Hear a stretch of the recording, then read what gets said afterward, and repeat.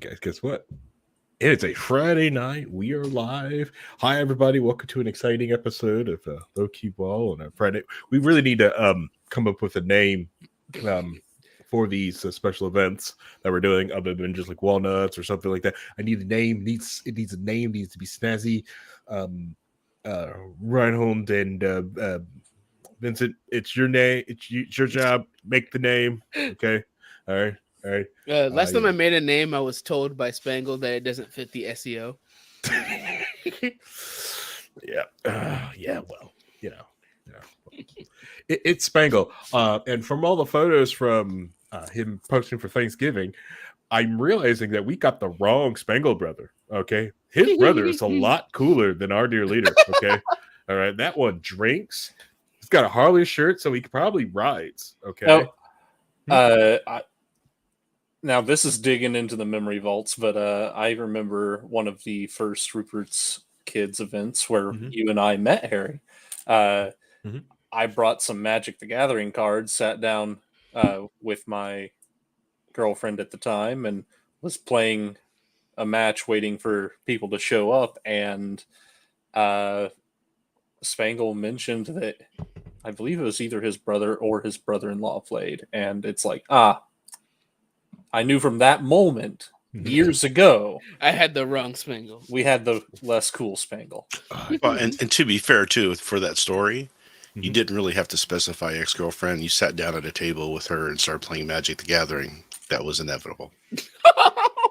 Okay. All right. So That's you guys, cruel. That's cruel right. and unusual. You guys have to be nice to Paul tonight. Okay. All right.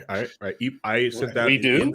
Yes. I sent out an invite to Nice. Okay, and he promised to be nice also to you. All right. So I need everyone. Did nice he to Paul though? now. Sure. Define him being nice to Paul is not shitting on Paul for 5 minutes. No, we do. That's a rule to be on here? Just for tonight. Oh, I'm sorry. I can't agree to those terms.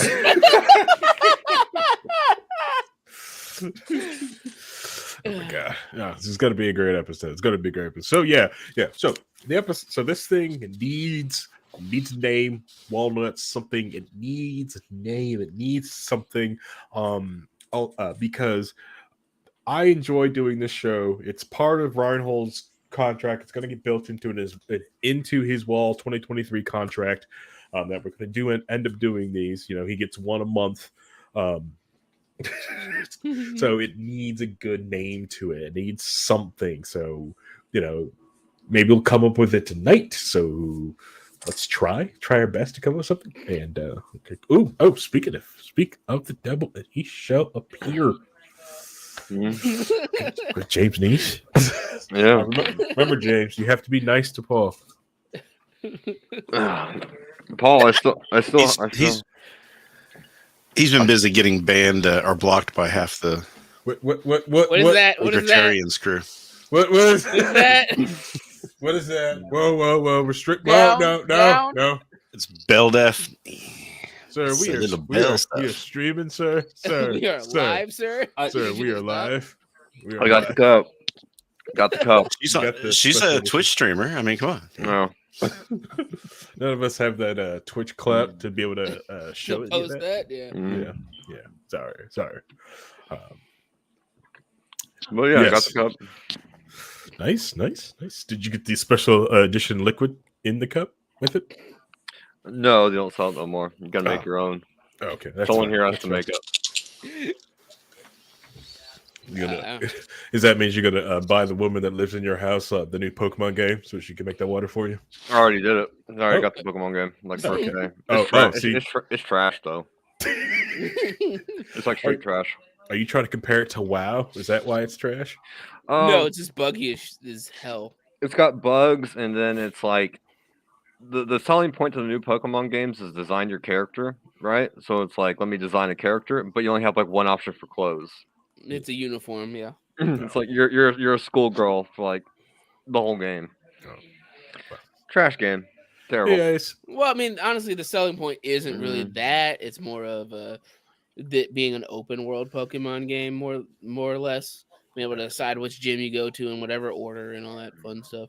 Yeah, Zekri Part 2 says, fun game, but it's filled with unreal technical difficulty. Well, it just proves the Game Freak shouldn't make a game ever. We should just let other people do it, except for Game Freak. I agree. yeah.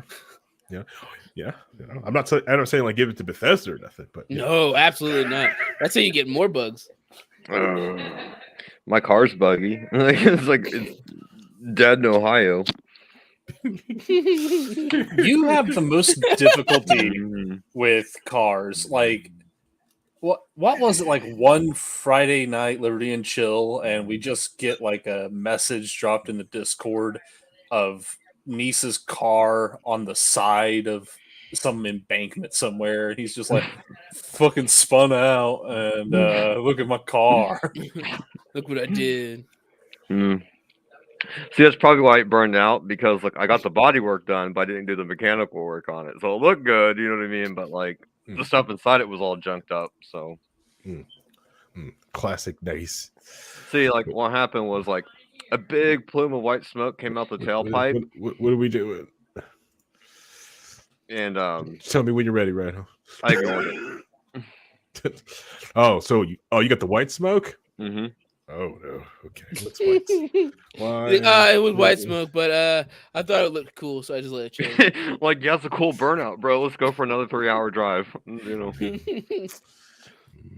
I was just like, oh, it's just coolant. You know, I'll put more coolant in it. No, it wasn't that. It wasn't. I did that once and turned out it was everything cracked head because I didn't put any coolant in it. No, it's apparently the crankshaft like welded itself completely solid to like everything else in there, so like just completely welded into it. Doesn't turn. You can put the wrench in it and try to pull it. It's like you're just like putting like a whole body weight on it. It doesn't move. So you seized the motor. Interesting. Yeah. It's seized. My friend, it welded itself to the rest of the engine. Yes. Yeah. Yeah. So did you have oil? Yeah, there's oil in it. Did you have oil pressure? Yeah. No, I doubt that because it's fused together. They don't know what did it, because they're like, well, what happened? And it's like, well, like, take a like stab.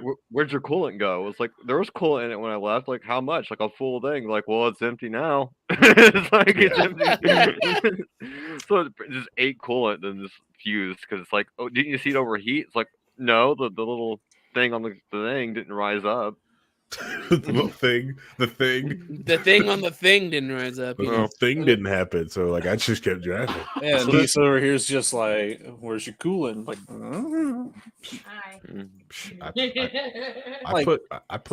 I did what I needed to do. I got where I needed to be. They're like, well, why didn't you detect it? It's like, I'm like, well, let me show you real quick. So I opened up, like, what's this part hanging off the battery? Like, well, it's an amp sensor, and like it broke, and I just taped it back together. You know, it's like you're running without sensors. It's like, yeah, a little bit. Yeah. So it's like, so even if your car was overheating, your car wouldn't tell you it's overheating. Like you're just judging based on like, well, does it feel hot? And I'm like, yeah. Oh my god! Accurate. Doesn't feel hot. All right, so. Yeah, well, I turned the AC on so it wouldn't overheat. It didn't feel hot, but apparently, like the front end not being hot doesn't mean like the little parts in the engine were like, oh, cool, we're gonna weld together. It's like a massive like blob of like aluminum and steel. I kept putting ice in it before I left. It just kept melting. I don't know. It's cold outside. You know what I mean? No. It's fine. It's So impressive. It's impressive how you destroyed that car. I mean, it's like 350k miles, bro. It's gonna die at some point. You know what I mean? Yes. Niece has been destroying this car for what 10 years? Yeah, I was gonna 6 years. So you gave it no babying years, like I'm gonna treat it nice. No, the entire time. Yeah, 0 to 100 first time. Absolutely. You know, like a couple of times he may or may not have fallen asleep at the wheel and like ramp the sucker off like the 69 exit or like the 465 exit near like Pendleton Bike, like ramp it. Like, oops. Like, did you break anything? Like, oh yeah, I bent a frame, but I just drove home on it. You know. Yeah. I mean, it took a beating. You know, You save a lot of money on tires if only 3 of them are making contact with the ground. You gotta rotate them a lot, though. It's weird. Oh no. For like 350k miles, for like as much beating as it did, it lived for like quite a long time. It's just like, this is what it's like.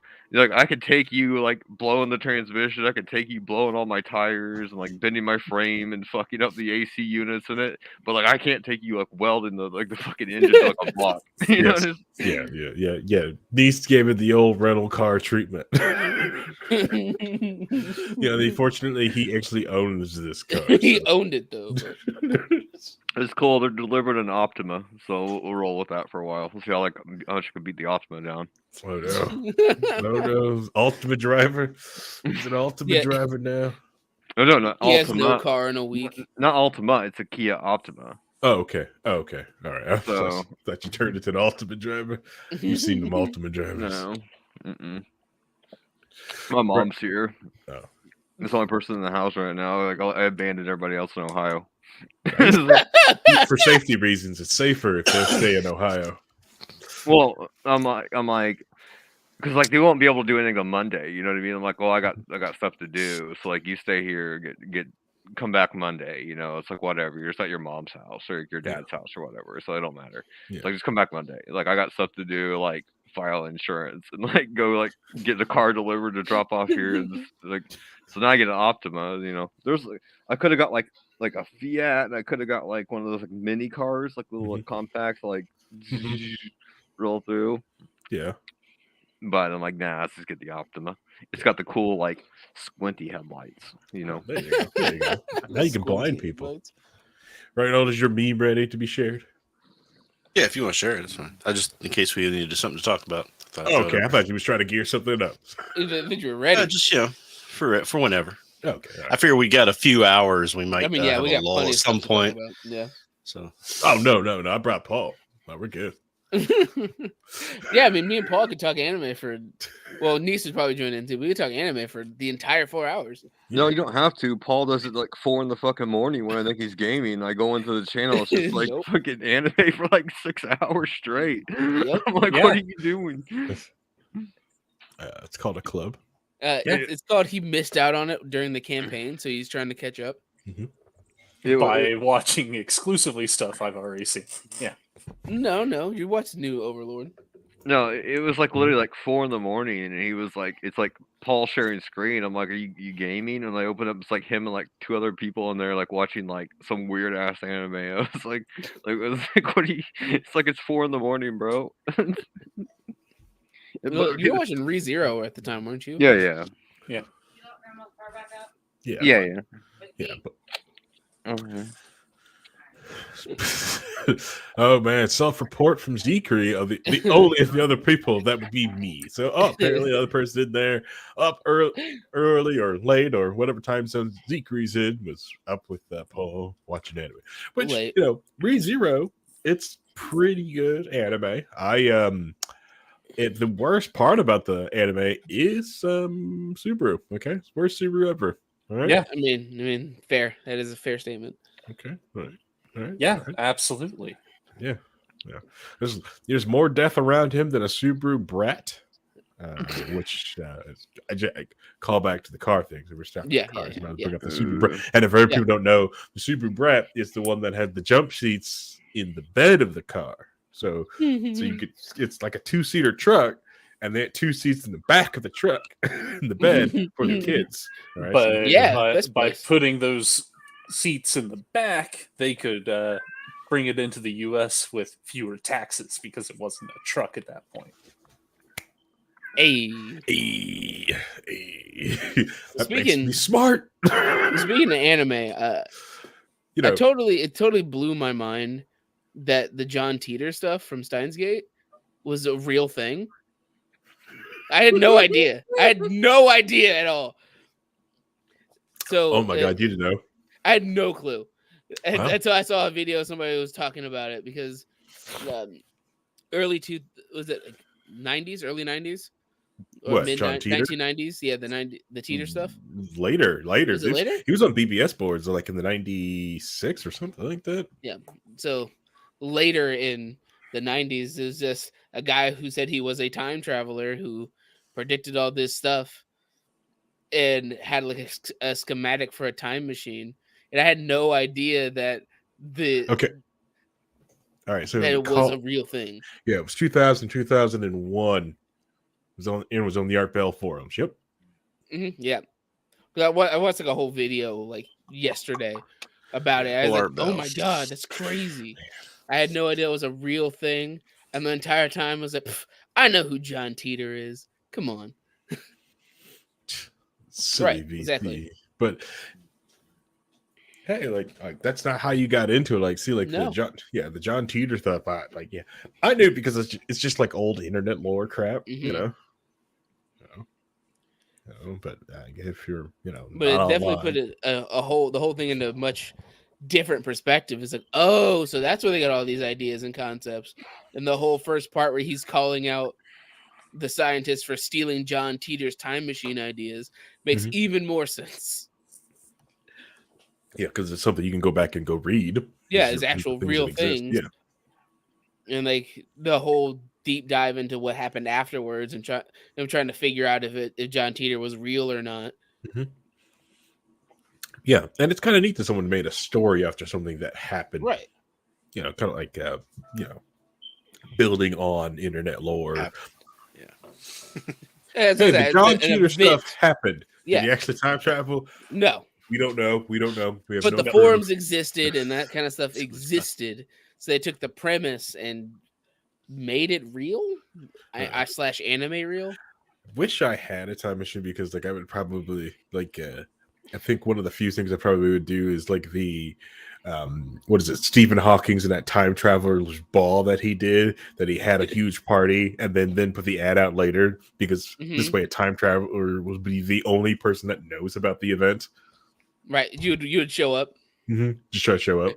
Everybody, listen, I'm here. Time travel exists, but you can't tell a soul. You have to be quiet. You can't tell anybody. You have to let this go. Why? Because the only reason I'm doing this in the first place is because I didn't think anyone showed up. Right, and if they believe it as time travel is the way that John Teeter described it, it changes a lot of aspects because in reality, time travel is the worst thing you could do. Cool, I go back in time where nobody has any antibodies for any of the viruses I have in my system. So I just caused a new plague in the past. Oops. And go to the future. Oh, look, I instantly die because my body has no immunity to these new future diseases. Yep. Yeah. That's why like stuck. So there was a time travel movie that actually was really good and scientific based and just trying to remember what the name of it is now.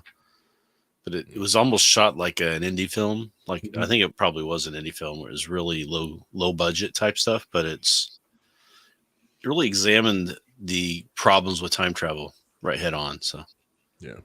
Didn't Sliders handle something like that where they went to like a world where they didn't have some of the antibodies or they brought antibodies or for like a disease, the world is like it's killing them, but like to them it was like, oh, this is the common cold here. We got the antibodies. Yeah, we know what this is all about. I mean, if you go far enough in the future, they just have the cure for what ails you, and then you can go whenever because the nanites will protect you. See, A says he sent the invitations out too early, unless they're not sent for another few hundreds of thousands of years. He actually said, he sent it like the month later, which does kind of make sense like that. But the way, Ace, I think you're kind of right. I think maybe we should just like keep making like invitations to a party that happened, Mm-hmm. It's like whenever you're at a party that you met somebody nobody knew at the party, it's actually a time traveler the whole time. Yeah. He's like, who invited him? I don't know. He just showed up. I don't know. If you want to share right now, this is the movie Primer.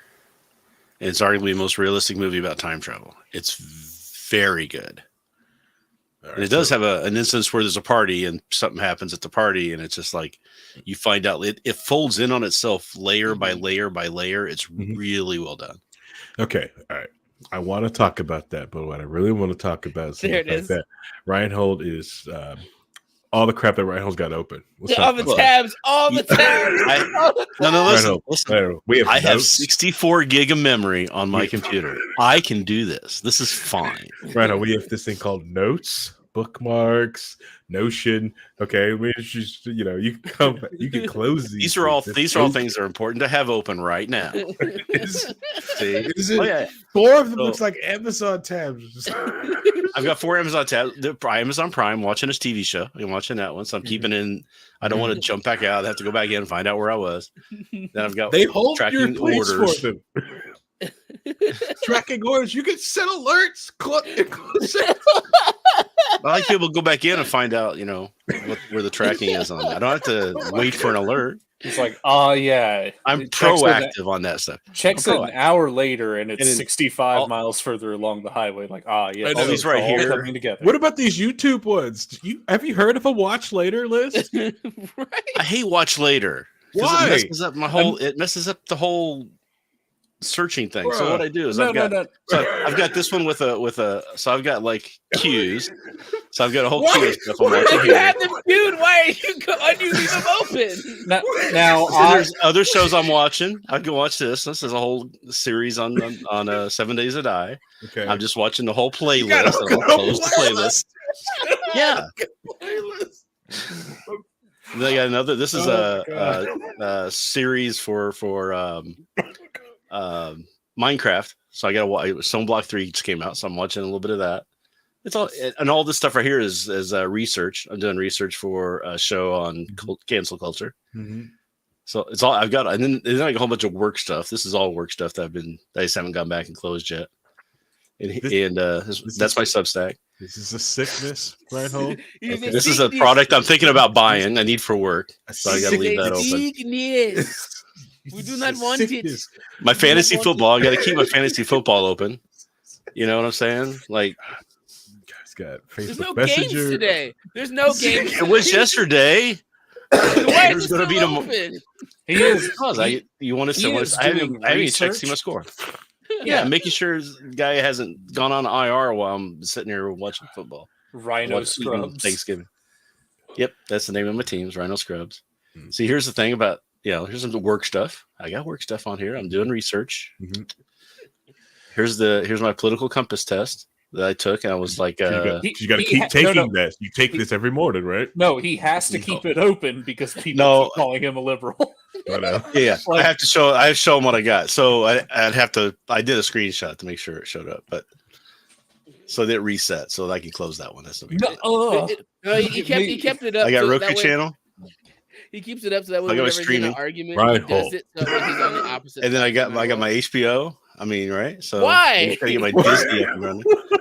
Why? Because I might want to watch a show. Then open it up again. Why go through the process of putting my computer through closing in and then opening back up again? It's much easier. Like you're not supposed to shut down your computer. You know that, don't you? You're not supposed to shut down your computers. You're supposed to leave them running because it's more work on the system. And do not listen to restart. Restart your machine. He's talking about those old hard drives. I can show you that he had to put in park. Show you a new YouTube video Rhinehold that I just saw the other day. Rhinehold has to stop his old hard drives with like magnets. Reaction. Oh my god! Are you watching? This was research. We're watching West Wing reactions because we're doing a show, and I'm going to be doing here. Too much for you. I have ADHD. This is completely normal. Matter of fact, I've closed out about 30 tabs in the last 2 days. This is the attention currency all in Here's one my Twitter. I gotta get my Twitter up and running. I get a few notifications there. Nick Fuentes.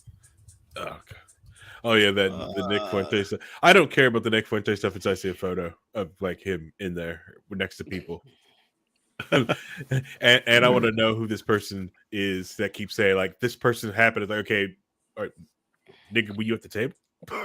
If so, what's your fucking name? If you were at the party, what's your fucking name? I'm tired of this. I was source close to that. No, fuck that. What's your name? What's your fucking name? Who are you? What's your name? I don't. He was at Margalaga, and I was just like, cool. Don't care. What's your name? Who are you? Who are you? Explain. How because do you know? You were at the party with Nick Fuentes too. Then you were there. What is your name? You didn't get up and leave, so apparently that wasn't a big of an issue. So what is your name? But I'm impressed that Rhinehold is the entire attention economy in one person. I know, right? Yeah, the entire attention economy. I mean, it's like here's every single streaming site. He's got 31 unopened emails down here. Okay. Yeah. Because I have multiple accounts, right? So it's not just all one account. Wow. Like, wow. Yeah, look at these are different accounts over here. I'm gonna leave KJ alone. I was just like, I was just drag KJ for having all these alerts, but like apparently, mini boss. Okay, mini boss. And you know what's really good? Watch this. So, if you look at my CPU usage, and he's still running my memory usage, and he's still playing 7 Days to Die. Yeah, I got 7 days to die open. Looks like doing my GPU. Okay, right? So right. What's that? There's my memory. What's that uptime? Go back to CPU. Oh, Mister, you're not supposed to restart to clearly has a. I had to restart because I have a higher uptime. I know I had to install the new version of VMware, so I had to go to 17, which required a reboot because of the enhanced keyboard driver. So you had to reboot. So that's I the had to only reason reboot my VMware too. Sorry, you using that kid's VMware? I'm using real VMware. Kids VMware workstation. Oh, sorry, EXI Workstation Pro. EXI.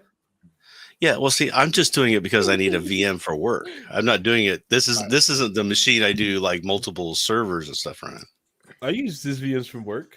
This is why I don't fucking share my desktop. All right, that's it. Everyone's sharing their desktops. We look at a tab. We go for tabs today.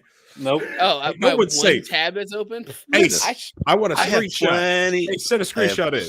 We go at yours too. You ain't safe, Ace. Mine's up. Mine's up. He's like, I'm ready. I'm ready.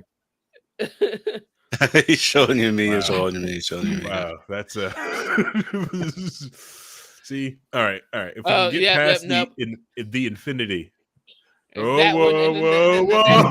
The next one, I saw what the next one was. You want me to click on the middle one? Like, I can't do that. You'll get demonetized. We're good. You'll get demonetized. I'm fairly certain that you being on here gets us demonetized. Look, you notice none of that was on my screen. I had nothing like that. I don't know. That's incognito on the other screen. I got 3 monitors. I'm only showing you one of them. And you're using Chrome, okay? Like I use Opera, but these are my system resources better than mine. I installed Opera the other day because I was trying to unlock a phone that my wife got, and it was a whole thing. And they're like, "Oh, just install Opera and it'll be free." And then it was all a bunch of bull crap. But then I did load it up and it looked like it was pretty nice. I was thinking about trying it out and going from Chrome to Opera. Yeah, China browser, okay? All right. Get China in your machine. Just note that he just said that he only showed one of his monitors. Imagine the other 2 are just like that. He is the attention economy. I know. See, he's like, oh yeah, I just have ADHD. I'm just gonna watch 8 shows all at once. He's legitimately the meme, Paul. It's like, yeah, I'm gonna watch this series. I'm gonna put 4 of them on at the same time at 2 times speed. Well, you bounce back and forth. You're bored. You want to switch it up a little bit. You flip over to the other one. That means it's not entertaining enough to keep you. No. It does not mean it's entertaining enough to keep attention. My brain doesn't so that way. How you get through One Piece. All right. So like I try to get like my wife sit there to watch all the classic shows that are kind of like the same, but they came in different decades. So like Fringe, Warehouse 13, The Librarians, all the exact same time. And she's like, they're all the same shows, but this show's crap. This one's kind of good. This one needs a budget. They're all the same show. I'm like, yeah, they're all the same show. So this is why we got open on YouTube now. Yo, Rhinehold, check how big this folder is, bro. It's technically anime, right? No. Check how big this folder is. I swear to 3 gigs, 11, 17, 20. Let's go. Wow. 100 gigs, ready to go. Wow. I'm scared to know what's in that 100 gig file. No, you don't. I'm scared to know. I don't want to know. I'm scared. Let's see. Dave Peripheral TV shows prime travel through VR. Okay, all right, that's cool. That's cool. But personally, like that's one thing. With, so Harry can see what I'm playing. He won't put it up because it's too good for him. Fine. Is this what you want? This is what you want. I'm surprised you could find this in your many tabs. I have opened a new one. He opened a new one. Look right there. It's bookmarked. What are you talking about? Do you know? You want to see my list of bookmarks? Does Windows 11 not have separate desktop? Jesus, what the hell is that? Yes, it has different desktops. It's just not. I don't deal with it that way. I'm old school. This stresses me out, right? Did anybody like catch those tabs? Click those tabs. I want a good book report on every one of those tabs that was open, especially that one on how to make money fishing. Okay, all right, we all saw that video. Rhinehold screen stresses me out, bro. So like, I'm pulling Rhinehold right now. This is like, holy shit. I know, right? I got a few programs down here. I don't like have to navigate. So he's like every end user that puts in a ticket, like wondering why their machine is slow. Okay, but it's on the other screen, so you can't see it. God damn. Are you playing 7 days right now? I have it up and running. It's in pause screen right now. So. I hope a horde hit you. Oh, I saw somebody walking around. See this? Huh? Hold on a second. Actually saw somebody walking around with a 7 Days to Die shirt on, hat on, and I was staring at him, and I like pointed at his hat, and he's like, "Yeah," and I'm like, "It's like you don't want to be here, do you?"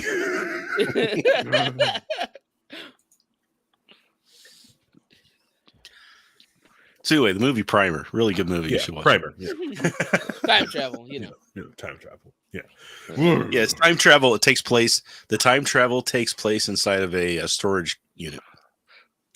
So we're correct. Rhinehold's never watched anime, right? I was just showing. I grew up on that. He Battle of the Planets. The early stuff that got Battle of the Planets. Speed Racer. Those Astro are my two Boy, that I used to grip. Yeah. Before it got like the girls have to have the A cups. Before it got artsy. Yeah. Before it got a budget. I don't know. Paul and Vincent here and Harry here. They all watch like what do you guys do like that, like 9x9 like things? 3x3. Yeah. I got a 3x3. What are you talking about? That's what the whole thing was. Casablanca is not an anime, right? I never said.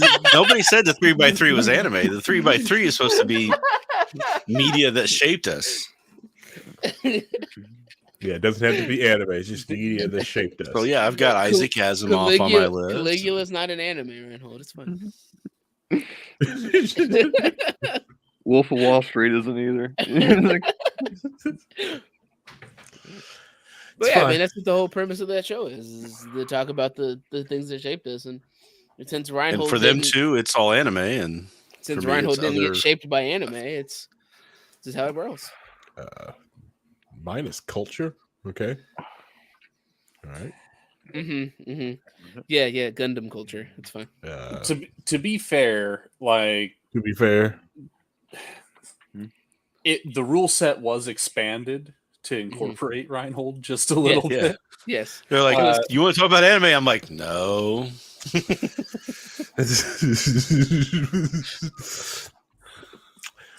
If I'm honest, a coin flip did happen. It's like, all right, do we want Rhinehold? Yes, more Terry Pratchett. Right there. More Terry Pratchett. Hi, Christy. The king. He was the king. Welcome to the stream. Hi, Christy. You miss out on some like great things with it though, because like sometimes it's like, so there's these really like creepy comics, and like I know exactly what they're talking about. Like, oh yeah, like I watched the scene right here. It's just like it's the more disturbing it is, the more likely I'm going to know what it is. Yeah, it was great. I was talking about Junji Ito, and he just knew exactly what I was referencing. It's like, oh yeah, it's a disturbing one. I know what that one. Yeah, I know that one.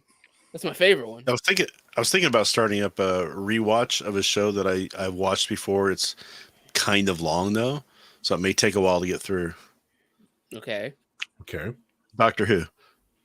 I mean, I get it. Will it take you long to get through?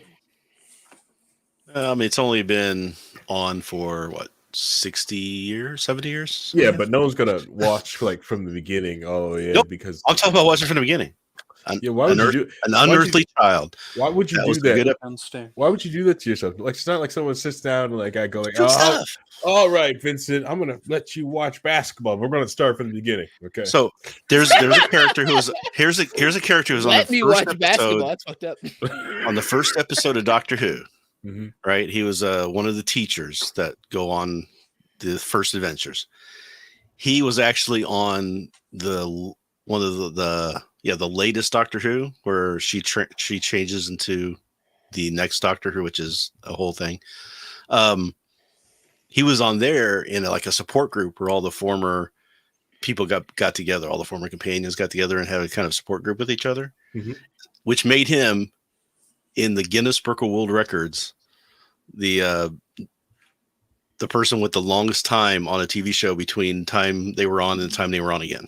Oh, okay, nice. So he got a world record for that. Guinness Book of World Records. I mean, I understand, but you also said I don't have time for all these other things I want to watch. Hey, let's put this 60 I never said I don't long have series. You put it in here. You know, you put it on in while you're working and it's in the background. You don't have to sit there and go look at it like this. You know, my mind, I can't do that. I can't like super hyper, like I can super hyper focus on a problem or an issue or a work thing. But I'm easily distracted too. If it's not completely like sucking my, so how do we explain it? I don't know how to explain it. I don't know. It's like a hunter-gatherer thing. You remember the hunter-gatherers, right? So there's people who are we don't remember the hunter-gatherers. Listen, I'm sorry, Rhinehold. They're still with us. This is the whole thing. There's a brain function. The way my brain is wired, from the way it was explained to me by psychologists, is that I can hyper focus to hunt, right? You see something move, you've got all that peripheral and you can super hyper focus, but after you're done, you need a nap because you've completely expended every ounce of energy you had with the hyper focusing. You can't do that while you're resting. You have to be, off on other areas. So that's the difference. I actually bring that up. I actually bring that up in my 3x3 with when I finally get to Initial D. They actually bring that up in Initial D. Whenever we do get to Initial D. He's like, well, sometimes my caveman brain wants caveman things, and I want to smash what moves and go take nap. Big William. Except what moves happens to be a problem, like an engineering problem or something that somebody else hasn't been able to figure out. That's what I'm into. Okay, let's sit and figure this out. And I sit there and I'll just focus and block everything, and I can just go bam deep into it. And that's why I have the job I have. Yeah, that's one thing I miss about my job is like the problems. Like I don't really like. There's not many fires to put out, and usually like the fires. Ever since Denise isn't working with you, is that what happened? I work for a different company now, and I mean, he doesn't have a wing cave anymore, so it's an issue. And every issue that I have is like I can like pay my way out is usually just misconfigured, and most of the alarms are just set wrong.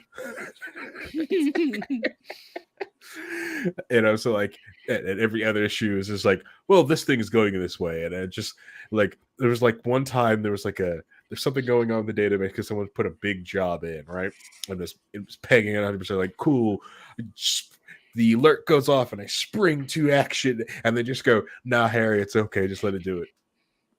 But the alarm went off. It's fine. It's not crashing anything. Nothing else is going on. This job is just tough. It's fine. Anybody want to re-optimize this program at some point? It's just a glue job pulling off from the database. No one cares. And I'm just like, by the way, I hate glue jobs. I hate AWS glue jobs. I think they're stupid. I hate it. I hate serverless glue jobs. It is the stupidest thing I've ever seen. People effing love these things, but every time I look at them, I look at the price of what these glue jobs does, and I just look at them and go like, I could just buy a server. You just want me to just buy you a server, just run it? Well, this runs serverless. There's no maintenance of the server. It won't cost me less to run. I can manage an Ubuntu server if they're really cheap. I can do it. It won't cost you nearly as much. As much as this thing. Here's my Raspberry Pi. Let's run it on that. We're good to go. Yeah, I know. It's fine. It's fine. But yeah, I kind of miss like the firefighting aspect of certain jobs. Like there's something broken. Now it's just kind of more of maintain because like it's all infosec stuff now. So it's like maintain, document, update. It's most of my job. It is. I had when I was running an apartment, and I had this desire. I was like, I just want everything to be configured and work, and then we don't have to deal with it just functions, right? And you just sit around waiting for something new to have to be installed or waiting for something to break. That's all you're doing. And if you're proactive, you don't have to even worry. You don't have to worry about anything breaking because you're catching it ahead of time. And then you spend 70% of your day playing chess or watching a little show or something. You don't have to really be hard pressed at work. But then that got boring. So I don't know.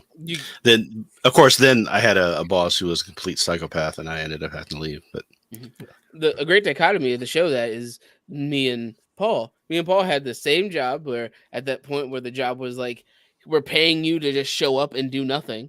And I was completely content showing up and getting paid to read manga at my station for 4 to 6 hours a day and get paid full salary, while Paul was losing his goddamn mind because he had stuff he would rather have been doing instead of being there. To be fair, they also took away all of my ability to do what I wanted while I was sitting around doing nothing in that warehouse.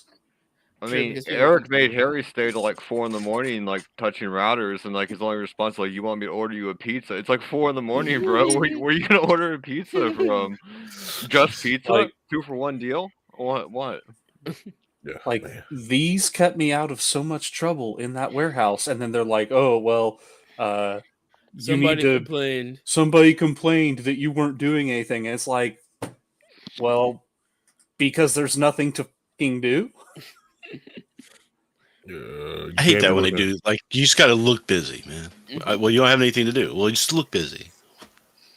Burpees. You pretend. So it's like you should pretend that you're working, right? I'm like, no, you pretend that I'm working, and then I don't have to work. You see what I'm saying? You do the pretending. That was my entire thing. It's like, hey, I have a very specific role that I am supposed to fill in this chain of things, and there's 4 pallets of work total in this entire warehouse. You bring in some more work, and I will do some more work. It's really a simple equation. Well, I was content with like, cool, I get to read add another 2 cells to this spreadsheet today. Because I was just full completed series. He was reading entire 100 chapter series within time frames that no man should. Yeah, that's true. I was getting paid to sit there and read manga on my phone for hours. When I was doing second shift operations, I could have everything that I needed to do for that evening. My 8-hour shift I could have done in 2.5 hours. So I spend the rest of the time reading books, watching TV, just chilling out, you know. I don't know. Probably right. I probably should just chill out. But like I've picked up and learned more Terraform. But yeah, you're more used to doing stuff. That's the thing. Oh yeah. That some people want to just keep doing stuff. You want to go out and do activities. I don't. Some of us are in our 50s and are burnt out. It would just be like, can I just go into management and just stop dealing with all this anymore? That'd be really nice. Thank you. I mean, well, if your body allowed, Harry, you would go in time. You would do hot yoga every day of the week. You would. Oh yeah. Well, yeah. I've won a couple of times. Like, especially with my boss was like, I told her like I was going stir crazy, and he just goes like, "Well, just go to hot yoga. Just do your yoga. It's fine. It's the middle of the day. It's fine, Harry. Go. Just go." You know. I mean, last time I was working was like in like Discord channel was like we were doing onboarding at 9 for a bunch of new people. It's like I onboarded the people at 9 o'clock and then opened up Discord, shared screen, and playing Dynasty Warriors all day while doing tickets. It's like did you hear the story about that? Was it the FTX? The guy who was running FTX, it was all kind of crazy. The whole FPS thing. Well, I'm not going to get into all of it, but there's a story about a guy, one of the engineers that was there, one of the guys working with him, who thought this was a great story, so he put it out there. So basically, he's saying that the guy's on a call and he's impressing and astonishing all the shareholders and getting everybody excited and ready to go. And he gave this like little bit of a speech, and everybody was all hyped. And he got up and walked over to talk to him, and saw that he was sitting there playing. League. What was it? League of Legends. He's League of Legends and was in the middle of a gank while he was doing that. Yep. He literally, like, as this stuff started melting down, he was constantly tweeting about how people know him in League and he's infamous in League for being a good League player. That's an Iron 5 statement. You know what I mean? I know it is. It really is. I'm great at mid lane. It's like, what? Play support, then we'll talk.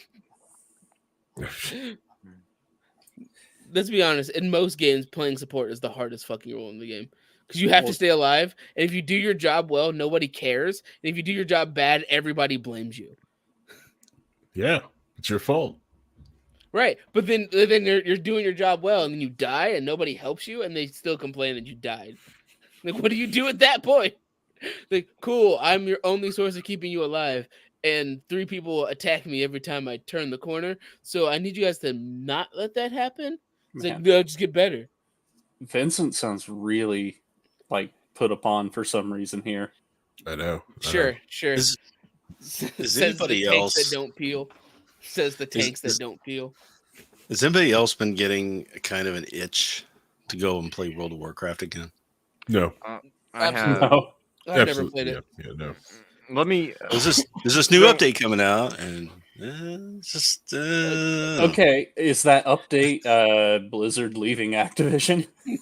You mean Microsoft now? You mean Blizzard leaving Microsoft? You know what? If they separate those two companies and put them in opposite ends of the complex, I might be able to go back. Exactly, Ace. That's exactly what playing support feels like. If you look at my screen, Ryan, like my World of Warcraft parses, right? Like, this is disgusting. Like, best percent, 313.99 parse on Instructor Vesuvius. It's like, I'm kind of an animal. Like, I have like 2 raid teams, and like I parse like 99s and 95s. Nice is not. As soon as WoW Classic came out, he hasn't stopped playing it. Yeah, I run 2 raid teams. I'm just not good at it. That's my problem. Oh, you don't have to be good. I can teach you to be good. I say I can muddle through. I was in a guild once, so I was a warlock, and it was tough to get in the raids. They would like finally let me in the raids, but I wasn't able to do. I was like 300 short DPS than I needed to be. I just wasn't hitting the key structures right. I had the combinations down you're supposed to do. It's just I wasn't getting them timed right, and it was just frustrating. And I'm just like, I'm not that good at the game. I kind of enjoy playing around in the game and doing a couple quests here and there, but it's not like I don't want to be that guy anymore. I don't want to try to do that anymore. You can join my guild. I have a guy in my guild. He's like a 60 years old. His name's Pioneer. And he lives in like Boca Raton, Florida, right? And like all he does is like he installs Wi-Fi like antennas like around like Boca Raton, right? So he just drives out to people's houses, puts Wi-Fi things. But dude's like always high on cocaine, bro. Like 24/7 high on cocaine. And he plays a mage. At some point, yeah. And that's probably what part of my problem was I decided to play a warlock first character out. You know, I mean, it's probably not the best way to go. I thought Rhinehold was going to say like that. My problem was I sobered up. Okay, that makes sense. I would have been a great warlock if I just kept on the cocaine. I can't do MMOs. I can't do MMOs because I know that I would want to play MMOs with other people, but I also know my play style of playing games is not, especially games with lots of objectives, gets on their nerves. Because when we play Borderlands, there's like, let's just do the story. I'm just like, but all these check marks have to be done. They all have to be done. We're not getting experience from anything in this zone anymore, but there's like 5 more quests to do. Exactly. I have to do the quests though. It's important that these quests get done. Paul won't play it with me because Paul doesn't want to get the addiction back going again, where he's like, man, I got to kill Arthas. Man, I'm going to be the best paladin on the fucking server. I want to kill Arthas. partly accurate. The other part is everything terrible about Activision. Microsoft. Microsoft. There's still, it's one and the same. Like, I just can't fuel that toxic company. That's fair. But here you are, we are libertarians, which is equally as toxic. How much has Chris paid you, Harry, for the studio? Well, I will say that it is a toxic amount of $0. Toxic. Well, we know that the naming rights were sold. So Right, yeah. I got none of the funds for that, by the way. None of the money. Okay, Chris won't even give you a pizza party. Like, you know what I mean? Oh, he bought he bought us houses. like with that one pizza, right? And it was mostly for Christy. All right. I'm getting you guys some pizza for like our party here, but to be honest, like I'm only gonna give it to this one person because I don't think the rest of you deserve pizza. Like right? you can help yourself to some of the spring. Wait till everybody leaves. There's only 2 or 3 people left, and we'll go get the pizza. I know, like I was just saying, like like I could probably rent that out to Nice. You can put a server room and a grow room in the basement. But like Nice, like we could put servers in the back of it. I've got 10 gig fiber to the house. Okay, all right. And yet we don't have internet when we're there. We couldn't do video and we couldn't do internet over there. That's good. Oh, I'm sorry. Let me go to the petty cash real quick. We go to this fund that we have. Oh, look, it's empty. It is empty. Who would have thought it was empty? Well, I was offering up tethering my Wi-Fi, my phone service to it. Yeah. Will I put internet access there? Sure. Yeah. But since it's coming out of my wallet, it's gonna go through the timeline that I feel like it. And right now I'm saving all of my cash because one of my goals for this year is to max out my 401k, and I'm so effing close. I've got 2 more paychecks to go, and I have maxed out my 401k this year. Which is, do you gamble with it? Like I gamble with mine. It's like, you know. Oh, right now with all the stocks done, it's the only thing you can do. It's like, let's go. Come on. My employer gets notified when I do changes like that. They're like, why are you swapping stocks every 3 days? I'm like, because this one goes down, but this one goes up, and then I do this and this and this and this. So hear me out. There's a thing I heard online. You can invest in. It's called FTX, and I should double check my 401k. I haven't looked at it for a while, and make sure that I don't have it bought into that or something. I've got watch it going like this. I'm like, oh, I am so sick. I have no idea what the hell even went on. I don't care. I'm so fucking sick of hearing about it. It's just a ephemeral Ponzi scheme, basically, is all it was. Sure, and but between that and Elon, there's just like, can we stop? I'm tired of this. I desire to hear nothing more about these topics. Well, so stay tuned probably tomorrow for the Chris Spangle show where he talks about FTX and Elon Musk. You need to clasp your hands. It was scheduled for tonight, but we had to cancel it. Well, that's the other thing. Is like I couldn't cancel. Like they wouldn't let me delete some of the things. So his fake live is still going on right now too. That's why Christy came in. I think Christy was upset because he puts himself to like the Patreon stuff like that, which like I didn't touch that. I'm not gonna let the like the patrons like, oh yeah, here's some low-key wall stuff, but like because most of the patrons don't care about low-key wall, that's fine, So Christy got the alert for FTX. She's like, whoa, this is fake live. I heard there was real live going on. So like, that's why Christy's here. Absolutely. Well, she was here. I don't know if she's still here. So I heard about that FTX. A decent handful of people make great money from. Well, that's the other reason I want like internet at the stream house so we can have like real live episodes, But mine. No cash for internet. Spangle. Pay me. You go back to dial-up where you only paid for the time you used, right? CompuServe connection, something like that. Yeah. It's fine. ISDN. Man, I had dual channel ISDN. That was hot. I was the shit back in the day. That sounded good. Dual bonded, 128K. When you can only have 56K modems, I had 128K ISDN. It was nice. Nice. And I used it playing in chat rooms all day long. That's all it was. I was on IRC and an indie chat room almost all the time, picking up girls and stuff. So. What kind of girls? Like, no, there was I could get into some stories, but Tom Woods used to do that, you know. Look at Rhinehold trying to throw humble brags in there like it's nothing. I know. Like, when I was younger, pick up the girls. No. Yeah, when I didn't used to look like this. I used to actually be handsome to the point where I could basically two perms a year.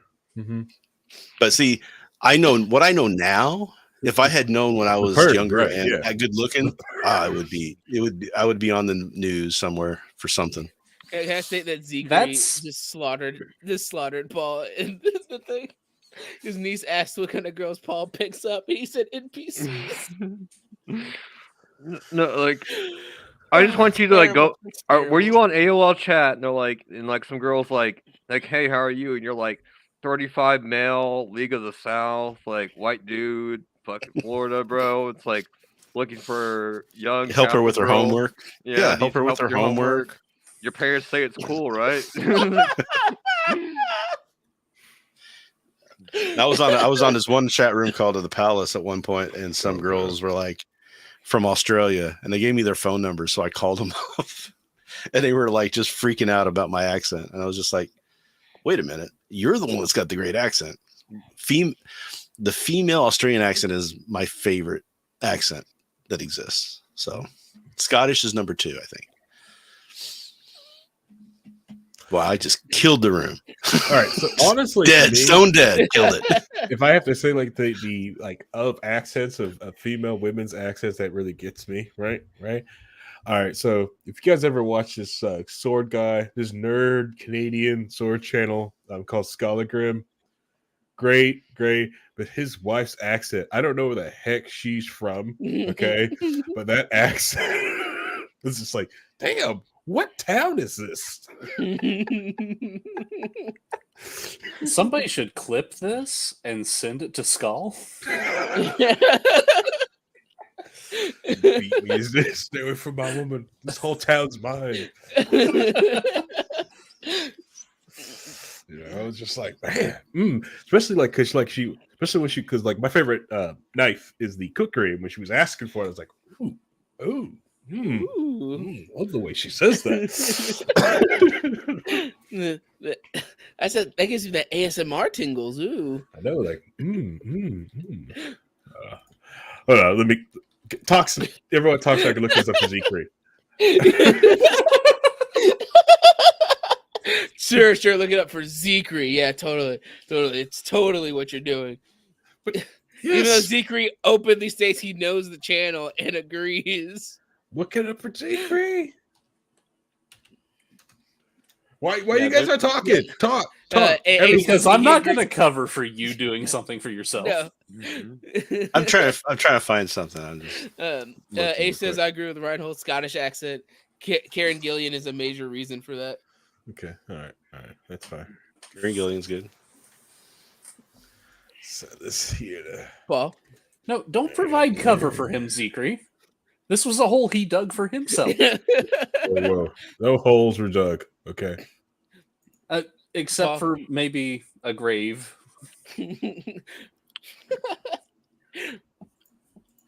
So, Paul, what accents do you find the most attractive?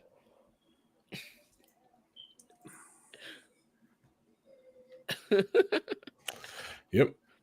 Paul. I know Nieces is 4chan. Clearly Paul is a pulse. Anyway, so. I like an accent is not a requirement for me. Well, it's a requirement. Well, like, well, same because like my wife has got a Midwestern drawl. That's her accent, which it doesn't really bother me up until I take her up into like New England and I watch people look at her when she starts talking. I just go like, No, you got to get the AAVE. So when they're like, I need to ask you something, I'm like, what? And like axe and like AXX. What the fuck are you saying? Let me It's like ask some. you a question. It's like I make fun of like Southern accents all the time. It's like the same fucking shit, right? Where it's just like I'm gonna say a word and then like you try to process it in your mind like it doesn't have those letters, bro.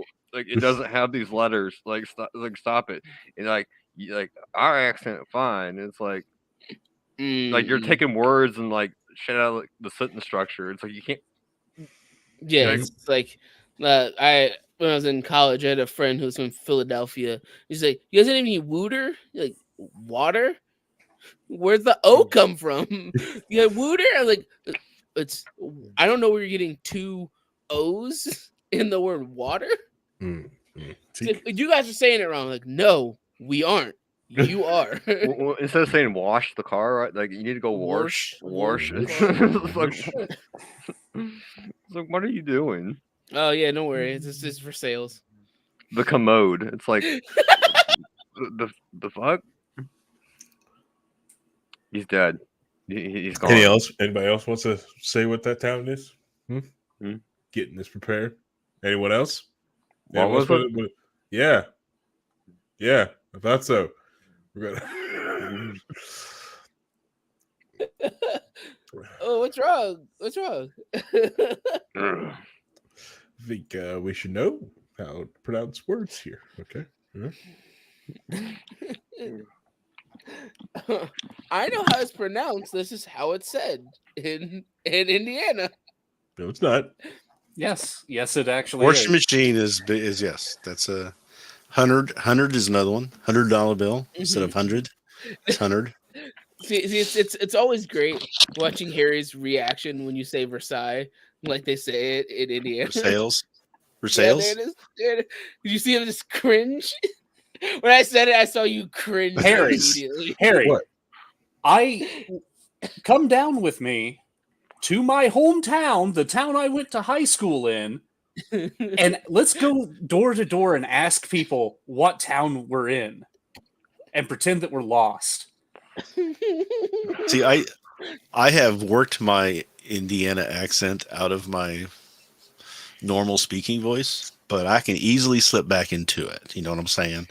I can do washing machine and $100 bills and talk about that all day long if I want it. Zekri will love if we slip into accent happy half hour here. Also, and it's an interesting thing. I don't know if this is everybody, but I've heard other people have the same issue as I do.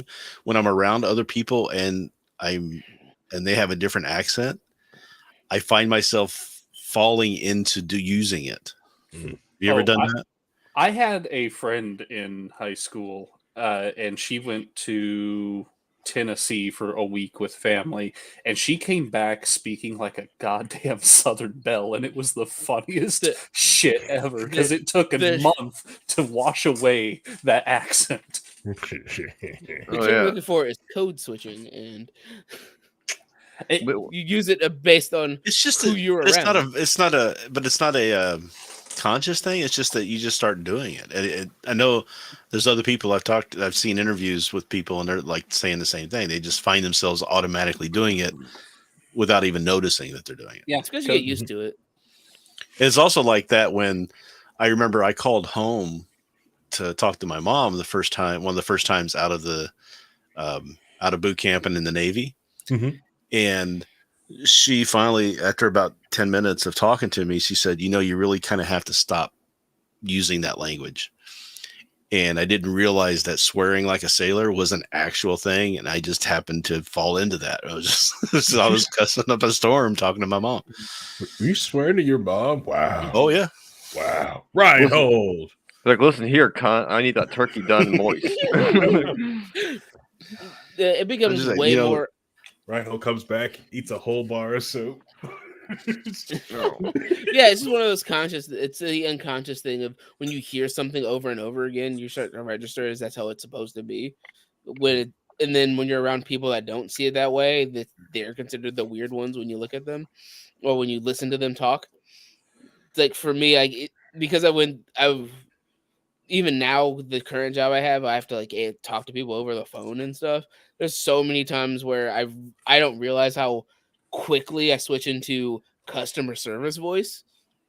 And how it sounds completely different than how I normally talk. It's much more high pitched and much more energetic, and knowing who I'm talking to. It's very much I don't even consciously do it. I just know I'm on the phone, and I know on the other end they have to think I'm professional and know what I'm talking about. So I just switch to a higher register and talk as if I know exactly what I'm talking about, when I really don't have any fucking clue what I'm talking about half the time. It was funny. I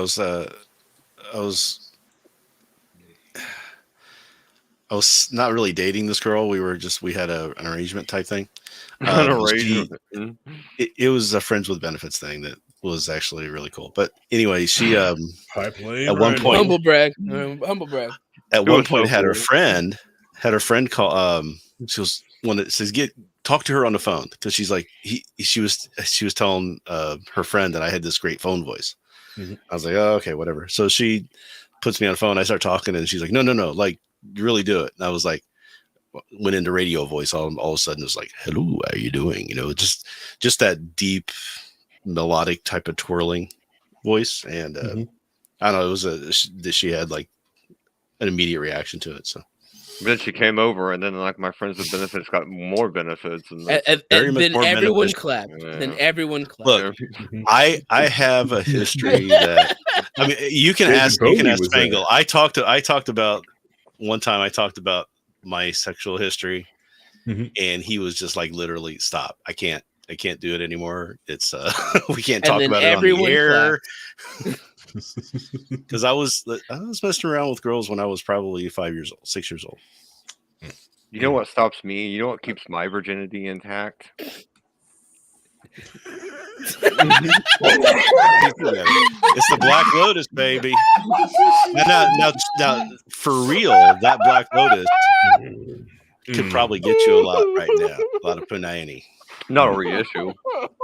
Oh, is it a reissue? It's not. It's the new set. Yeah, well, that's a proxy. I didn't know they were reissuing it. Well, no, it's a proxy. This one isn't. These are. Hold on. These are definitely proxies. They're not doing any sort of like. This is a proxy. I've got a whole bunch of alphas back here on the shelf I could pull out. They're none of the good ones. Well, yeah, they're the dollar ones, but they're still alphas. Yeah, even the bad ones are worth way more than they should be from alpha and beta.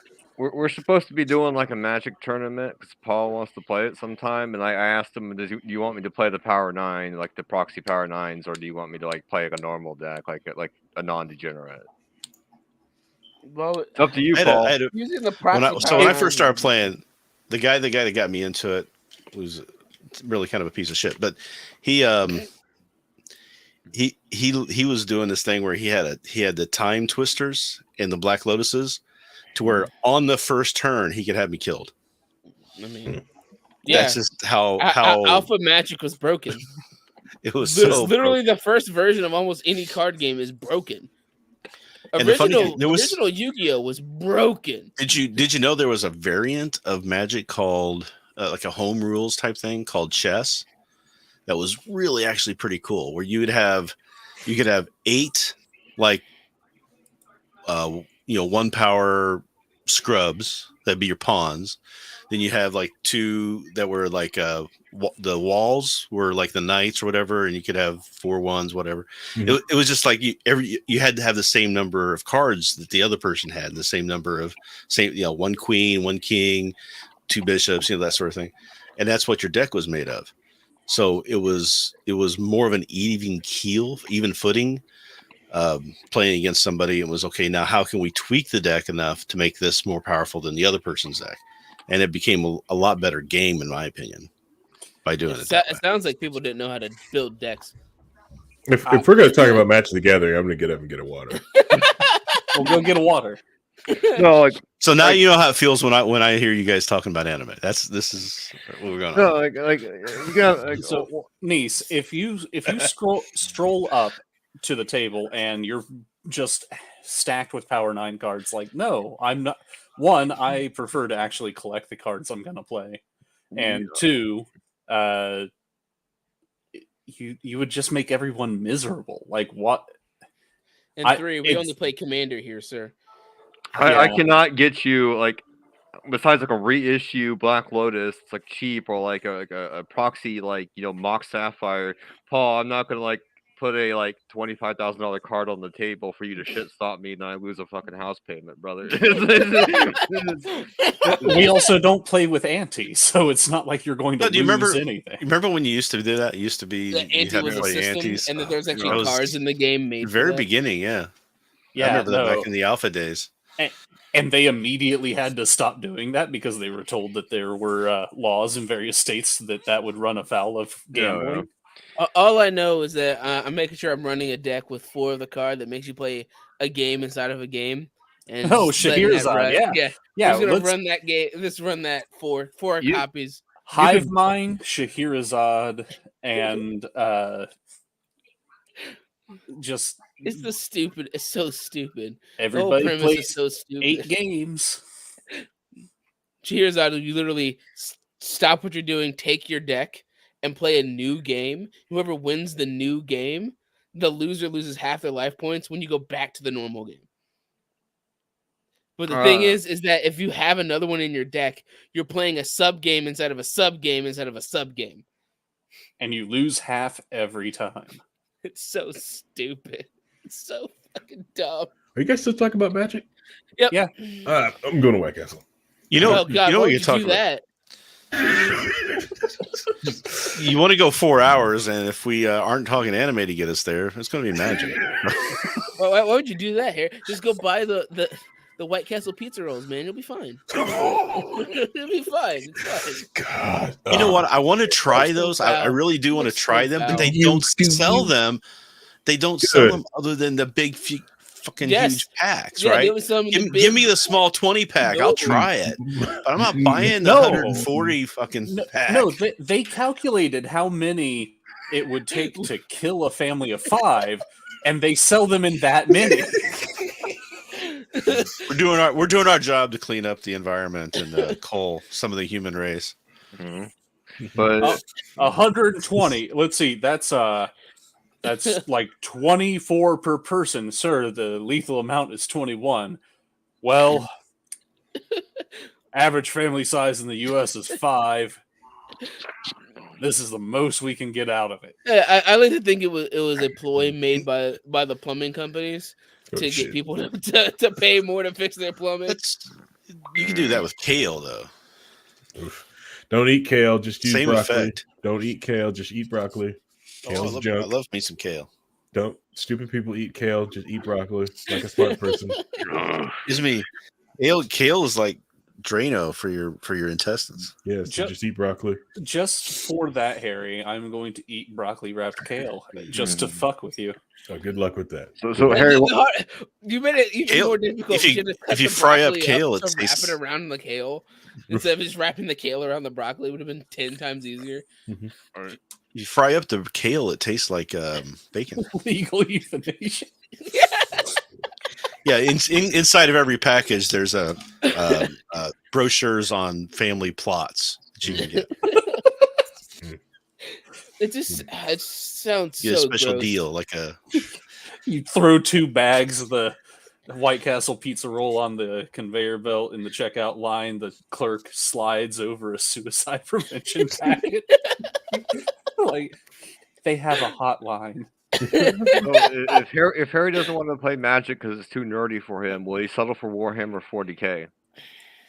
Oh, that's too expensive. What the fuck? Get that out of there. Or at least Blood Bowl. Oh. Or play Orcs. I have enough expensive hobbies. Okay. All right, Yeah, I don't need anymore. Plus, those are just elaborate board games. Harry hates board games. Yeah. As we all know, he'd rather play TTRPGs than any board game. Like Vampire the Masquerade. We're all gonna play. Well, I'll be playing Paladins for the next couple of years, right? For a while. Yeah, probably. You know, Vex put a video out saying he was done to Paladins. So.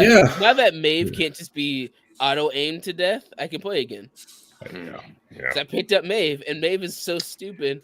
Any character with an execute is disgusting, and I don't know why people don't play the execute. Because you got to hit me first to execute me. And it's like, here's the thing: I just stand around the point and kill the tanks. You just sit there like, what you gonna do?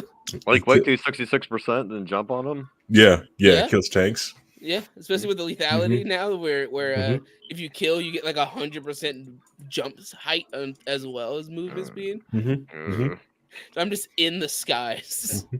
I will kill somebody and kill a willow in the air. Just boom, you just keep going up. Yeah, just jump directly into the willow's face. And how about this? We'll play D&D. We'll do Tomb of Horrors to see like how insane you guys wanted to get. We could do Tomb of Horrors. It's a terrible one. Here's the thing. It's terrible. No one wants to play this. Harry likes TTRPGs for the role play, not rolling dice. He doesn't care about combat. He builds the most broken thing to get through combat as fast as possible. He's true. Openly stated this. Yeah, it is. I just build broken just to get because like I hate combat. I want gone. It's like you're trying to win. No, I just want to end your stupid like mindless combat that you're gonna pull up your VR chat Steam hours. Let's see. I just pulled up my Paladins and it says the last time I played was June 11th. Did they send you your email about like why haven't you come back to Paladins? Nope, I don't get emails from them because I gave them a fake email address. Oh, okay. Well, they email you like wonder when you're gonna come back. Yeah. That's why I have spam filters. Yeah. I only got about 7 hours into VR chat because I try to get my friends to want to jump into VR chat with me, but everyone I hang out with online are boring, and they don't want to. I refuse to be in VR chat without a VR headset. It makes no sense to me. Somebody was saying there's a video I saw the other day, and the thumbnail was basically, "This is the best VR chat that's out there right now. We can't pretend that it's not good anymore," or something like that. It was some weird thing. I was like, Yes. I'm not going to click on that. Okay, no. I sent this video. I put this video in the video chat. It's from the virtual reality show. Fia. She does a virtual reality TV show, and she is also paired up with another one, Thrill Seeker. Great VR content. The problem with it is that people act like VR chat doesn't exist. You get tons of different articles. Everybody talking about like how like Meta, like as the like, aka Facebook, is the be end all like VR experience. Act like VR chat isn't sitting right there for free. Allowing people to make mods and do things into it, and that's what they're upset, like acting like they're not there. But like, oh, Meta looks stupid. They ever look like Wii U's? Like, yeah, look at VR chat. Those are some amazing graphics, and you have feet and body tracking. All right. And points of articulation. Articulations, bones, everything. Yeah, it also has insertions. I don't know. I was a Second City guy, so it's like, or Second Life guy. Sorry. Yeah. I know people are making bank on that game early on. Oh yeah. Yes, Grace. Harry did say there's feet tracking. Yes.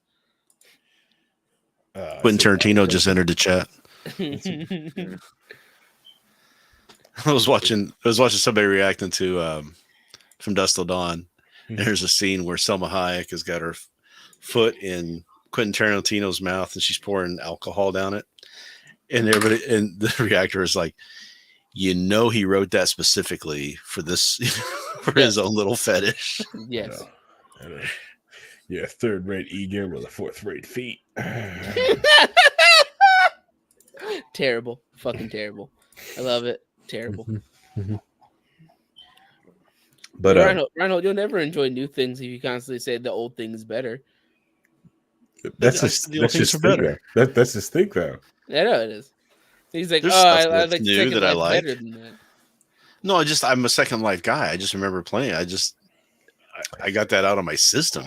The whole virtual chatting thing. See, I think you're wrong. I think I'm wrong. I think you would love VR chat. It has the same fun as the internet did in the 90s, Rhinehold. Like, I think you will love it. Download it. Check it out, man. Trust me. VR chat right now it's still like the Wild West. Okay, it is a blast. Tons of different worlds. People can We forget go what the and- Wild Wild West was like in the 90s when we were having IRC chat wars and all kinds of disturbing homoerotic racist commentary everywhere. And there's still most of the stuff like that, but the creation, the passion, when people getting around and creating things, that's still that's there. That's what I want to focus on. The bad stuff that's happened, nope, they're bad. They should be banned. Don't want to talk about them. Well, I want to focus on the good and the passion-led projects that are out there, and that's what I really want to discuss, and like want you to jump into VR chat that you will find and you will love out there. So, like, give it a chance. Jump in pancake mode. You don't need a VR headset to jump into VR. I watched what was it? Curvy Llama used to do the VR chats last couple years. He did. So I've seen it. I know what it looks like. I just haven't got into it, I guess. Yeah, but it's still like watching someone like get on the internet in the early 90s. The thing is that the internet. You're like, let's play this game where you can go to the casino and you can go to the other stuff that we did. Remember? And what was it? Nobody ever played it again. What are you talking about? We play that all the time. I've been in there playing it. Towers United. Yeah, that's right. Yeah, we play. I go in there and play slots half the time. You know.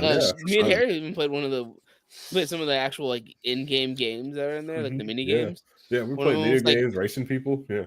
One of them was like, one person's a dragon, the other one's are knights who are trying to turn off the toy dragon. That was fun up until you found the broken part. Until I broke it, yeah, immediately.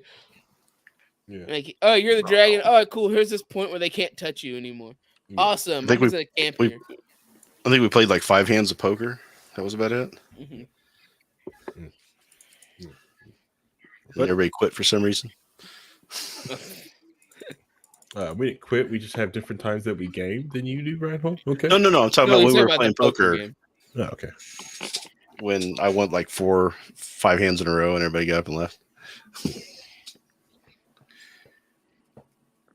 Well, personally, give it a shot. Download it. Experience it for yourself. Jump in. Have some fun with it. You know, it's an exciting, fun experience.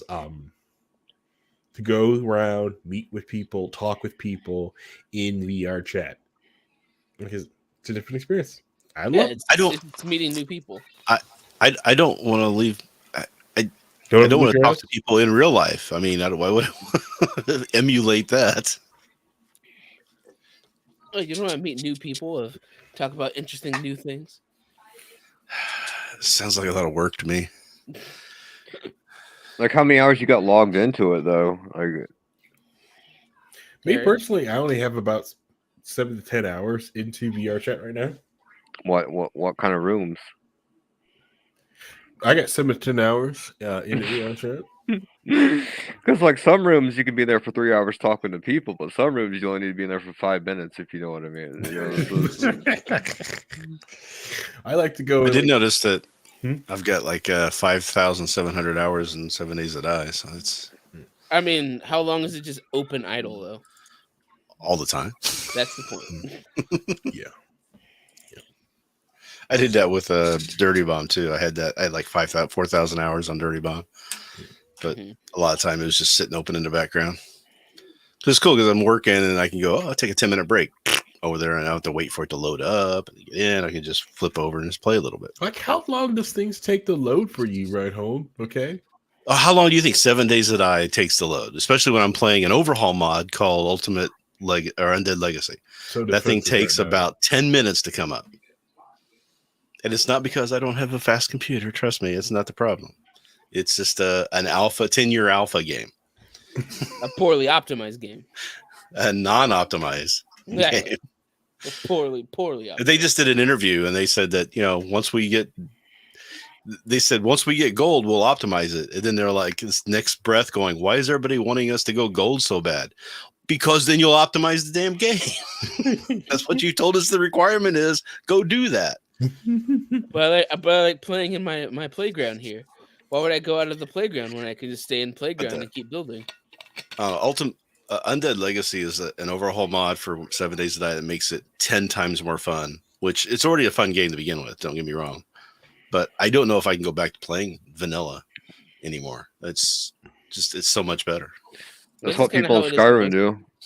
Yeah. I don't know anybody that plays like vanilla Skyrim, you know what I mean? Skyrim. Like anymore. It's like how many mods you got in Skyrim, and then you go to like CurseForge or like what is it, the Nexus? You go to Nexus and try to look for Skyrim mods, and then you like click on like there. It's like, do you want the mature filter off or on? So you put the mature filter on, and like nothing shows up. You turn it off, and it's like a million fucking mods. But I know once you get into the mod community, a lot of times the modders have a lot more passion for the thing they're working on than the original creators. Yeah, so, of like, course they do. if you look at Minecraft and all the insane amount of mods in Minecraft, there's literally a mod in Minecraft which makes all the blocks able to be chiseled one by one cube a piece to make it the exact shape you want your blocks to be. It's called Chisel. Is the name of the add. So yeah, Minecraft. I can't play. I've never played regular Minecraft. I play these mods that are very focused on engineering, in my opinion, like automating all of these functions. So that's tickling the engineering bone in me, right? So how can I make this go into here, then try and then take this into here and put this in over here, and it sorts it and then gives me all the stuff I need. I don't have to do anything. I just let it run. That's the goal for me, is play those types of games. I would just make a mod where it's Factoria or Satisfactory is another one like that. That's why I like Satisfactory. Yeah, Satisfactory. Just make a mod where like it's a computer terminal and you have people type in their email, and then like have them ask them questions like, what's your pet's name? Like, what's your favorite color? And you know what I mean? Then have it like send to you. You know what I mean? For like reasons. Just so you know, Zekri, because Zekri wanted to know more about the chisel mod. Literally, and any block you set down, there's a chisel where you can take off one block at a time. And it's funny because you can sit there and chisel at a block, and then you have all these little chisel blocks all over the floor, and then you have to like try to pick them up, and it's just a mess.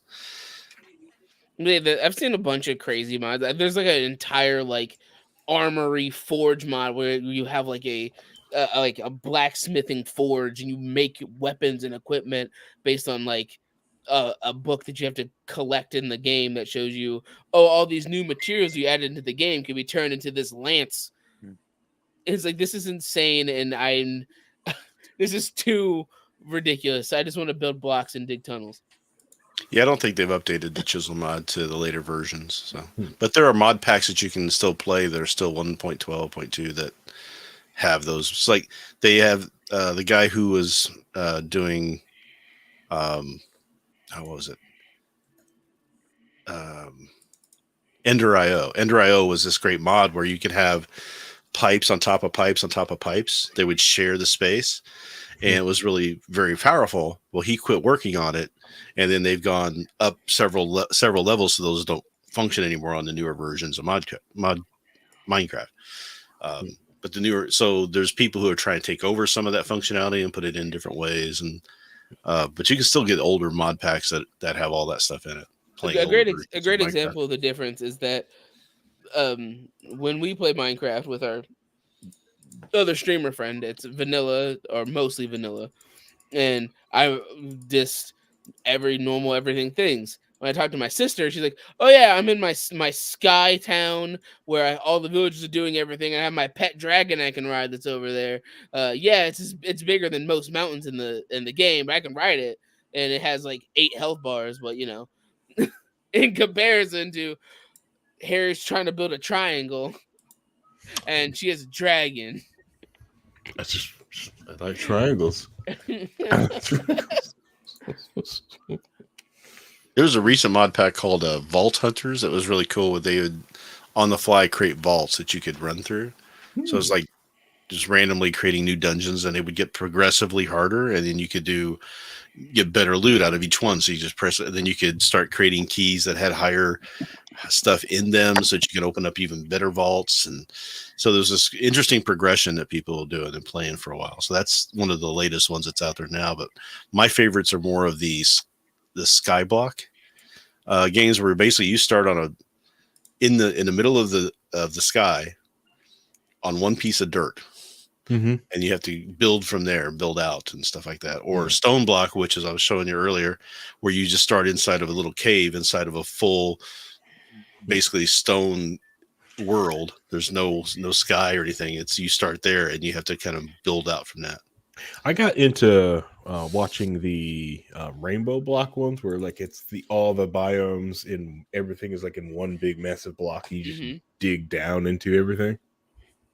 Stone Block, the new Stone Block has something like that where you start in this area, then you dig your way out further and further, and then there's a nether ring. Instead of having a nether that you go to, there's just a ring around the center of where you spawn in.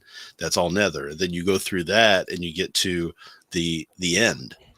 So you get Endstone and all the end cities and stuff like that, and you go beyond that, and then it's like a void type of area, but there's special cities in there, and that's where the mod pack boss resides.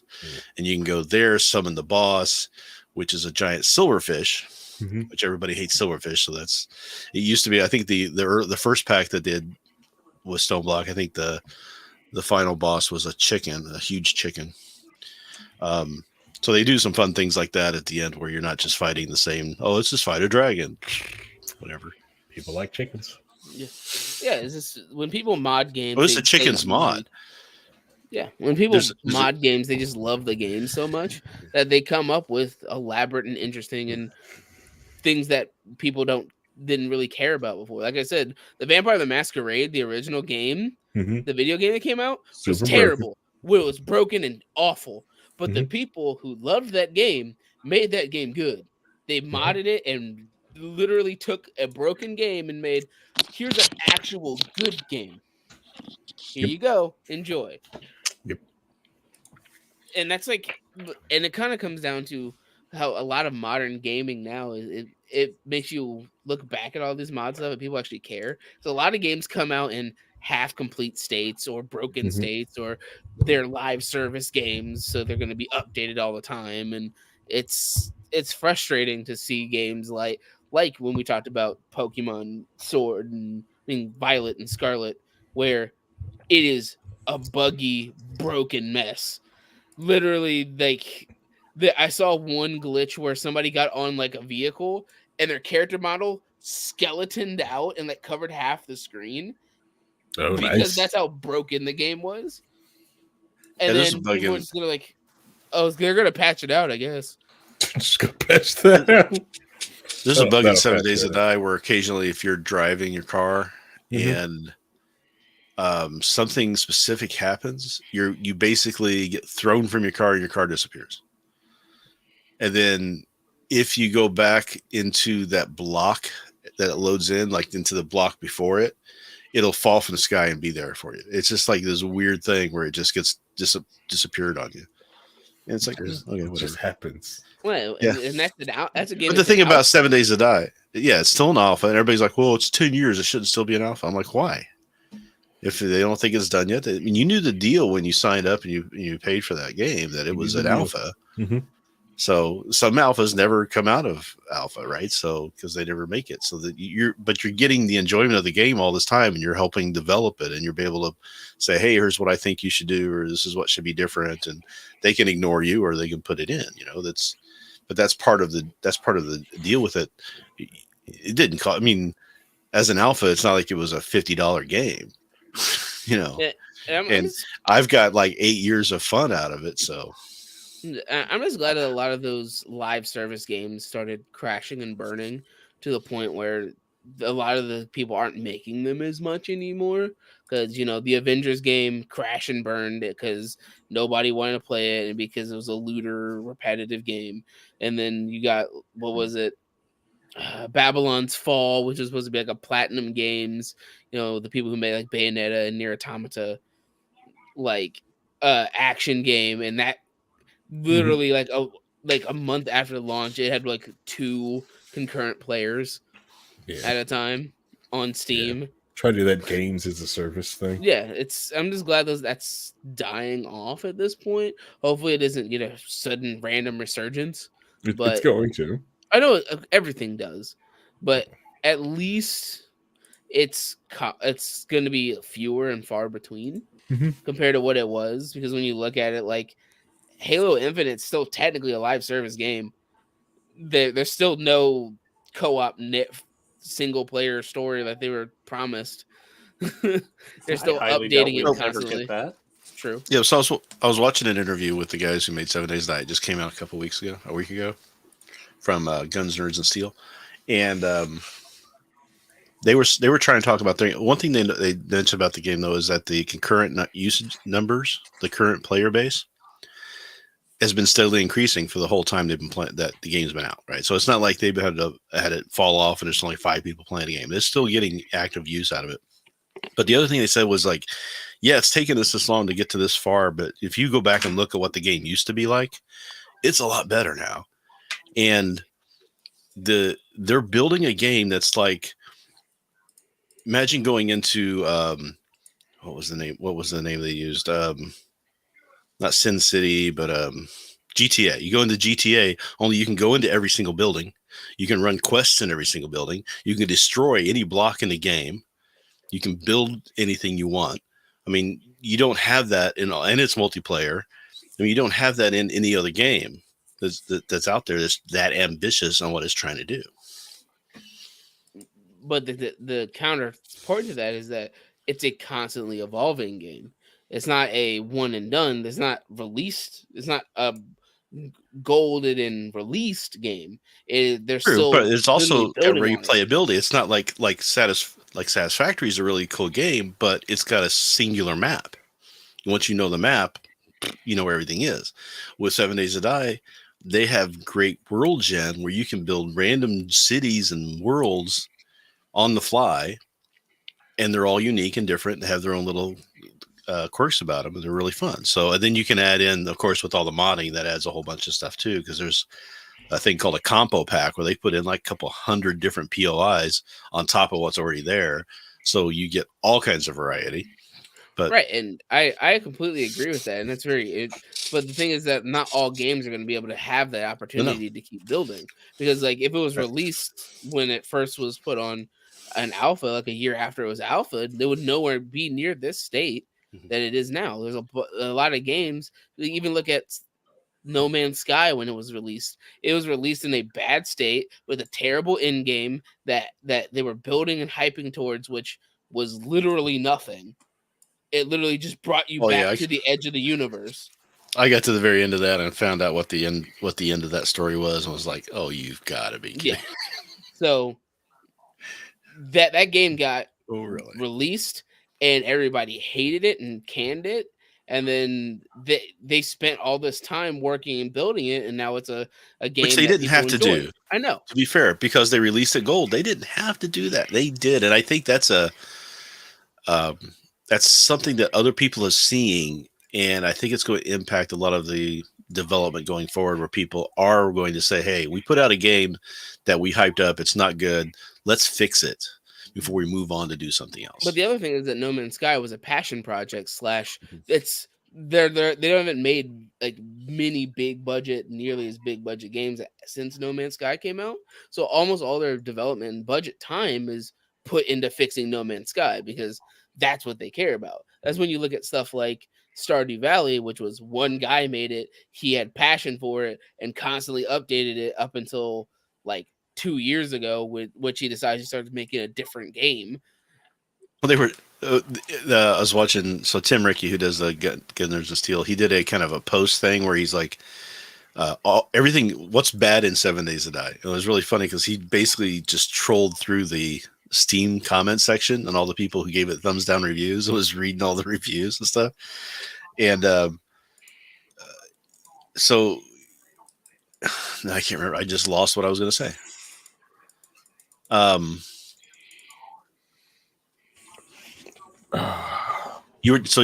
were you talking about real quick? You were talking about No Man's Sky, passion projects. Oh yeah, he said he says if you look at the positive and negatives, it's like a 70% on Steam positive rating. It says it's not like there's any game out there with like a near perfect rating, and then screen he's talking as saying that on the voiceover, the screen pops up RimWorld, which has a 98% positive review. Yeah, it's one of those things that continue. I was thinking like my biggest problem is a lot of the newer games that are coming out is that simple fact they don't allow you to roll your own servers. That's my biggest problem with like the live services. Like once they go down, they don't go like, okay, we'll release the code so you can just roll your own servers. We'll open up the launcher. That's the other problem with it. I have with those machines and those games is because if you did enjoy the game, you did love it because some people do enjoy some of those experiences. Once it goes down, it's down and it's gone. Right. Like Overwatch. That's what's happened to a few. That's what happened to some of the games that I like. That exactly. I used to play. Exactly, Overwatch. I can't play the game now if I wanted to. It's really frustrating. But you can still play Guild Wars. Can't roll your own Dirty Bomb server. You can still rent a Dirty Bomb servers. They're still out there that you can rent and play community servers. You just have to pay them a little bit of money. So it's not that's good, but you can still play Guild Wars 1, even though that's a company owns those servers. It's not a community owned, but they're still leaving them out there to run for people. Well, that's like awesome. Now, if you go in there, there's like almost nobody there, but S4 League has gone off and made their own, has modded it out and opened it up enough to allow people to continue to play S4 League. It's for shooting sports. Yeah. I played it. We played it. Great, amazing game. Yeah. It used to be before they took Madden off of PC. You run your own leagues, so you didn't need to have any kind of servers you connected to or anything like that. You just direct point to point played, and somebody had the league file, and they would pass the league file around. That was awesome. Totally. That was a great way to do it. A friend, we had like 3 or 4 of us that would play in a league. We just play each other. Like Thursday night would be league night, and we'd play each other in these games, and we'd have a lot of fun. But then EA decided, no, we're not going to do PC anymore. So, yeah. I can just imagine you running over to someone's house with a floppy disk, being like, "Yo, this play's gonna put you in the fucking shit box, brother." It's like, put it in. Yeah, ran right up the gut like I did the last 7 times, but you didn't expect it that time, did you? There was this one guy, he had a play that I just had trouble trying to beat. He would just run it constantly, and it was really frustrating. But it is what it is, Yeah, it's sad watching. So I enjoy playing games. I am not a great gamer. You know what I'm saying? Like I can play the game. I'm usually a little bit better than average, but I'm never going to be top tier playing in any of the games I ever. You're not going to be Nice. We understand. Yeah, it's not me. It's just not who I don't know if I just don't have the focus for it, or if I don't know. It's just the trick to being a top gamer is when, like, if I was playing Paladins, right, and my shots aren't hitting, I know Paladins is a buggy game, right? It's a buggy ass game. So sometimes like desyncs happen or like hits don't register. So if I'm missing a lot of shots, I don't blame myself being like shitty that day. Oh, no bragging, you know what I mean? Like it's the fucking servers, bro. It's not me. That's fine. But you have to keep that mental strong. Keep that mental strong by blaming the game. It's the only way that works. You blame the game and your shit teammates. But it's even like I can play chess. I can play chess fairly well, but there's always going to be somebody that's better than me. It's just I'm never going to be a grand champion type thing. It's just not. It's not. No, you just don't have the right equipment. Yeah, there's a robot that plays chess. So like the chess playing robot, like some 8-year-old kid was beating the robot in chess. So like the robot actually grabbed the kid's hand and like broke his arm, and like that is like some hardcore pro chess playing where like instead of flipping the table, broke the kid's arm so he couldn't continue to make the move and like defaulted out. You just got to work on your game instinct, Rhinehold, until you can feel it in your guts, like. For anybody who doesn't know, there's a whole chess controversy. I play games cheating with a butt plug. Yeah, that's there. It's out there. Yeah. The issue, like, I completely get it. The chess is a harder example because it's a lot more one-on-one. Because being one-on-one is more about reading your opponent than it is knowing the game. Especially chess, which is a solved game. That there is a definite answer to win. Right. So. There is one game that I am very good at. I just realized, and that's poker. I can play poker at a very high level, semi-pro. I made money at it. I'm not allowed to do that anymore in this state because reasons. But Humble brag. I've made money. I've thought about when I retire going to Vegas, like just sitting there and playing for my retirement. Yeah, but yeah. Oh yeah. I'm sorry. It's sometimes like when he says that, like I like look at him, and it really does look like I'm looking at like retired Magnum PI. Okay. I can't do the Tom Selleck. I can't do his mustache. It's never going to be that quick. Sorry. There's a lot of difference between stuff like 1v1 games and games that are solved and games that are open-ended, and then that's why I like the more people that adds more factors in. So somebody being amazing at a multiplayer game like let's say Paladins or League or those kind of games that will require you to coordinate with other people is much more of a challenge than if I'm playing a Tekken or Street Fighter and all I gotta do is cool. This guy likes to use footsies every game, so I'm gonna rush down and frame trap him at this point and just take out half of his health bar, and then step back and reset the match. I just imagine you being like, I'm so skilled at this game, and you show up like a Smash Brothers tournament and like, time to pick your character, Bayonetta. It's like, here we go, some high skill whoa. That's only in Smash 4. That's high the skill version. There's an internet friend of mine named Grims, and he got his start playing one fighting game, and I can't remember the name of it, but he used to go. He had the paddles, the console-y paddle-y things. Fight stick. Yeah, the fight sticks. He had a fight sticks, and he would go. He was like the top player of that character, and I don't remember the character's name either. So it's been years since he's played it or anything, because he used to play it online on If you Twitch. don't know it, I'm just gonna assume it's Blaze Blue. No, and but he would play it a little bit on Twitch when he first got started, and realized that he was getting so much shit from the community and so much hate from the community that he's vowed never to play the game again. So now he plays other games. Now he's really good at other games too. He's just got the mindset that he can play these games at a high level. So he was playing H1Z1 and was one of the top H1Z1 players. He won tournaments and stuff. And then he moved over to Player Unknown, and he got a bunch of wins there and got his name there in that. So he's really good at playing those games. I've never been at that level though. I just never been able to make the flip in my brain. And I don't know if it's just because I don't dedicate the time that I would need to focus on it, because I do other things at work and I got a life and everything else, or it's just that watching like 5 different series. Some inability. Yeah, it could just be I just have too many other things in my head going on. It's at that one time I can't really do it. It's one of those things is sometimes people just have a natural affinity for certain aspects of things. So like the YouTuber Maximilian Dude, right? He does fighting games. And anytime a new fighting game comes out, he will pick it up, and he gets invited to events just to play them before they get released, and he gets entered in the betas. And he's always, when they're in like the open betas where it's the developers playing the game who know all the characters, and he's playing one-on-one, taking matches off the developers, even though this game just came out, because he just understands how fighting games work.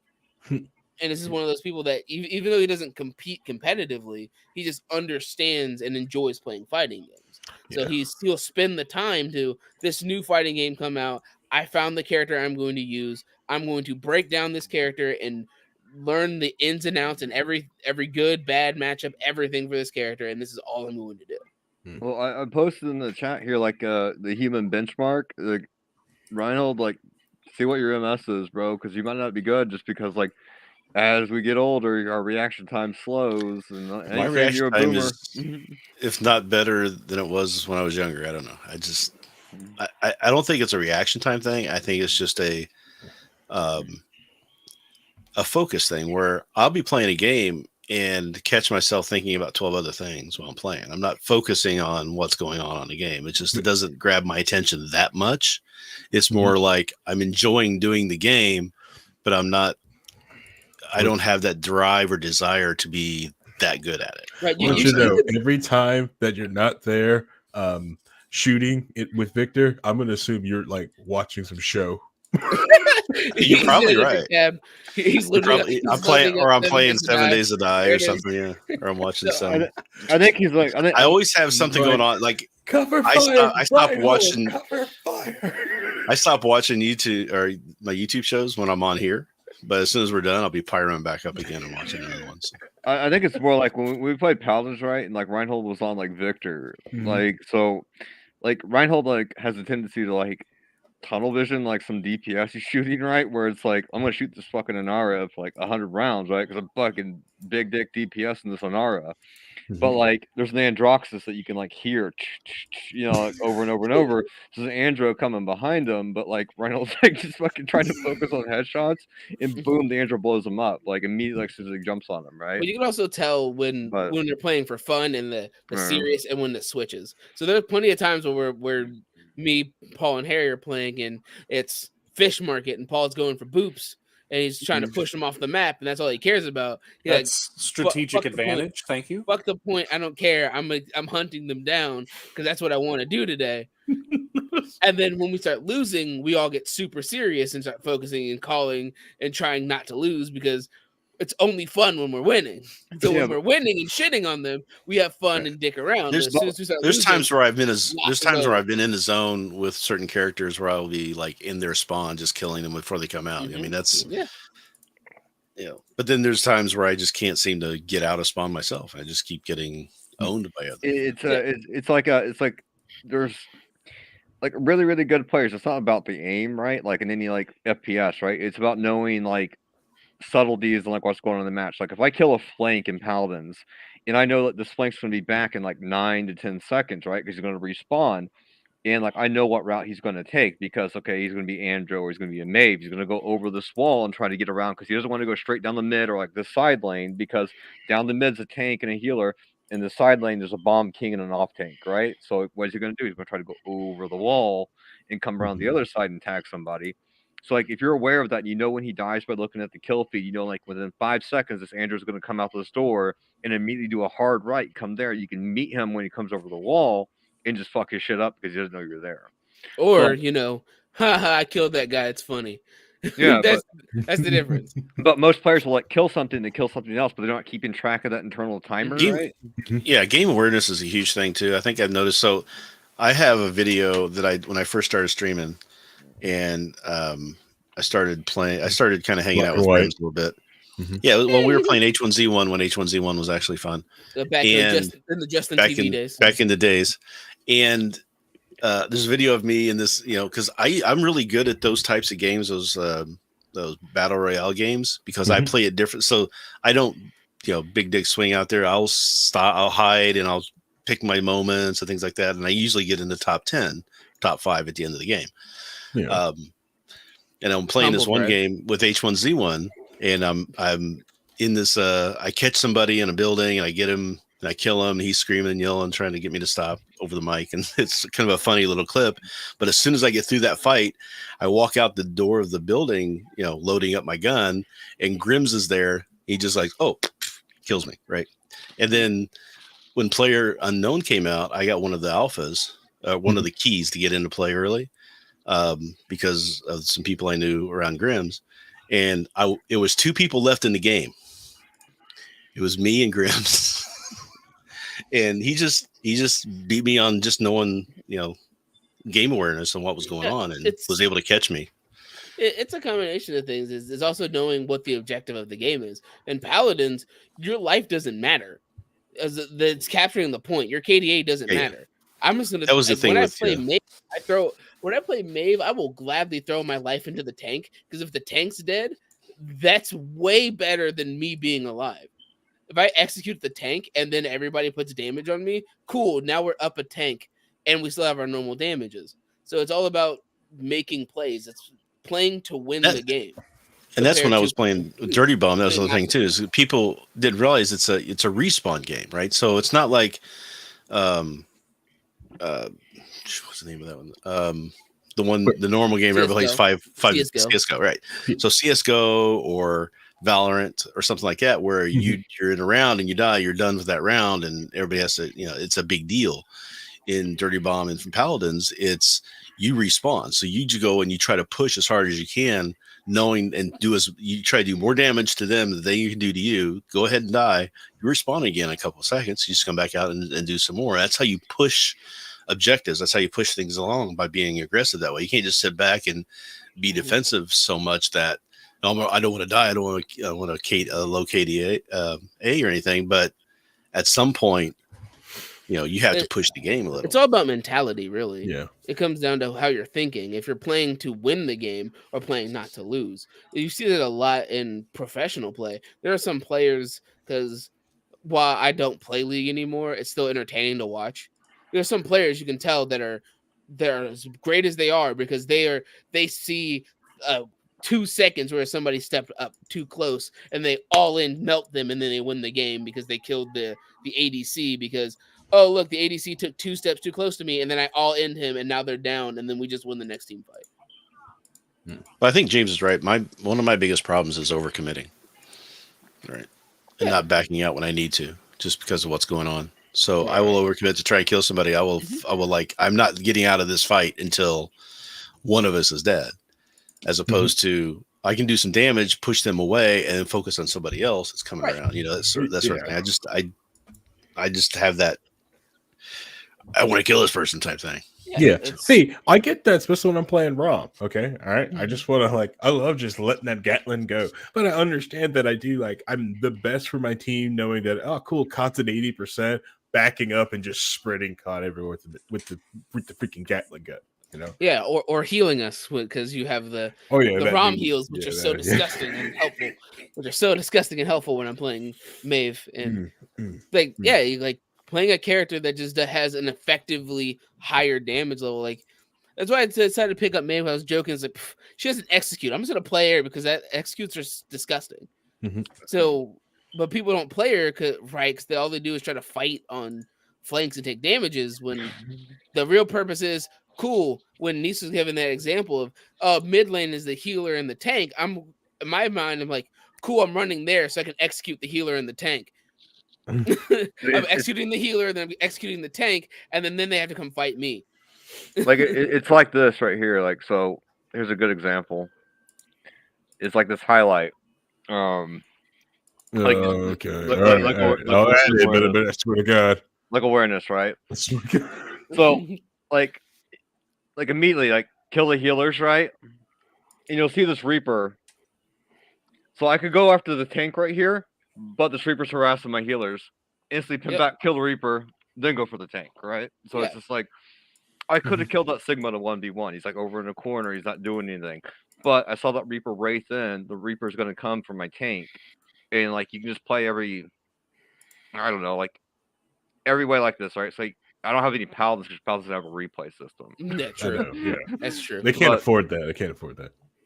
But you want to harass, right? So there's a sniper, kill the sniper, then engage their healers, right?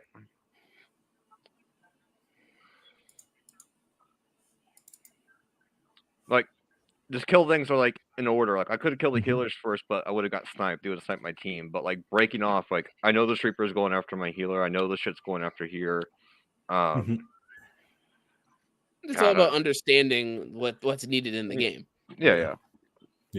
And that's one thing you usually get through Overwatch. You get people doing that stuff like that. I think the other thing that when you get Overwatch players coming to Paladin is that they, a lot of them are these your healer's got to do X thing, or there's massive KDA coming in from Overwatch, when it's hey, it's a completely different game. I still say that I wish Overwatch would give a stat breakdown on where damage and everything is happening at. Yes, where damage happens. And I think that would be huge, especially to Grok players and Strix players. You may did 300,000 points of damage, but they happened here. Yeah, it wasn't concentrated, and it wasn't effective. You're right. You're basically shooting into a bullet sponge. You're doing a lot of damage, but you're doing nothing.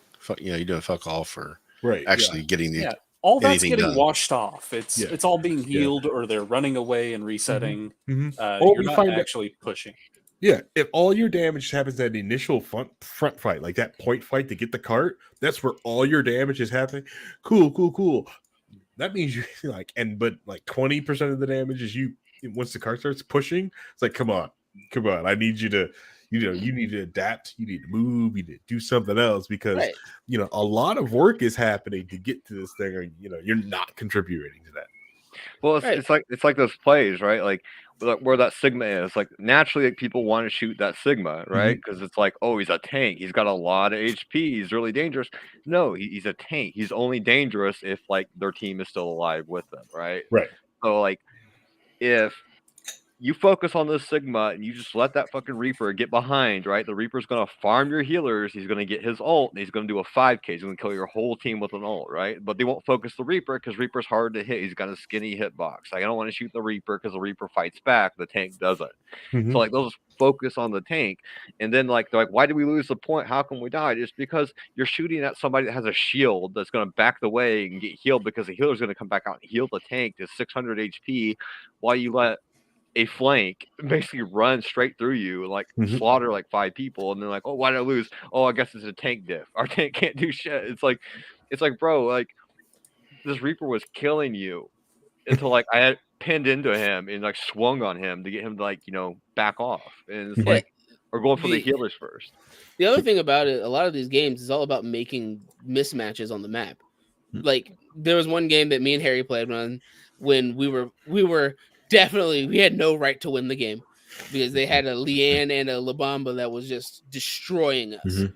But about when it was 3-1 and they were trying to cap the point, I just kept diving at the Leanne, and the La Bamba would stop and try to chase me with the Leanne because I was killing one or the other. So they decided to group up together. Well, now both your damage dealers are over here fighting the flank. You created a complete mismatch on the other side of the map. Now the main point is a 3v4, and that's not good numbers. No, and especially with the character like La Bamba, who has so much AoE damage, and when it's the point capture point, and if she's not throwing her bombs on the point and trying to harass the Maeve behind her, oh look, now our point is in a much better situation because I'm making a mismatch on the map. That's just kind of how a lot of these, especially team-based games, are. You want to make mismatches here, there, and everywhere because that's how it flows the best together. Yeah. Or you pull something unexpected, like telling Harry, like, oh no, now that you're locked into Dredge, just take Nimble and take Life Steal. Right. When you play something they don't expect. And then Harry spends the entire match calling what I just built him disgusting. Right. It is disgusting. When you play when Paul plays his Battle Dredge, which is usually an artillery character, but he plays him in melee range, kind of like how I played Junkrat when I first played Overwatch. But it's something that people don't expect. Same with the Maeve, as Nice just described it. When he thinks of a Maeve's going to jump over a wall, go down this path because they don't want to deal with the tank. If my whole point is I'm going to execute whatever's over there, so I'm going to go where the damage is shooting, and I just go execute what they're shooting. People don't expect that from the Maeve. They expect the Maeve to be sneaky when I just go, cool, I'm going to use my speed to jump in the air above everybody and then dive down on the tank when he's low enough to be executed.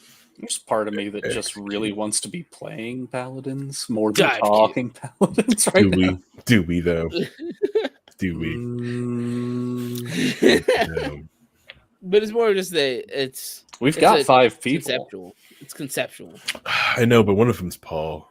And, I know. And Nice agreed to be nice to Paul today, and we can't do that for playing Paladin. I know, exactly. Like I'll play Ash, and Paul plays Ash for the boobs and the big shield. I'm like, no, just take batter ram and just run people down like an animal. It's more fun for the boobs. It's more fun this way. Yeah, like, I'm gonna boop them off the map. Like, you just take battering ram and just run straight into their back line and camp their whole back line. They can't kill you. You're Ash, It's like just stomp on them. Yeah, it's more fun this way than they have to buy resilience. It's just general game theory. It also depends on what you're playing for. Since Paul's playing for Boops because he thinks booping people off the map is hilarious. Booping makes me feel good. Watching people flail around trying to figure out how to not fall off the map. Mm-hmm. It's completely different because if we're 5 playing, Nice plays what he feels like it because he feels like he doesn't have to try, but because he's a part of the team, we all have to try really hard because our elo gets bumped up insanely high. Even though he hasn't played in a while, it's still on file how high his elo is. God. I tried to play the first ranked match I played last night because I'm like all loaded up and play ranked, right? Like the first one, like immediately Anara just threw because they're all like from LATAM and they knew each other or something. And they're like, I don't want to solo tanks. Leonara stood by like the fucking door, walling off the door over and over and over. I'm like, God, you guys are such fucking inbreds. Like all you have to do is like play a little bit. It's easy. And they just couldn't do it. And I'm like, all right, I'm done. I'm done. Like first pick, I'm like, I got first pick for the first time ever. I have to play fucking Barrack. You know what I mean? And then it's like, nope, they throw it. So like, I'll queue one more. Nope, your 5th pick, niece. So better play that Barrack. It's like, God damn it, dude. Need you to Barrack, please. That's the thing. Is like for Nice playing with us is playing easy fun mode, but for us we have to try really hard because Nice brings our elo so high that we have to try hard to balance out. I'm out here struggling for my life, and Nice is just like, "Hey, watch me shit on them with Andrew." I'm gonna throw bombs at them because it's funny. I just like throwing bombs at shit because it's hilarious. I miss the old mouse like back in like before they fixed the reticle zoom where like you could like keybind your like I showed Harry at work before. I'm like yeah, you can like keybind your mouse to basically insta click fire, you know what I mean? So like you pick Strix and like your left and right mouse button would be like since you bound to 1, right? So like the moment you scoped in, you instantly shot. So like it was like an instant shot based on the scope, so you could quick scope with like almost 100% accuracy. So you just bound it there, and then like Hi-Rez is like, you know what? We don't fix any bugs, but it's kind of bullshit. Strix has like a 90% stick rate because of this fucking reason. Because people are fucking binding their mouse to one keyboard and basically just clapping people over and over and over. Worst bug fix they ever did because that was kind of fun. I won't lie, it was kind of fun. You could just like solo carry a whole game with just Strix. Like whoever got Strix got to solo carry the whole game. Yeah, it's just general game theory and things. Because going back to what we were talking about of why, like, you have just understanding the theory and how different kind of games have massively different kinds of theory. When you look at something like comparing, Paladins or Overwatch or those games with like a Street Fighter or even a Smash Brothers, which in and of itself is a completely different set of things you're focusing on. Because you're focusing on racking up damage and knocking them off the screen compared to in like a Tekken where, all right, how am I going to get them in the air and I'm just going to juggle them till they fucking die. Or then when you have a game more like Street Fighter, which is a much more neutral game, meaning that the mid space, the footsie range, and the neutral game is so important, and getting an advantage in between when you're both standing off facing each other, getting that little advantage means everything. I prefer Farming Simulator. Like, how can I get this crop to be like yield worthy? You know what I mean? Like, do I get the combine this year, or do I get like the semi truck to move to like Rhinehold? Right. Every game that has like a winning state, there's always a game theory to how to make it work the best. They have an esport for Farming Simulator, right? So like straight up like $500,000 like winner take all cup for like Farming Simulator. Yeah, and I'm like, like we should be like S tier in that because we are from Indiana, bro. It's like I know how to move the soybean over here. But here's the thing: how do you deal with when they ban your combine harvester? Because there are bans in that game, you know that, right? In the professional Farming Simulator, they ban equipment. Like you can choose, like you would in like like when you were doing ranked where you could ban characters, they ban equipment that you can use in it. Could you just imagine some poor like 70-year-old man comes in crying, his little old wife, like, what's the matter, honey? It's like, well, I took out a $60,000 loan on that new John Deere, but it ended up getting banned. It got banned. I tried so hard. I don't know how we're going to keep the farm. So I can see like bands like this, like technical fouls, right? Like a technical foul in the game is like you're playing, like your John Deere breaks down. It's like, oh no, it's like he slipped like a rotator cuff in it. What can he do? The computer, like, yeah, he put the new rotator cuff in it, but the computer's broken. And it's like technical foul. He installed Linux on it and broke the fucking like warranty with John Deere. No, it's literally like they have commentators and everything. Like that they watch it and commentate and like talk about how like when you watch any game that you have no idea, you have no understanding about, and go watch a pro version of it. That's what it feels like watching Farming Simulator when they're talking about, oh man, their yield's so hype. Oh man, if they do this just right, he messed up there. He waited 1 day too long. Now his harvest is just a little off. Now he's gonna lose like $100 on that. He's gonna lose because an unexpected cold snap in mid-September has ruined his entire setup. Oh no! I can't do Farming Simulator at all. It's not because I grew up in a farm town. I have farmland. I have a farm sitting out right over here. My neighbor does all the work for. So right. It's just like, why? I don't get it. I can't understand how that's a game when you could just go out and do it. Well, I mean, if that's what you want to do. Guitar Hero. In the false self, there is a remnant of the true self. Yeah, but also the people that can't farm, like people like in Arizona. Hey, they're running out of water. Leave them alone. Exactly. Guitar Hero is different because for people who can play guitar, it's fun to just, destroy people. Mm-hmm. So I don't know why.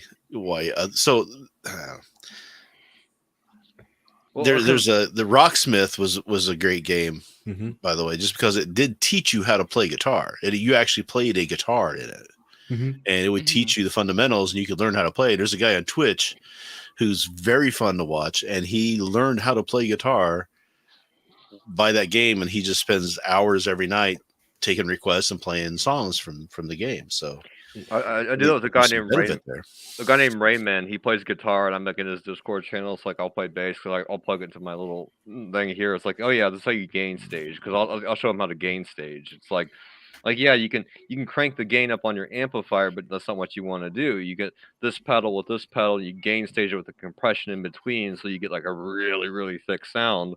Yeah, and like then you buy it. Yeah. So it's like I was talking about a gain stage, but the only reason I want to play Farming Simulator is just for a meme, right? Because like you have like WWE type entrances for the farming team, right? And, like I want to see like a bunch of people in like their overalls, like their hats come out and be like, yeah. Nah, bro, no, they're professional gamers. They come in with their gaming jerseys, just like everybody, just like the Rocket League players and the league players. They come in with their jerseys with their sponsors all over it. I want us to make a team so we can come in with like Colonel Sanders outfits, and they're like, how are they gonna fucking till this field? They bought no equipment, and it's like migrant labor, my dude. Migrant laborers.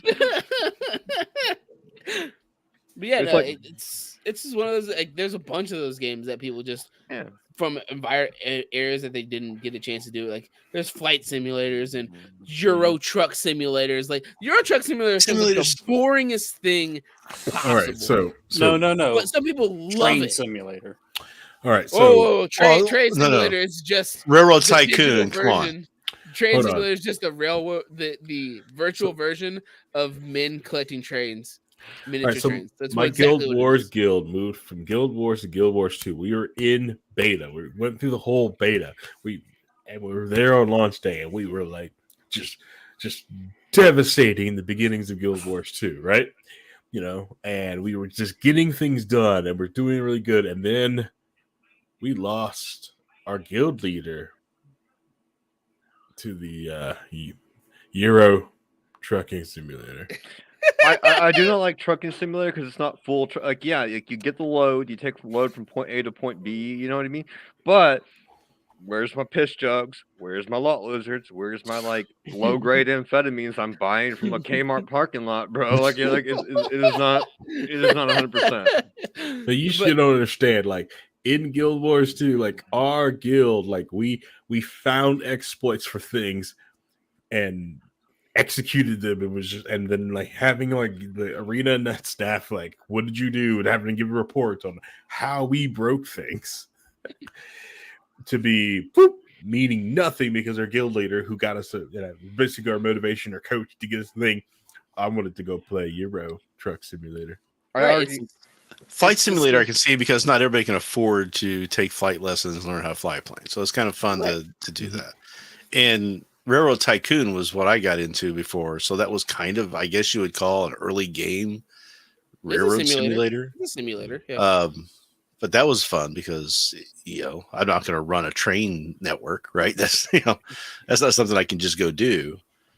So I don't know. There's a lot of those. But then again, I can't say anything. I used to play Tiger Woods golf all the time. I play golf, so it's like one of the games that still sells constantly is a Football Manager, which is for Americans soccer, but it's football. You literally run a football club in the Premier League. Oh. In the Premier League, it's like cool. I'm taking Manchester. I'm all in on Manchester this year. I'm building my roster. And every year a new one comes out with just a little bit of changes. Here's a point there. No, like you might have to go with the Walmart brand amphetamines instead. The only game that like is like world building that like I play is like Crusader Kings, right? And that's just because like the Byzantines coming back whether they like it or not. You know what I mean? Like fuck the Fourth Crusade. It's like I've had like whole hierarchies like running from like Austria to like the like the Norman beaches and like trade routes with like the Khazars and like parts of Russia. And the only way I do that is because like I could play the political game, I could get resources, declare war, but the easiest way to do that is basically change like the doctrine in my like country to be like polygamy is okay, right? So like okay, polygamy is okay. Here's my 5 wives, here's my 5 heirs. How about you marry this guy from Khazar so that I can like take over this land? It's like I don't engage them in combat or engage them in like trade wars. I just marry off and then like do assassination plots to make sure the successor is the heir. You know what I mean? So am I a shadowy, elusive person there? Yeah, because I just make these children to go to these different countries to basically marry into the royal families there. Then unfortunate accidents happen. You know what I mean? Now I am the Holy Roman Emperor. Yeah, the best way to play the game. Plenty of simulator games. Like honestly, when you really want to think about it, Civilization is just a simulator game, but you're pretending to be an emperor of a civilization. That I would argue that's more of a resource management game. I mean, it's obviously a resource management and more geared towards grand strategy. Yeah, Crusader's more political. That's fair. It's like there's not really any strategy to it. You can do like war is like it's clunky to do war. You know what I mean? Like you have to do like a Cassius Belli, which is like once a year, unless you have like a religious, exemption to go take the fucking the turkey from the fucking Turks because they're heathens, right? So it's like you have to play around like what the papal states are doing. You have to play with like what the other powers are doing. So you have to like see what they're engaging in. Like the best way to do it is like marriage, which makes sense because that's the best way that happened in real life too. England doesn't really want to go to war with France. How do you get France to be on your side or like get resources from France? Marry my daughter. You know what I mean? Then it's real life. That's why polygamy is so strong in that game. Like it's super overpowered. You polygamy doctrine because you basically like triple the amount of heirs you have, and triple the amount of heirs you have, the more you can marry off. They try to ban it in the multiplayer one. Like you can play the game multiplayer, but you can't have the polygamy doctrine. Like why? Because it breaks the game when you do this. It's too OP. It's Brawl Meta Knight. Get that out of here. Well, they have to do that with Civilization, where they say you can't play this faction or you can't play this style because it's broken. I mean, yes, this is how they're doing tournaments and stuff. So a lot of those are because some of the games are just broken in general. Meta Knight's just broken. Period. Have you like? I mean, in Brawl, yeah, but not anymore. After Brawl, Meta Knight was broken in Brawl, and then Bayonetta was broken in Smash 4 because she was the last DLC character, and they really wanted to pay for her people to pay for her. So she was super broken. And now Ultimate is much more balanced in general. Like there isn't one standout character that dominates all of the tournaments. I think, and they're treating it much more as a game where they're going to focus on balance. So yeah, I think then like the last like major tournaments, like the last like 10 major tournaments, it was like 9 different characters were the mains of the people that won, ranging from Rob to Marth. It's just good not to see Minecraft. like Star Fox and Falco is like #1 must pick. There's a Falco player, It there's used a to Star be, Fox player, but then you bring out the Jigglypuff. You know what I mean? I mean, Melee was a whole different animal because there was Marth, Fox, and Falco who were like the main 3 that everybody used, and then Hungry Box played Jigglypuff, and then Armada played Peach. That was it. The most broken character in any video game is, you remember the Teenage Mutant Ninja Turtles game on NES? Is like the only character that's broken is Donatello, because Donatello has a 2-frame unit reach. The only character with a 2-frame unit reach. Yes. Leonardo doesn't. He has like a 1.5, but like Michelangelo and Raphael have like a 1-frame reach. So like if you kept Donatello alive through the whole game by swapping him out for like a shitter like Michelangelo, just like, oh, it's a shitty level like the underwater level, someone's gonna die or not, you know what I mean? Bring out Michelangelo. Like you kept Donatello alive because like you could literally glitch and like stand on boxes and hit like bosses without even getting damaged them because of the 2-frame unit reach. So Donatello has always been overpowered, the most overpowered turtle of all time, because he's got a stick. It's like the stick is broken. Like that game was great for that reason. Yeah, a lot of things like reach and mobility, and there's a lot of different aspects of games that make characters broken. And when you talk about broken characters, there's like, of course, there's Meta Knight, but there's plenty of games like when they introduced like evil Ryu into one of the Street Fighter games, who was just disgusting.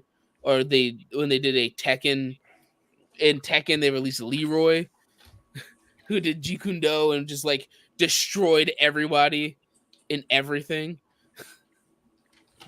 Like I think the top 8 on one tournament was 7 Leroys and like a Jin, because the character was just that broken, and the character had been out for like 2 weeks. So the character that I was talking about with Grimm's that he played, the game, I looked it up. The game he was playing was Super Street Fighter 4. Character was Ryu. Okay, that's fair. Ryu, yeah. Right, it's right. Apparently, he apparently created a move that was just called the Grimm's Special, and it was like a double overhead that nobody was expecting to happen. So, like just timing it at a certain time. Yeah, I mean, I totally understand it because in fighting games, characters like Ryu and Ken are called Shotos, and any character that has a character, like the main character, is considered a Shoto in most of the games. So like Jin's considered a Shoto because that's what they're called. But being the best at the most generic character in the game, people probably got really annoyed at him because like there's like 30 characters in the game. You only play Ryu. This is lame. You suck. Play a better character. That's true. Play a better character. Ken's right there. Play him. He's better, even though he's really not. But it's whatever. The most broken stuff that you could probably do in a game is like, this is like a hairy game, but this is broken as shit. So this is a game called Gundam Battle Assault 2, right? So the second one, right?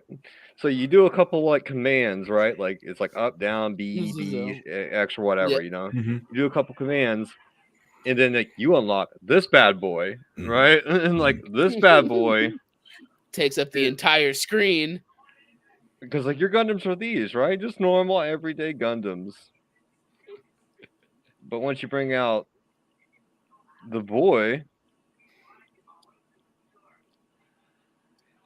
did that show it in this? No, you won't show it. But it's like literally half the freaking screen. It's well, at that point, you're just a Game Grumps highlight. So yeah, because it's Big Zam. Big Zam. Who remembers a game called Battle Chess? Yeah, yes. There's a bunch of different versions of it. Yeah. Yeah, 3D Battle Chess though. Okay. I remember very first release Battle Chess. That's what I had. Mine was on floppy. Okay, so. Harry, would you play the normal Gundams, or would you put in the code to unlock the battle armors, the Gundam armors, and just like shit on people because like you take up half the freaking screen and with your reach is the entire screen? Like the normal Gundams didn't have that reach. Like boom, like right in the face. Play the normal Gundams because the armors are evil and awful. It's like playing Twisted Metal 2, right? And you put in the code for Minion, and it's like, and you just roll people with the tank. It's like, yo, I'm picking Minion, baby. Let's go. It's like rolling with the special attack. It's like, I love secret characters like that where you play through and it gives you like codes bit by bit. Right. So when you play against somebody like, well, I'm the best Sweet Tooth player in like Southern Indiana, you know what I mean? Well, guess what? I'm a Minion player, so you kind of just lose. You know what I mean? It's like it's a secret characters are always super interesting, like how to fight Akuma in Street Fighter 2, where you have to like get like perfect scores. You can't lose a round, and then as you go to fight Bison, Akuma shows up and bodies Bison, and then you have to fight Akuma, who just is disgustingly powerful. Yep. Marvel vs. Capcom picking the Juggernaut just because, again, he takes up half the screen and has the reach of the entire screen. I believe it's the first Marvel vs. Capcom. They had a bunch of secret characters that were on the select screen, but you couldn't normally select them. You had to go out of your way to select them. So like there was like Shadow Lady, which is like Chun-Li, but she was like 2 times faster than a normal Chun-Li for some ungodly reason. Yeah. So he's like, here's Chun-Li, but faster. She put in all the leg day. The leg day, you know. And like I think like War Machine was an unlockable character. It was like a hidden character in that game too. But I mean, characters with games with massive rosters are always so interesting. And when they choose what they choose to put in and what they don't, and when you can tell it's mandate and when it's not. I.e., look at Marvel vs. Capcom 2 versus Marvel vs. Capcom 3. You don't do that anymore. Now it's called DLC and it's $4.99. You know, on Steam. True statements. That is the biggest true statement. That's what the Pokemon game's going to do, because like they could have added the outfits into it, right, and added like the style to it, but what they're going to do is going to release a DLC for like $5, where you can like have like instead of using the school uniform, you get to wear like a pair of jeans. It's you get a new outfit, and then you guys will get access to 150 more Pokemon, because not all the Pokemon are in the game right now. Well, because like that's what it is. $50 for blue. Gotta pay $50 extra for blue. No. Because like they have the stores in the game, you can go to like the city and go to like the clothing stores, but it's all grayed out, which means it's a DLC that's going to come at some point. We're like, oh, you can now shop, and you know you can do whatever. It's like, oh, great DLC, let's go. Like Dynasty Warriors 9, all the DLC is just armor outfits. It doesn't make the gameplay better. It's just like, oh, like $20 you can get like these like angel outfits. It's like, who cares? Like the game's kind of ass at the moment. You know, it's like the open world's cool, but the open world's empty. Like there's nothing there but bandits. It's like kill bandits. Compared it to the Hyrule Warriors games, when Hyrule Warriors came out, literally like when they released the definitive edition, it's like, cool, here's 15 more characters, and then here's these event maps. Here is one for the regular game, one for the master mode for the original game. Here is one for Majora's Mask, where the entire map is based on Majora's Mask concepts, so night and dark.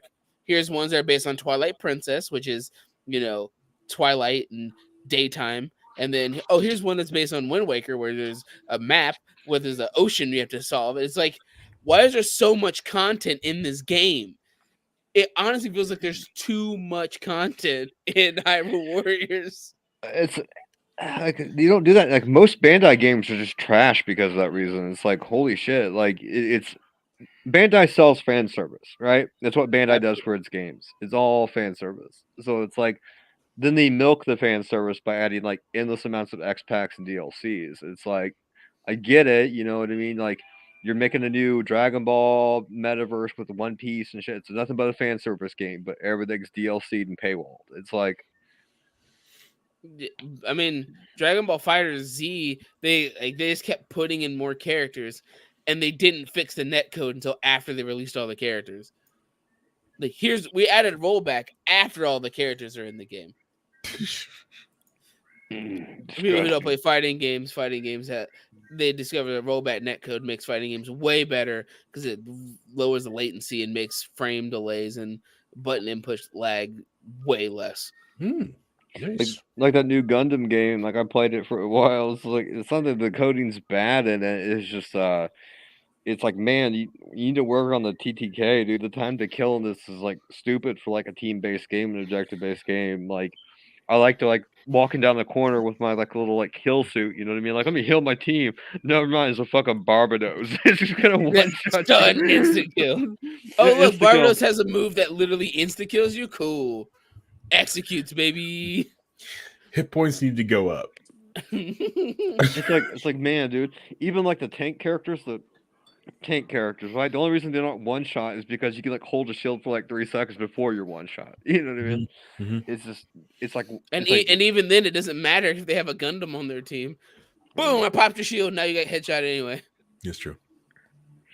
Oh, it's so bad. Then like the DLC characters were broken, but they were broken like in like mechanic wise, where it's like, oh, the hook guy, right? They get hooked, you get hooked and die. You get hooked until one shot. It's like, bro, there's like way too many one shots in this game. You literally cannot play the game unless you pick like these 3 or 4 champions, and that's it. Yep. It's like the meta is really defined by what character can like run at somebody and one shot them and like go to the point and objective before you get one shot, and that's a terrible way to combat. I'll have you know, my Zaku 2 ranged is very good, sir, and because I can make myself invulnerable temporarily and allows me to run away and go heal, it's totally isn't why I pick him. Oh god, so and like they're like, well, some people are like, I like it because it's like counter. It's a game with abilities and objectives, bro. Like it shouldn't have Counter-Strike mechanics where it's like a one tap. You know what I mean? Like it shouldn't work like that. Like it should be more like Team Fortress 2, where like let the dude take some damage before he dies so he can like counterplay it. You can't counterplay some dude yeeting through the air with a fucking mace. You know what I mean? Yeah, it should. Yeah, like you should feel like you've got like a Gundam with armor on it, like you can take some shots. Yeah, like I watched the series, like Heavy Arms took like 50 bullets to the face, bro. Like, but in this game, like if he was in there, he'd probably just die to a mace. You know what I mean? Just die to the mace. Ooh, yeah, I know. Right? So, like, I've not gotten to play the Gundam MOBA yet. Is there an ability where you step outside, get bodied, and then your twin brother takes over the rest of the game? Maybe. All right.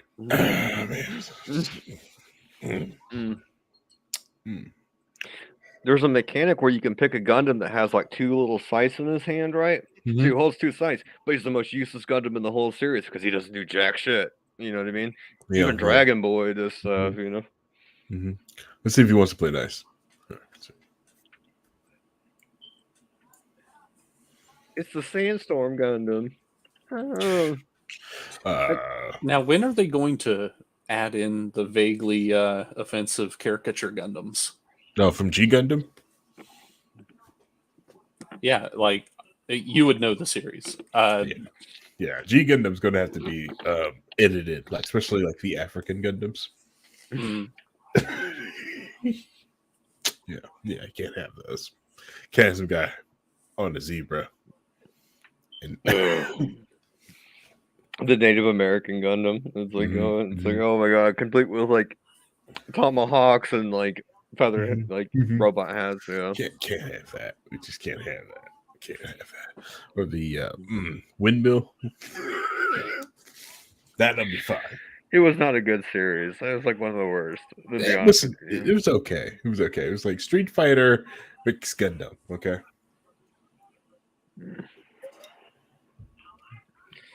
I personally enjoyed it. You know, like I had to force myself through a lot of it and go back and like watch it. But you know what? I enjoyed it when I forced myself to watch it. That's someone's like, Harry, come over. We're going to watch Gundam Seed. And he's like, no, thank you. No, thank you. I have not finished Gundam Seed. I think I Why not? Because I wanted to do 2 episodes of Gundam Seed. And I was like, F this. Yeah, I did that. Like, 2 episodes. Now we're done here. So I need the Gundam Seed. Was it that bad? For me, yeah, I had to like force myself to finish Gundam 00. It's like Why? this is because it's trash. It's trash. Gundam 00 is trash. I forced myself to watch it. Not all of it can be Iron-Blooded Orphans. Not all of it can be G Gundam. I can't like force myself to watch Iron-Blooded Orphans. It's so bad, and not bad that it's bad writing. It's good writing. It's just so Emotionally damaging. Emotional damage. The whole series, just like emotional damage. I totally get it. I know. At least like Zeta Gundam gave us gave us 40 episodes before they started going. All right, let's stare at those heartstrings now. This one was like, cool. They're investing in those characters. Sir, it's been 10 episodes. Fuck them. All right, exactly. Let's kill against the wall. But they're all kids. Exactly. Let's kill some kids. That's the best part. It's the chewy nougat. I know. At least it's not a mech anime where it's like, so what's the mobile suit made out of? It's technically your mother. and that other co-pilot is also technically your mother. Oh shit. Your dad has issues. No, you won't talk to him about them. Go ahead, Genji, get inside your mom. There it is. Eat your mouth. And I love how, like, according to some people, the plug suits were designed to be uncosplayable, and it's like, no, you fool, That's called a fetish. You just haven't met latex players yet. The cosplay, the plug suit, they're difficult to get into. People do want to take photos of you in the plug suit. All right. I mean, if you went through the effort, I mean, yeah. Who wouldn't want to take the picture if you got put the effort to get into it? I don't remember if he scored with any of the girls there because they're all kind of like into him. Like I would have basically chose the one that drinks beer all the time. Define scored. But Ray, best girl, no. See, there's none a of them scene. are best girls. There's a scene. One's asleep, and does that count? Yeah, that counts. That counts. Does that count? That just made him the lowest of the low. And she was aware of her surroundings. She was just sedated during that. So whoa! Where was that written? I believe that was covered in the manga. Oh dear of God! course it is. That's awful. My favorite part about Ava is the fact that the author loved his original ending, but the fans when it originally came out, the fans fucking hated it. With the congratulations and him like self-actualization. So the reason he made the movie was to fuck you to the fans. Because the fans were like, oh, he's like, oh, you want to say that my ending, the one that I love, was shit? Fuck you. I'm gonna make everybody as miserable as possible. Go fuck yourself. You cannot advance. So you accept my ending. But they complement each other though, because one is his internal self-acceptance and the other is the external, I'm going to not be a part of the soup. Yes, and the only reason that second one happened was because he was really annoyed at the fans not accepting the internal struggles. It could just be Double Man where everybody dies at the end every single time. It's like God, what was the one? There's one where it's like, oh, hey, I'm Lucifer. Let me kill every human on Earth, right? So he kills all the humans.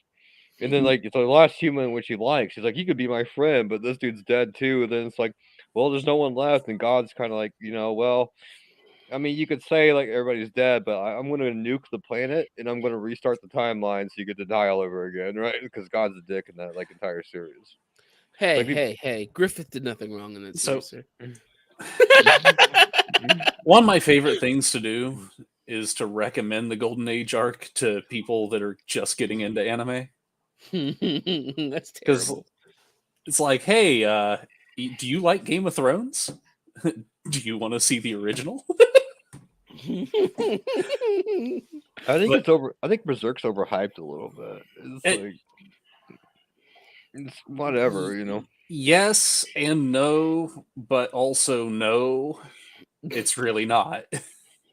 Like the fans pretend it's like the best thing it's ever walked this fucking earth, bro. It's like Nice, you're experiencing what I call the overhype syndrome, because I cannot stand Attack on Titan, and I refuse to watch Madoka Magica because of it. People overhyped it to the point where it became annoying, and I cannot, in good conscience, watch it without judging it in bad faith. That's like me with Sword Art Online, and then in like Konosuba. it's like what? Well, Sword Art Online is just bad. It's trash, and I don't Konosuba. I mean, it's to each their own. Well, you have to have some level of familiarity and appreciation for the genre in order to truly appreciate the parody of the genre. I mean, Goblin Slayer's a whereas parody. Nice doesn't watch anime that has clothing in it. Also, Nice is a degenerate. So yeah, so in Konosuba, the degenerate gets his comeuppance like all the time. Yeah, so I can see where you would like. I feel attacked when he's like when the giant lady gets him nestled in her her tits. He's like, "Oh, I'm gonna die and go to heaven." She's like, "I also got a dick," and I'm like, "Yes, show it." There it is. That's the most Nice comment possible. Yeah. So he hates when the degenerate's getting comeuppance, and he can't relate when the futa is rejected. You don't reject her. The sauce. Give me the sauce. Give me the sauce. I need this.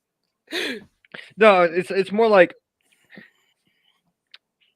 it's kind of like campy, like comedy, right? Where it's like it's a fantasy world they get sucked into because they get hit by a bus, right? It's like a fantasy world, but like it's like, it's got to be a parody on the genre. It's like, well, Goblin Slayer is a parody on the genre. The whole fucking series is basically just like a D&D campaign ran by a DM that's fucked up, right? It's like a parody of that. Whereas like we have all these medieval fantasy genres, right? Where like Lord of the Rings and shit, where like everything happens and works out in the end. Like they all like happily skip into Mount Doom to throw the ring in there, and the only thing that happens is Frodo gets his finger bit off by like a fucking goblin. You know, it's like it's the only bad thing. Only thing, you know. Let's looks at Boromir sadly. He wasn't a real character. Looks at like entire cities that were burned to the ground in the narrative. They weren't main characters though, so it doesn't matter. Yeah, like the only even like the Desolation of Smog, the only character that was good in Smog was Smog. And it was like, you know, just the whole hanging out in the pile of gold and being like, you know, just talking shit. You know, it's like, I'm gonna talk shit to you. I could kill you right now, but I'm just gonna talk shit to you. You know what I mean? I can see you. I can smell you, Hobbit. I think that the difference though between Goblin Slayer and Konosuba is that Goblin Slayer is one of them's a parody and one's a satire. Mm-hmm. I mean, I wouldn't call it like a parody is probably not the right word. It's more like, let me draw it to an actual conclusion, right? Because it's like when you put like any fantasy genre, it's always like, yeah, there's bad things that happen, people die, characters die because it advances the plot, right?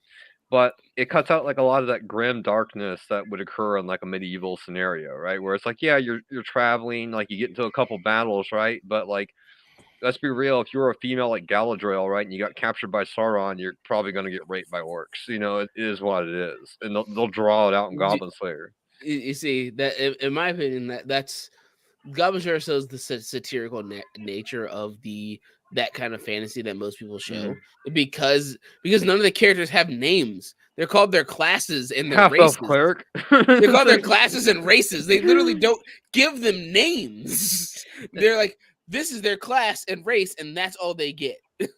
I mean, here's an exaggeration of what a grim dark DM would have for a campaign. It's basically what it is. It's why Warhammer's good. It's like I get a lot of people don't like the graphic violence, right, that goes through it, but that's like part of the storytelling. Like it's scenario of hopelessness that like the characters go through. Like when you read like the 40K storylines, it's like, but the Emperor man is like blah blah blah. His 1,000 souls are going to like the Golden Throne. The psychic power is going out there. It's like that's waning. That's feeding off, right? Like he can't do it forever. So you're going out there blasting like Chaos Worlds in the fucking warp and fighting off Tyranid and Orc like raids into like like farm worlds and shit. But eventually that's gonna fail. The Emperor is gonna fail, and then like that darkness consumes over. I hope you like Nurgle because you're gonna be a Nurgleite. And it's like, are the worlds in the warp that bad? Like, is being a disciple of Nurgle really that bad? Maybe Khorne is bad because you're gonna die. You know what I mean? But Nurgle's not gonna kill you. Slanesh isn't gonna kill you. Like I'm gonna be neither honest is with you, Nice. You just said a lot of words that I have no point of reference for at all. Just come down. I get it. That it was directed directly towards Paul, but that was just more of like, cool. You said a lot of things that I'm assuming are all bad. I know they're bad. All I know of the Sisters of War, and that's because of memes, and that's about it. Yeah, it's some degeneracy right there. That's all I know. That's all I know is that not and blood for the blood god. It's heresy. and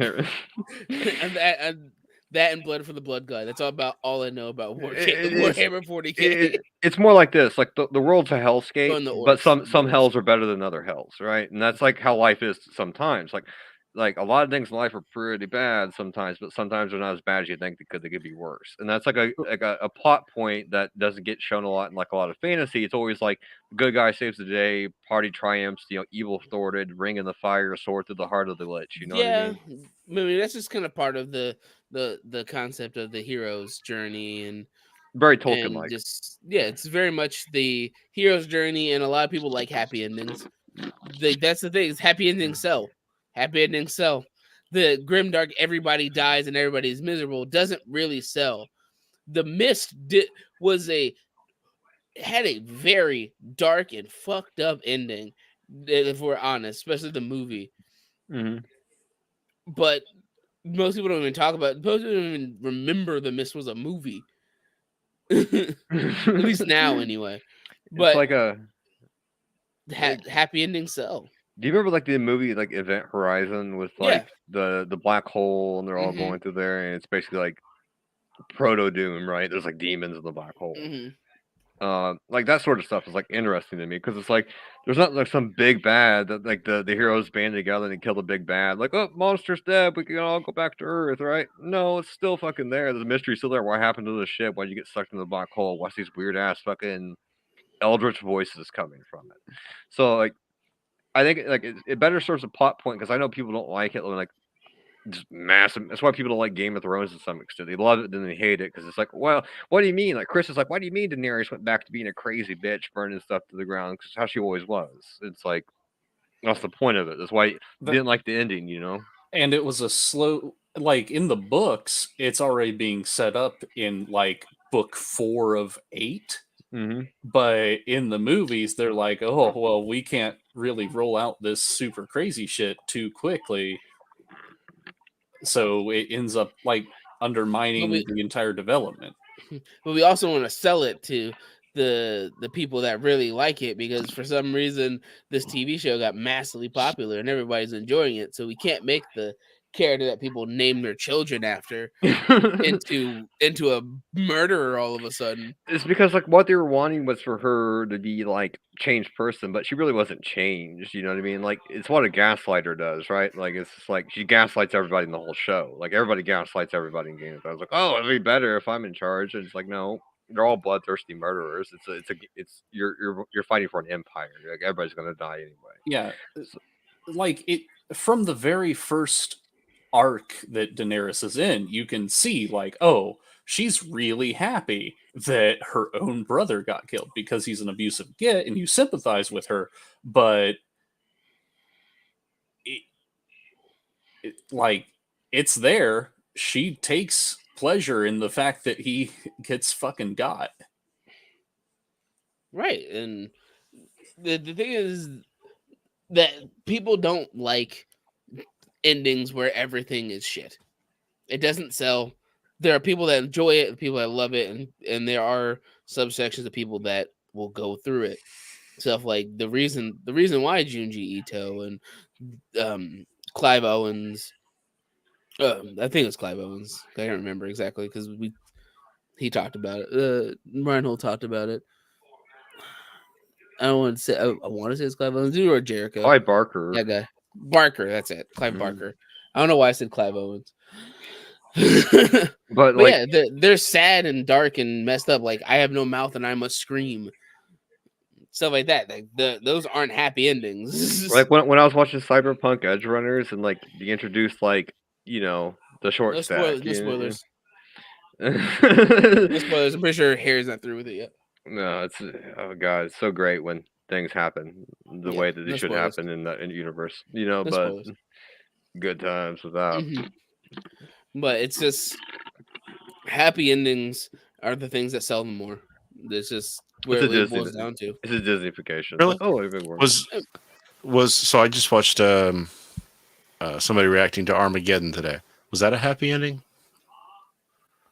I mean, it's for the Vietnamese. Yeah. As I said, there's much more people that enjoy the other parts of it, but happy endings sell more.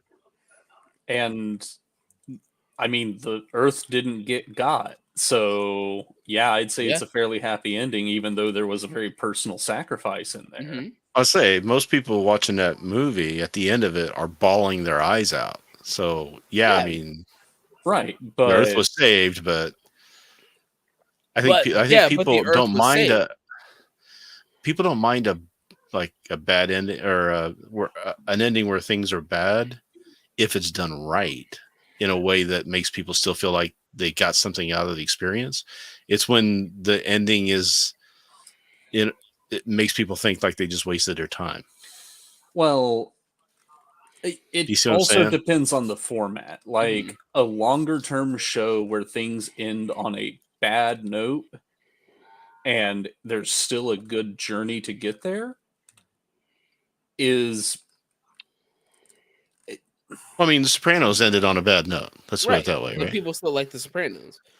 Not to spoil anything for anybody who hasn't seen it, but the people enjoyed the journey on that one, right? It's just that's the way that show. And now a lot of people were upset about the ending, but I mean, like I don't think they were upset so much about the way it ended. I don't think they're so much upset about the ending that it happened, just how it happened, but the way it happened, like. Just fading to black, and everybody's like, "Wait, what happened?" They were confused. No, but then you have like The Lost, where the ending was just like very unsatisfying for people.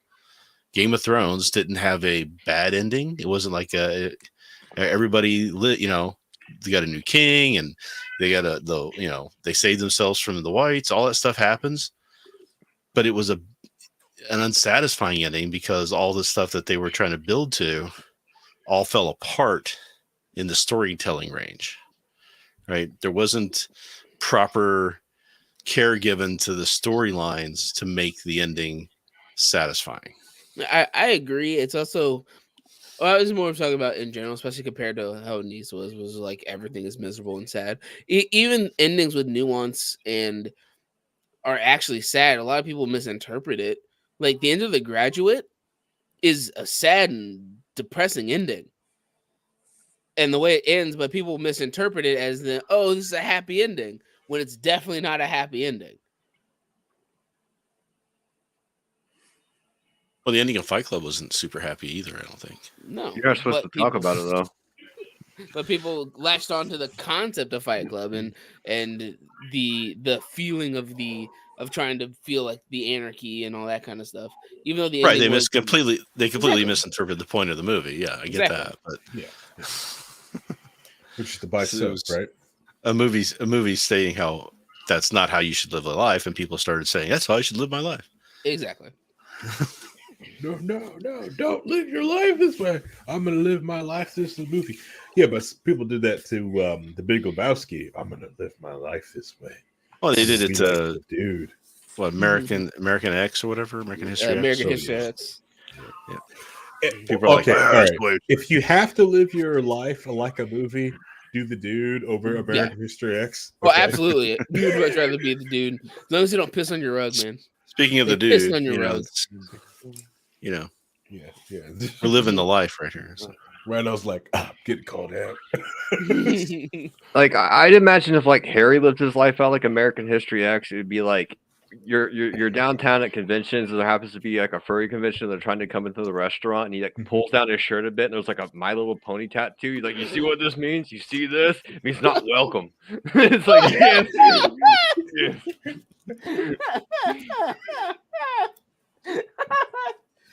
Solid. That's a solid one. I mean, I would do that. Like, you know what I mean? Not welcome. Like, we don't claim you. We don't claim you types. Yeah, like it's true that nuance and ending is very important. There are a lot of things of also this satisfying endings also sells, but more of a concept of everything sucks isn't as profitable or easy to market than something lighthearted. Like if I can't market The Road as easy as I can market, a slapstick comedy. So I was just talking yesterday with with some family members about The Stand, which I guess we could argue doesn't have the greatest ending either, but the happiest ending.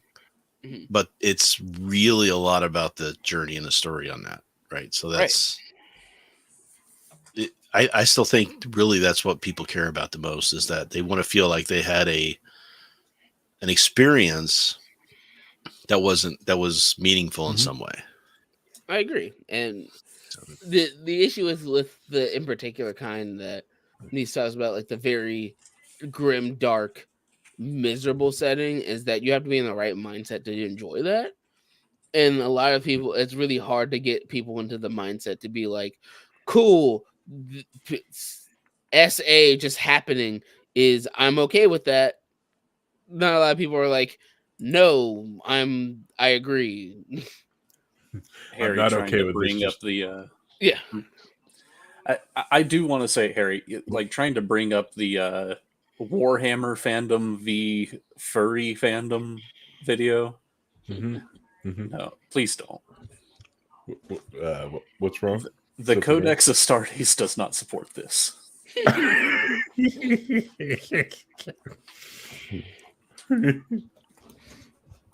So I have an interesting question to ask. To have everybody go through. What is yes. What is something that you've watched that has completely disappointed you? Something that when you started watching it that you enjoyed it, but at some point through it you just got disappointed and hated it. The last 3 hours. Oh, sorry. Besides Game of Thrones, you were here. You were here. You didn't watch it. So I would say, so I mean, right off the top of my head is Game of Thrones, just because I was all in on that. The first book came out. I was in the middle of reading Robert Jordan's series, and in between waiting for 2 years for books to come out, he had pimped Game of Thrones. So I bought that first book, loved it, loved the second book. I'm reading these books. I'm into it. I'm loving it. And then they say they're going to make a show out of it. I'm like, great. And I watched the first few seasons of the show. I'm like, really nailing it. This is great.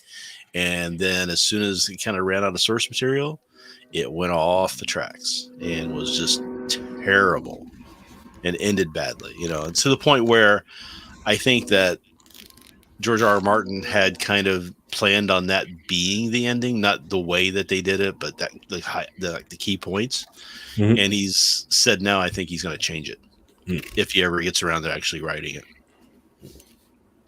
Which he better. That would be like that ain't happening. That ain't happening. Seriously, just stop writing the side story stuff, man. It's not difficult. It is. He's going to Robert Jordan. He's going to Robert Jordan us all, and it's going to be fun. Now, Robert Jordan, unfortunately, it wasn't his fault that he got sick, but he wasn't spending 10 years between books either, like certain people. Like when's the last time a book came out from George R.R. Martin in that series? It's been 10 years, I think. So I mean, you can't do that. You can't take that long to write books in a series like that. Yeah, hear that, Vincent? Anyways, I don't have a series yet, motherfucker. Once I have a series, then we'll talk about that. Here I am 9 years after saying I was going to do a podcast too. So, oh goddamn right. Yeah, Harry, where's my summary? I put my first episode out on a podcast 9 years ago. That is my fault. Yeah, I did get sick and super behind. I will say, like, I had like plans, like I'm gonna get this done, and just like died. It's like I think maybe Lost might be another one. I think everybody's would be familiar with or accepting that was. They didn't know. They didn't have a good plan for the ending. They did. I just really think that they had a good idea and they started driving towards it, and then they just lost their way and didn't know what to do next. Yeah, I didn't watch Lost. Didn't watch Game of Thrones. Didn't watch Breaking Bad. I'm over here making pizza, but a lot of stuff that irritates me is it's more like a genre than like actual show. It's like there's very few anime like I actually do like, and it's always just been like I don't like when the writer, right, and like when they're writing the character and they write the male main protagonist, right, and he's just always like this awkward, goofy, like generic. It's like the generic self-insert, yeah. Okay, it's like as weird as it sounds. This even like visual novel games, Rinpai games. It's like when they do that, right, where it's like oh, it's a dating sim game, right? But like you have to go like 50, 60 days before like, oh, it's like maybe she'll touch your chin. It's like, bro, in real life, it's one date to a McDonald's, bro, and it's back to the bedroom. You know what I mean? It's like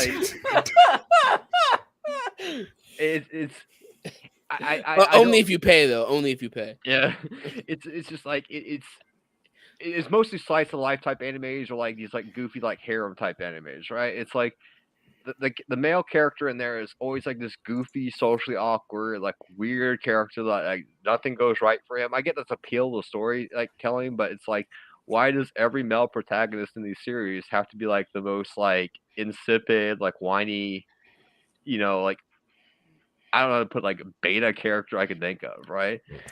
And it's just like it's like almost carbon copy to each individual one. It's like, well, it's part of the story, he has to win them over. It's like don't fuck winning the girls over. So no, it's not part of the story. It really is something that a lot of the newer writers in like the isekai genre have basically just lifted from Jobless Reincarnation.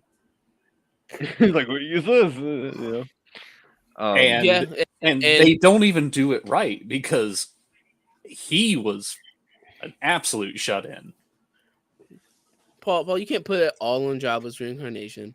It became popular because of Sword Art Online. Because Kirito is terrible. And he's the reason that it became what it became. I think it's... Dot Hack and Sword Art Online became because of Dot Hack, but Kirito as a character is basically that fan service character.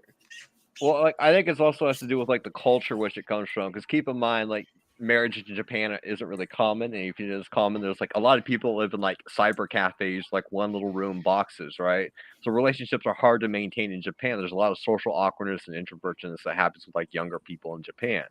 And that's why they have like programs and stuff like, oh, we got to up the marriage rates and the birth rates and stuff like that, because it just doesn't happen in Japan. So you have like guy and like you go there and there's like the stores with like the body pillows and the fucking manga, and like it pushes this so hard, and it's like, well, I need like an introverted, like nerdy, weird guy because that's the market of who's buying my shit at the store. You know what I mean? Instead of like, it's like when they draw an American in like an anime, right? The American's like some fucking like 8-foot tall dude with like Hulk Hogan like features. It's like, yeah, bro, we're gonna totally kill it, right? Like, you know that they're a minority because they purposely and elaborately draw their lips. Every time. It's every time. Don't you talk about Mr. Popo like that. It's not even like that. It's like every character looks, they have regular like character design, but you know that somebody is a minority of some sort because they put extra emphasis on drawing their lips every time.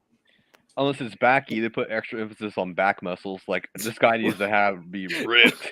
Well, Baki is a terrible example because Baki is literally everybody is just muscles. They're just images of muscles. And not even real muscles. It's like a kid drew muscles.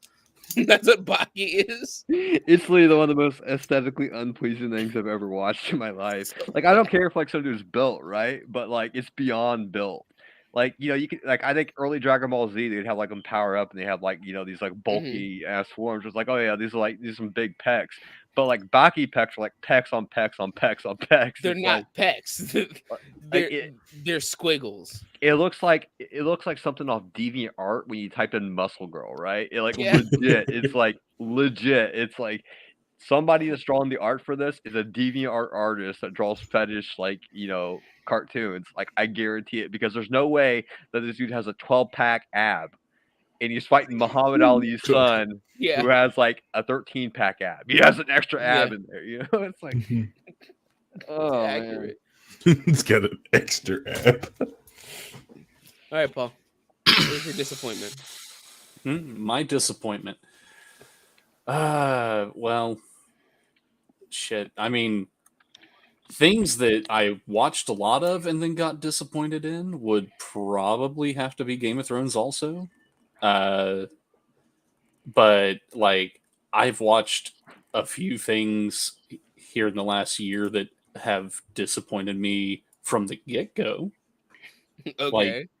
Like, Demon King Daimao was like by far the worst animated series I have ever watched, to the point where I questioned my own sanity and will to live.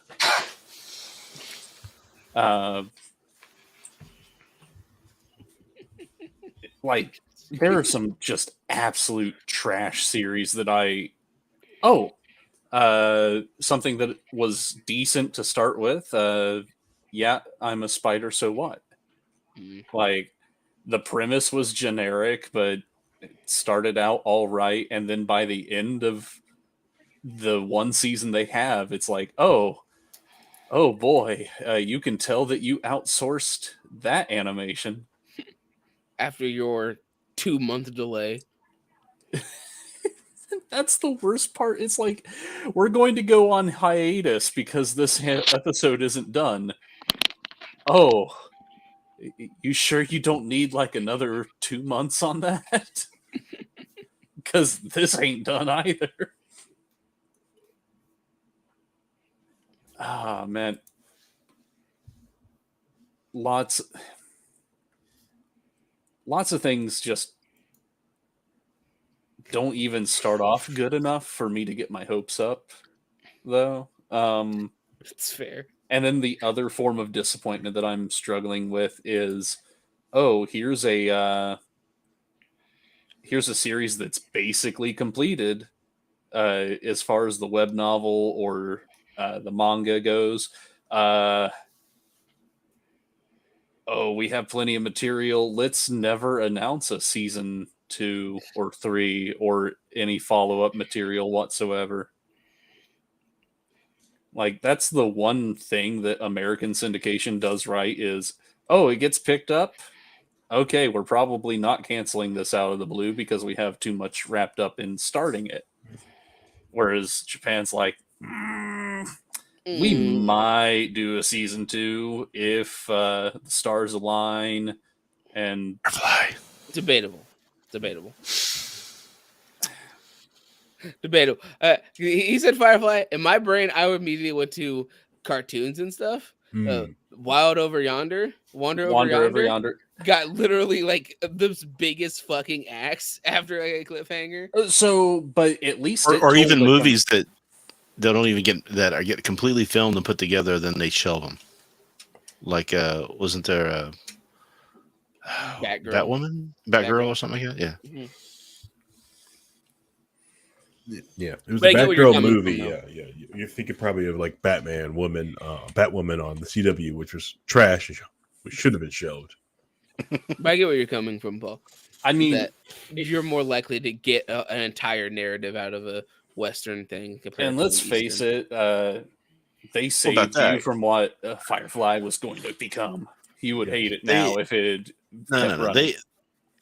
I think a lot of times they have shows where they give them a season or two, but they don't let them finish the story. They cancel them before they get a chance to say, we're going to cancel you. You're only going to get 5 seasons. So go to the end of the 5th season and tell them that they've got to that point and let them write the story to end properly. A lot of times you don't get that in Western. They just cancel it and you're done. Like Star Trek did that to them. So they canceled Star Trek like 2 times on them, and they never did get to do any kind of closeout. Community. So. Community literally got the axe, and then the fans convinced them to bring it back, and then it got brought back to like Amazon Prime before Prime became a thing. Mm-hmm. Or was it? It was another streaming site. And Mm-mm. Netflix. It was an off-brand one. There's also a difference because a lot of the series that they just chop, like even Star Trek, the earlier stuff was episodic. It was all self-contained little episodes, and they just stopped making them. 5-year mission, and that's so. There's a group of people put together a show where they actually finished off the 5-year mission, and kind of curtailed the story into the first movie, right? So it told a story of what happened in between that, right? Whereas if maybe the show had been continued to run another season, or if they had told them that it's going to be the last season, they could have done that themselves. You built it or something like that. Mm-hmm. All right. Now you guys done with the trash. Let me show you the real trash. Ghost in the Shell 2045. Trash. Awful. I'm upset that like I like Ghost in the Shell. Fucking love the shit, right? I picked this thing up. I was like, oh man, this is good. And there's the biggest, awful, crappy-ish trash. It's like some of the worst thing. Self-inserts every 5 seconds and like trying to solve a problem that they've already solved in the manga in the 80s. It's just like, what is going on? What did I watch? What was I waiting for? I remember you were saying like, oh man, this is really good. I'm really enjoying this. Mm-hmm. Like even this shit character, I'm okay with this shit character. Right, like I could ignore them. I'm gonna ignore this self-insert. It's clearly a self-insert, but I'm just gonna let it go. I think it's just because like cyberpunk is like a thematic or like a genre is actually kind of hard to write for because there's only so many times you could have like a terrorist hacking a mainframe. You know what I mean? It's like there was like a big boom of it in the 90s when people got tired of like old fantasy and like especially old fantasy board games. So, like we're gonna try futuristic shit in space, right? Mm-hmm. But the thing is like it's so new and like unapproachable to like a lot of people are into like old RPGs and fantasy that it's hard to write for it.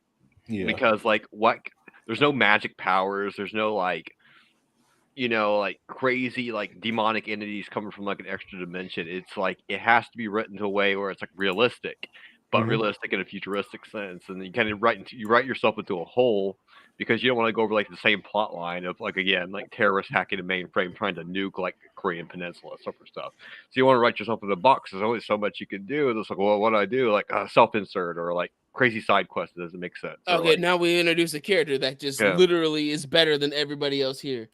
Yeah, you leave that lolly alone, okay? All right. Problem with the genre. I'm talking about cyber. Yes. Oh God, yeah, Ghost of the Shell. Not Rebecca. Leave Rebecca alone. God, it was just so bad, and it wasn't even good. Like I wish it was like Rebecca, but it wasn't. And then we've got someone like, well, this person's so much better. And blah, blah, blah, blah, blah. I'm like, all right, so Bato has top of the line eyes built for Rangers in war and killing, and he can't see it. No, but her over here can with her double PhD from MIT. Okay, I don't care anymore.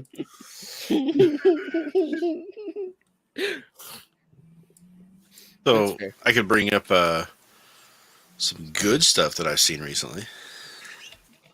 Well, that's an oxymoron when it comes to Rhinehold. Well, Rhinehold. Because it's more of the good and recent thing. Now, when you say recent Rhinehold, what decade? Released today or yesterday. Oh, okay. Well, Rhinehold, since I posed the question, allow me to answer it before we move on. For me, personally, one of the things that were massive disappointment, Harry will understand, Naruto, when they decide to have an entire massive event that basically requires a villain who shows up in their secret ninja village and murders a bunch of people, and then the 4 characters that would solve the entire issue immediately are just nobody talks about them. And they don't reference them. They don't say where they are. They just weren't there, even though if they were there, it would be solved immediately. Right. And it was one of those things like, oh, so you're just going to ignore these characters that actually have interesting stories and could easily make this narrative much more interesting because we have to make the main character talk the enemy down for the umpteenth time. Mm-hmm. Awesome. Yep. I guess I'm just gonna put this away. Yep. Poor 1010. Yep. The swing in front of the school gets more screen time than 1010. Okay. All right. That is a true statement. Mm-hmm. I will also probably have to put 0 Hour from the comic books, mm-hmm. from DC's 0 Hour, because the whole premise of it was that literally they were going to the end of time and that time was ending, and it all got solved because Hal Jordan, who shows up as Parallax, decides I'm gonna fix it even though I'm literally a villain for no reason. That, and then of course there's Millennium, which they openly went out of their way to change the ending, because when Millennium came out, it was like 99, and they had this whole villain named Monarch, and the internet figured out that the villain who was a hero was Captain Atom, and the fans and the writers got pissed that the fans figured it out, so they shoehorned making Hawk from Hawk and Dove Monarch, even though in their own series for this comic book Millennium, they openly said he's the one person that it cannot be, because nothing matches up for him to possibly be this character. But there he is for no reason. Because books make me sad. Oh, and of course, the end of the Peter Parker Mary Jane marriage, because fuck you, fuck Joe Quesada, and One More Day, because One More Day hurts me in my soul by making your moral compass of your universe make a deal with the actual devil. You gotta make sure Aunt May live. You know, the woman who said that she's okay to die and that she's willing to die and that he needs to let her go because she needs to die because she's 8,900 years old. Mm-hmm. Mm-hmm. And he's like, no, I have to sacrifice my happy marriage to my wife of years because, sliding time scale, years. Yeah. Comic book wise, 20 plus years, mm-hmm. to save this old woman who's told me that she's okay with dying. And no scientist in the entire universe can figure out how to save her. Even Dr. Doom, a man with a time machine and magic, to save a bullet wound. It's a bullet wound. Must deal with the devil. A bullet wound? A bullet wound to an old woman. Doctor Strange couldn't figure it out. Dr. Doom couldn't figure it out. Wakanda couldn't figure it out. They literally show a montage where Doctor Strange opens multiple portals for Peter Parker to go talk to the most intelligent people in the entire universe, and none of them could fix a bullet wound to an old woman. So, like, we have a time machine. Like, hey, go back when she got shot and have her stand 2 feet to the left. Yes. Deadpool it, yeah. Deadpool 2. Exactly. Dr. Doom literally has a time pad that they've used in several stories to go back in time to prevent things from happening. Dr. Doom has gone to hell, and they can't solve a bullet wound from an old lady. Reed Richards defeated Galactus. Bullet wound, old lady can't fix it. when like the comic book just ends with like Joe Biden, like this is why we need comprehensive like gun control, because like without the gun control, old ladies will die. Not even superheroes with time traveling abilities and reality warping. No sense. The AR-15 is such Come a on, lethal weapon that it erases you from the time stream. It makes no sense. Infinity Stone, like 556 ammo shell jackets. You know what I mean? Like you're gone. They hit Right. you, you're gone. It is so disappointing that they decided to end this marriage that they've had for years and years and years because the writers say nobody wants to read a married Peter Parker, even though he's been married for 20 years and our highest selling book in 20 years. Nobody wants to read about him being married. I remember when outta I remember when that wedding episode came, Yeah. the edition came out. It was huge. I think that was Todd McFarlane, wasn't it? Wasn't he writing it then? Yeah, I think so. Like, I don't know. so there are limits to the amount that I want a character to suffer. Like, trust me, like suffering is one of the elements that I enjoy most. If you can write a character that We figured. believably suffers through their story and some level of tragedy to it. His but, name is Subaru. I mean, that's an example. But like, you fuck with the marriage. That's a little too far. That's it's so depressing. well, I mean, that's where the term fridging came from, wasn't it? From somebody them wanting to kill off somebody's wife, right? So. The fridging came from a Green Lantern story where Kyle Rayner had a wife, had a girlfriend, and his villain literally killed her and shoved her into his refrigerator. And that's where the term fridging comes from, because they wanted to give they gave Kyle Rayner a girlfriend just because he didn't have one originally. They gave him one for this villain to kill to give him motivation. And that's why fridging happens a lot in a lot of media, which is very sad. Lazy writing, yeah. Sometimes it's not even wives. I mean, when you look at was that Quiet Deadpool Place? A Quiet Place 1 or 2? Like at the very beginning, they introduce a kid just to kill them off. Yeah, and Deadpool 2? Where we got Deadpool? Yeah, they did fridge her. Sorta. Yeah, sort of fridge. They unfridged her too, so that's true. But she was integral to the story going forward, and then she wasn't. It's technically wasn't technically not fridging, but it was, but it wasn't. But the best thing about Deadpool is when he recruited Schrodinger's fridging of superheroes. Like, I need to get me a team of superheroes like the X-Men because I'm Deadpool, but he doesn't have any to find, so he just picks random people with like weird talents like magic tricks. And he's like, okay, just jump out the plane. We're gonna like raid the place. The best part was the one character who was invisible or whatever. Yeah, you find that at the end. Brad Pitt. It's Brad Pitt. That's the Brad Pitt. What do you let you? I mean, in the comics, they asked him about that, and he's just like, "I just came in and did that for a second, and that was it. I got paid. It was fun." I mean, in the comics, Deadpool had like a whole merc agency where he had a bunch of random D-list villains to be Deadpool for him. The best here's my fun thing about Deadpool that I remember. He got captured and made to work for Galactus, and Galactus ended up firing him because he wouldn't shut the fuck up. My favorite. He annoyed him so much that he's like, "I don't want you around me anymore." My favorite is when the Skrulls capture Deadpool and try to use him as a point to make new Skrulls. And he goes, "You do this." He cuts his arm off, and they all cut their arms off.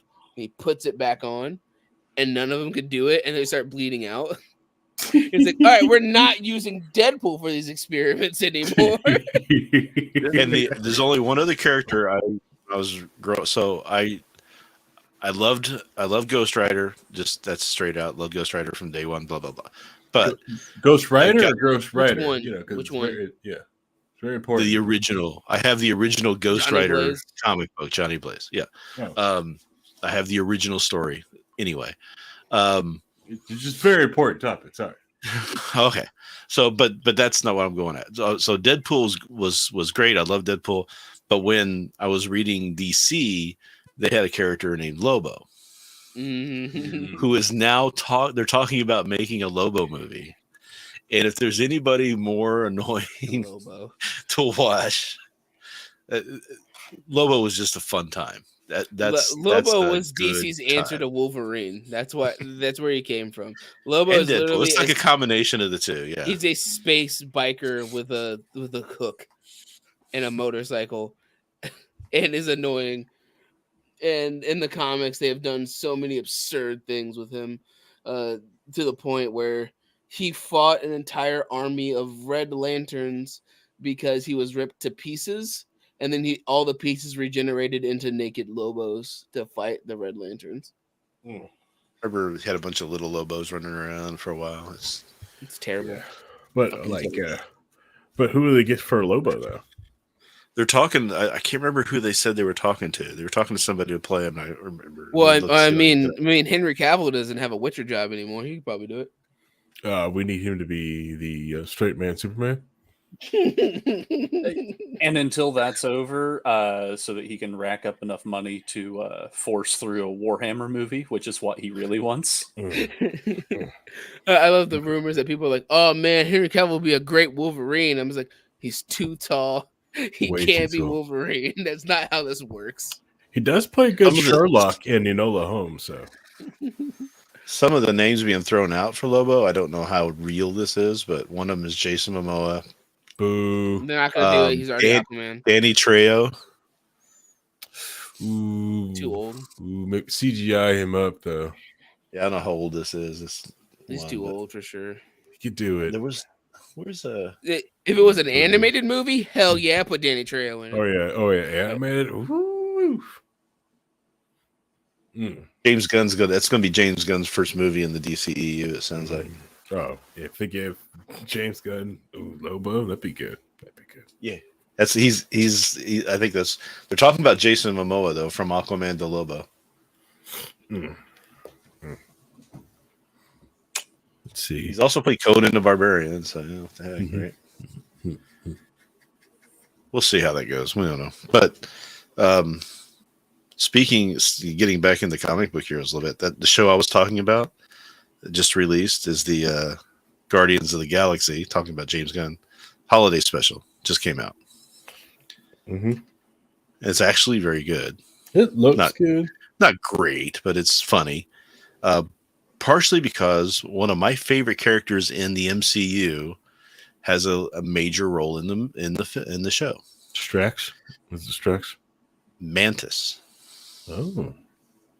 I think Mantis is adorable. The person playing Mantis has made some really smart choices with the character that a lot of people don't pick up on. And I think she owns it. I think it's so good. Like there was one point where they were like stalking through somewhere. I can't remember where it was in one of the movies. And she's got her hands folded like this, like a mantis. And she just, so she does these little things like that. That's really cool. And the when she's like saying things really nice, and then she's like, rawr, and then she goes back to being nice again. It's that switch up. She just turns on a dime. It's so good. Such a good acting choices that she doesn't get. I don't think she gets the credit for. A lot of people just don't like her character in the Guardians of the Galaxy for some reason, and I think she's one of the best ones. I was really happy that she was like the main focus of the show. Of this, her and Strax were. Which like honestly, by the trailer, it looks interesting. It looks like something like in the universe. It looks like seems something like too completely forced to it, and it looks like it could be a good time. It's actually there's a revelation in the show that was cut out of Guardians of the Galaxy 2. So they brought it back for the TV show to make it happen in there. So what is it? The new Guardians of the Galaxy the holiday special thing. Holiday special. Yeah. Yep. Okay. It's 45 minutes and it's actually pretty good. And Kevin Bacon does a decent job. Yep. Who's Kevin Bacon play? Kevin Bacon. Kevin Bacon. Wow. Yep. That's a stretch, I know. Like the other day, were you surprised at the disappointment about the Chip and Dale Rescue Rangers movie when I told you that like Gadget like I don't even want to know, banged man. Drake? I don't even care. We're not even gonna discuss this. it's like I ain't lying about it, bro. Like I know you're not. I'm just like I don't No. want to know. So, like, speaking of Kevin Bacon, the only superhero related movie that I want to watch with Kevin Bacon in it is Super, which is like the best parody of the superhero story genre, everything that I have ever seen. That's the one with Rainn Wilson, right? Well, Kevin Bacon was in Dwight Schrute, because that's the only way I know him. Yeah. Okay, yeah. We are thinking of the same movie. But Dwight Schrute was in Weird too, so the Weird Al Yankovic parody story, which is fair. I haven't watched it. Played Dr. Demento. Oh, it's funny. I just saw it today. So good. It's fair. So that was the only new thing that you were talking about that was new that you really enjoyed, Rhinehold? Well, I liked Weird too, but that's another story. I just was getting on the the comic book thing, yeah. So that's fair. that was fun to watch. Like you didn't hear, I was talking about how I loved the character Mantis. I think that's one of the best characters in the MCU. That's fair. Okay, hands down. I understand that. I mean, I'm just glad that they haven't like completely made the Guardians irrelevant yet, like they've done with a lot of other characters so far. Yeah, with him. Well, there's going to be Guardians of the Galaxy 3, but I think that there's going to be some deaths in Guardians of the Galaxy 3. And Dave Bautista that's already said that that's his final movie, so that's it for Drax. So no matter win, lose, or draw, but it's still more of a I don't like talking about the MCU, but the fact that Phase 4 had 14 different properties, movies and TV shows, which is more than both Phase 1 and Phase 2 combined, makes me really tired. It makes me exhausted. It makes me so exhausted to. Are you counting the TV shows? Yeah, no, that's it. So I said the TV shows. That's what I'm saying. They didn't have the TV shows in the first two, or they would have done the same thing then. Well, I mean, they technically had one, but they didn't care about it. Well, and also to an extent, don't get me started on that's my favorite TV shows ever made. And anyway, in a way, thank God they didn't have the more budget or everything to do 5 TV shows, because I don't think we would have gotten to Endgame giving a flying F about Marvel. Well, I think it's going to be interesting what they do with Kang, because Kang is going to be such an interesting villain, whereas opposed to, Thanos, it was this one guy, but Kang is going to be multiple people, multiple iterations of that same character. And it's going to be an interesting way to handle it, I think. One of the things that I've seen when I've seen like people talking about it is that there are certain people that are like some people who went into Doctor Strange without knowing that it was going to be a Wanda-centric movie, because they didn't realize how important she was going to be to the narrative, and they were like, I didn't know I was supposed to watch WandaVision before I go watch that. And you didn't have to. You could have got what was going down with that, but yeah, but you definitely miss a lot of context. Her kids, you don't understand why she's so involved, why she wants her kids. I guess that's why. But I don't know. But it's more of because there's so much media property that's connected. Because even with the MCU, because there was the Netflix Marvel shows that weren't connected, but they did a lot of things where they showed stuff that was in the MCU in the background by trying to connect it that way. But it wasn't. They're bringing back a character that you are upset about. Probably the Kingpin. Mm-hmm. They're talking about bringing him. He says he's coming back, and they're going to do something with him that's going to make everybody stand up and notice. So, I mean, I don't know. I mean, it can't be worse than Star Wars. I watched the Obi-Wan series. I'm like, man, Obi-Wan, you're like the worst Jedi I've ever seen in my life, brother. Like he's actually just a terrible person. Like, first, when he fought Anakin on Mustafar, cuts off his arms and legs, leaves him to burn to death, knowing he's not going to die. Because you can feel it in the Force if he's going to die. You know what I mean? And it's like, no, he couldn't. He thought he had finished Anakin at that point because he can't feel the dark side on the that well, right? So you can't really tell too much from the. I guess you could a little bit. Well, the at that point in the narrative, the Emperor and the dark side was so strong that they were cutting off the Jedi's ability to have precognition. But then he leaves them to die again like that. Like, just kill him, brother. Well, yeah, that's the thing. Like, he had Anakin dead to rights. Who's to know that the Emperor's going to actually Deus Ex Machina him right there? Exactly. But at this point, it's like, no, I can't do it. Like, you hate him more than anything, and you would be like neglectful to not murk this dude. Mace Windu would have threw him in the lava, bro. It's like Mace Windu would have chucked his corpse in the lava. True facts. Accurate. Oh.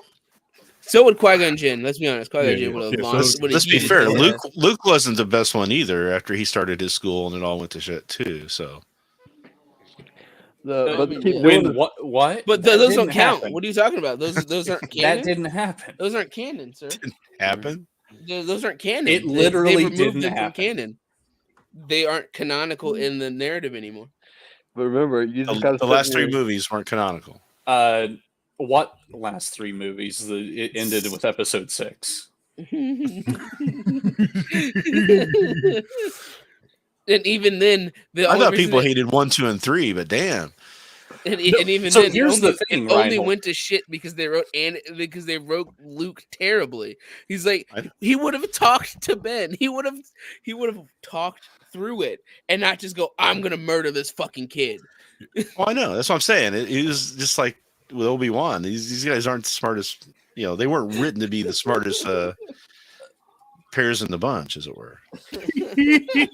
But remember, like, there's a dyad in the Force, and I get to be a lich and suck the life force out, and I get to come back shooting lightning in the sky. Literally, no. So, no, like, literally, no. We've had multi-hour discussions on how badly Disney botched everything Star Wars. But here's the thing.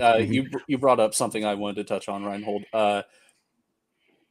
Episodes 1, 2, and 3 were made better by the fact that Lucasfilms went back and supported a bunch of the lore in those 3 movies, managed to bridge them and connect them to the other ones, and keep characters consistent over all 6. Like, you had an actual arc for Obi-Wan laid out until they decided we need to shit on that. Yeah, shit on that. You, like, Anakin in the first 2 movies was a god-awful character. 3, you had an inkling of something.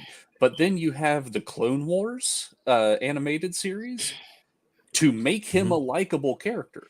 A lot of the reason people don't hate 1, 2, and 3 at the same level of the sequels is because you won't even give him a number. You won't even give him a number, Paul.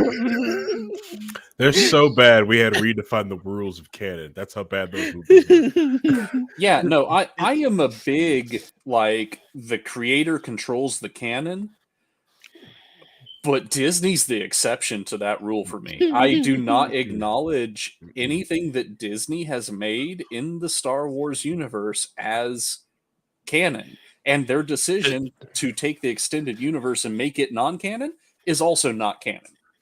The extended universe stands. Here's the thing, though.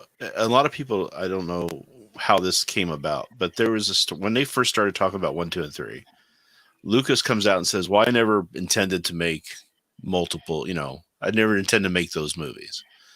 And I'm like, that's complete bullshit, because when I was a kid, in between episode, the first one, which wasn't titled episode 4 at the time, initially, when it came out, and I was waiting for the next one to come out, I was reading a magazine that was basically geared towards kids.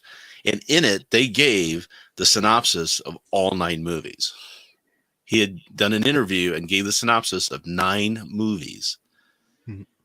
And they all tracked. I knew how Anakin became Darth Vader by reading that synopsis back in 77, 78, I think, when it came out. Mm-hmm. So that's, somehow he got away with that bullshit to try to say that he never had that plan. I'm like, I knew that he got chopped up and left in a lava pit when, that long ago. Right. And to be honest, there are a few things that should have been done in the prequels that weren't done. Like he was setting up everything to have Darth Jar Jar. Like talking to the actor afterwards, God, it's so basically confirmed that there was a lot more. Yeah, like that would have been fantastic. But the audience bit on it so hard that he jettisoned it, and yet that was the right choice because he got the. I mean, there's 2 ways. Either you double down, you go through with what you're going to do, and you execute it perfectly and make them eat their words, or you tell the better story that doesn't rely on you making a slapstick character somehow the major villain, which I honestly don't think he had the chops to pull off. Yeah. Well, considering he completely ruined the switch on Anakin, and that's the thing that irritated me the most about all of that, is that I didn't mind the first 3 movies at all. There was actually some interesting things in them. I kind of enjoyed them. I saw them in the theater. The third one I did not see in the theater. I watched it as a screener, just because I had the opportunity to get an early screener. And what pissed me off the most was that the switch from good Anakin to bad Anakin, as it were, to Darth Vader, was not believable. No, I completely It was agree. not done well, and that ruined everything about it. That was the whole point of those 3 movies, was to bring him to that point, and they just ended up just re-quoting George Bush and 9/11 for his turn. And I would argue irritated me the most. It's always been the case with Anakin. It's like Anakin's always had attachment issues, always had anger issues. He butchered a whole family of like Tusken Raiders for no reason because his mom died. And there. Yes, but it just wasn't done well. It's like the same with Game of Thrones, where the turn that she makes at the end of the series, it wasn't established well enough. It wasn't a good and believable turn. If you read like the other lore, when he was in the Jedi Academy, like other Jedi stayed away from him because of the chosen one aspect about who he was. So the only person he had to confide in when he was like a youngling and Padawan in the Jedi Academy was Palpatine. Palpatine was the only person that gave him praise. Palpatine would bring him to like plays, he'd bring him to like events and stuff. Palpatine was his only like actual true friend because Obi-Wan always kept a distance away from him. Like, yeah, he's always with Obi-Wan, but Obi-Wan always had this degree of like not trusting him completely, where Palpatine always trusted him completely. So unfortunately, that stuff wasn't in the movies, right? And that's part of the problem, though. Niece is like in the movies alone, all of the points can line up. It's just how they executed it. It was completely. They didn't show what you just said on screen. If they showed what you said on screen, it'd be completely different. I mean, even the other person he trusted, Ahsoka, the Jedi, basically accused her of murder and forced her to leave. Like everybody trusted. Niece, like, let's not bring up Sir, the aptly named Sir, not appearing in this film.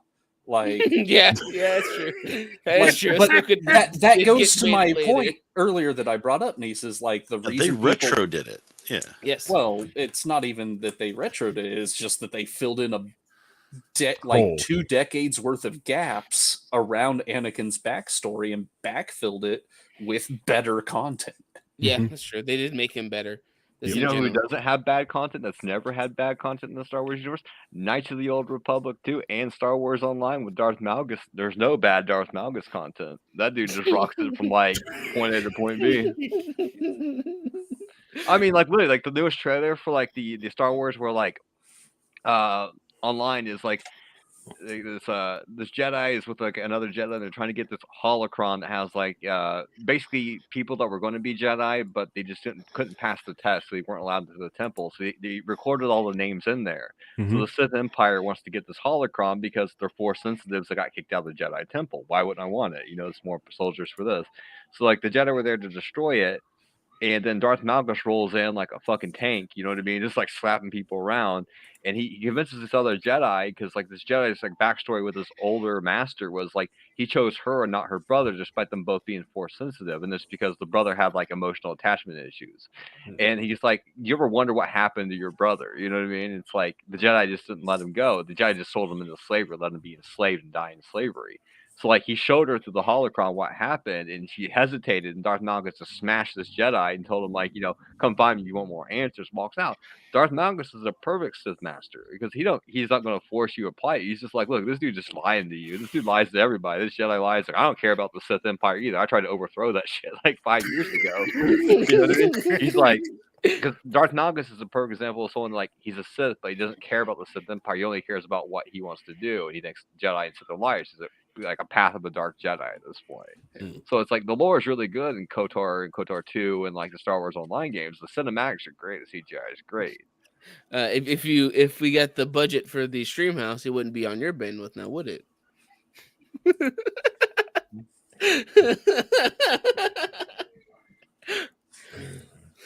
What was it? Spangle. The my bandwidth. He can comment, but he can't join in. Going to be higher than Barack Obama at Thanksgiving. His brother wouldn't say that. His brother would just bring cigars and bourbon and be like, let's see, let's get gig. Let's party it up in here. He's wearing a motorcycle t-shirt. You know, dude's probably like, hell yeah, house. Let's go, brother. But no, I don't think I think Obi-Wan was a bad series because I think Obi-Wan's just a terrible Jedi in general. He was a terrible friend, a terrible Jedi, a terrible master. Qui-Gon should have like not died. Obi-Wan should have died. So Obi-Wan like gets forced into a lot of situations that are just completely not his fault. There's no reason like why he should be the one who gets elevated to Jedi Master and forced to take care of the fucking chosen one, other than the fact that Qui-Gon really just kind of put that on him. But let's be honest. If Mace Windu was over Anakin, there'd be Piccolo and Gohan instantly. Or they could have actually listened to the recommendations of the Jedi Council and not taught him all this stuff, right? I mean, you see what I'm saying? Like, you know, that was them acting outside. Then you just I know you wouldn't have a story, but I'm just saying. No. You have a story because friendly Uncle Touchy Sheev over there gets the boy right away. Like, too old he is to begin the training. I mean, all right.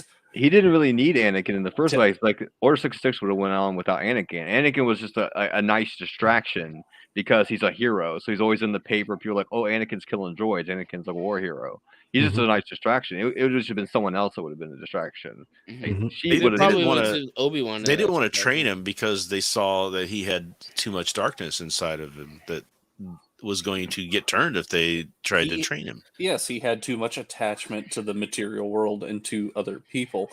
But also one of the big lessons in the in the sequel or prequels is the Jedi were wrong, and not dealing with like cutting off attachment entirely is the wrong method, and fueling it and making sure it's done in a healthy way, having healthy attachment and being part of the universe instead of cloistering yourself away like a bunch of sword wielding space monks. Well, there's also the situation of them with the prophecy of bringing balance to the Force, like thinking that that's going to be a good thing. Like, also, the Jedis are hypocrites. Yeah, sure. Yeah. Only Sith deals in absolutes. That in and of itself being an absolute. Well, like the Sith were okay. Like if you go back in the lore, the Sith were just like Jedi that wanted to learn more stuff, and they had their own temple on planets far away. They're like, okay, well, the Jedi aren't going to teach us this stuff, so we'll make our own temple and kind of do our own thing. Mm-hmm. And then like where they were like on a Force nexus, so Jedi would come to the same planet because there's a Force nexus there, and the Jedi just weren't having it. And they're like, that's heretical. That's heretical. You know, you can't be like doing this like reanimation shit. And the Sith are like, it's cool. You know, we're not doing it in your planets and stuff like that. But then Jedi's like, you know what? These rebel Jedi, like, let's just fucking go to war with them, a civil war. And they started a civil war, which then they fled the Korriban, and the Korriban, like the Sith there, became part of the Sith Empire. So it's like the Jedi started the whole thing, and they just wanted to learn some stuff. It's like, hey, there's just books, and like, oh, it's forbidden knowledge, you can't learn it. And they're like, well, we'll go to our own planet. And the Jedi are like, well, fuck you will, and like started bombing their planets. So like the Jedi are the reason the Sith became the Sith Empire in general and adopted that philosophy that's antithesis to the Jedi is solely because the Jedi bombed their planet because they're heretical and they wouldn't stop reading books that they didn't think they should read. That sounds like pro-Sith propaganda. Like that, I'm going to put that down as totally not biased. I only serve Valkyria, my dude. Like, you know, no point in the Sith when you have the Eternal Empire, you know. I know what I support. I mean, Valkyria was right. Sith are dumb, Jedi are dumb. Make your own like group of force-wielding people and just like bomb the galaxy. I mean, he's the most successful Sith Lord, lived 1,000 years. He knows what he's talking about. So, niece, you're saying you're a libertarian of Jedis? Yeah, I mean, you just gotta, you know, do what you want to do. Like, if the Jedi bomb you, you bomb them back. You know, it's just non-aggression. You know. There it is. No, but Jedi always terrible like that. They just don't let people do what they want to do, and like, you know, if they just let people read their books and read their artifacts and like mingle with the Force, it would have been okay. And then they wouldn't have got like butt fucked by Yuzong Vong because they can't deal with them because Sith probably could. Sith alchemy is a little bit different than like, you know, throwing like bricks at people with the Force. I mean, like they make like monster constructions, you know. It's just things would have been better. It's, you know, I'm not saying it's Sith propaganda. I'm just saying that there's two sides to every story, and like I think they got the wrong end of the deal. And you know, Jedi are shitbags. Yeah, always the shitbags. Yeah. Well, as Extreme told us, though, there's three sides to every story.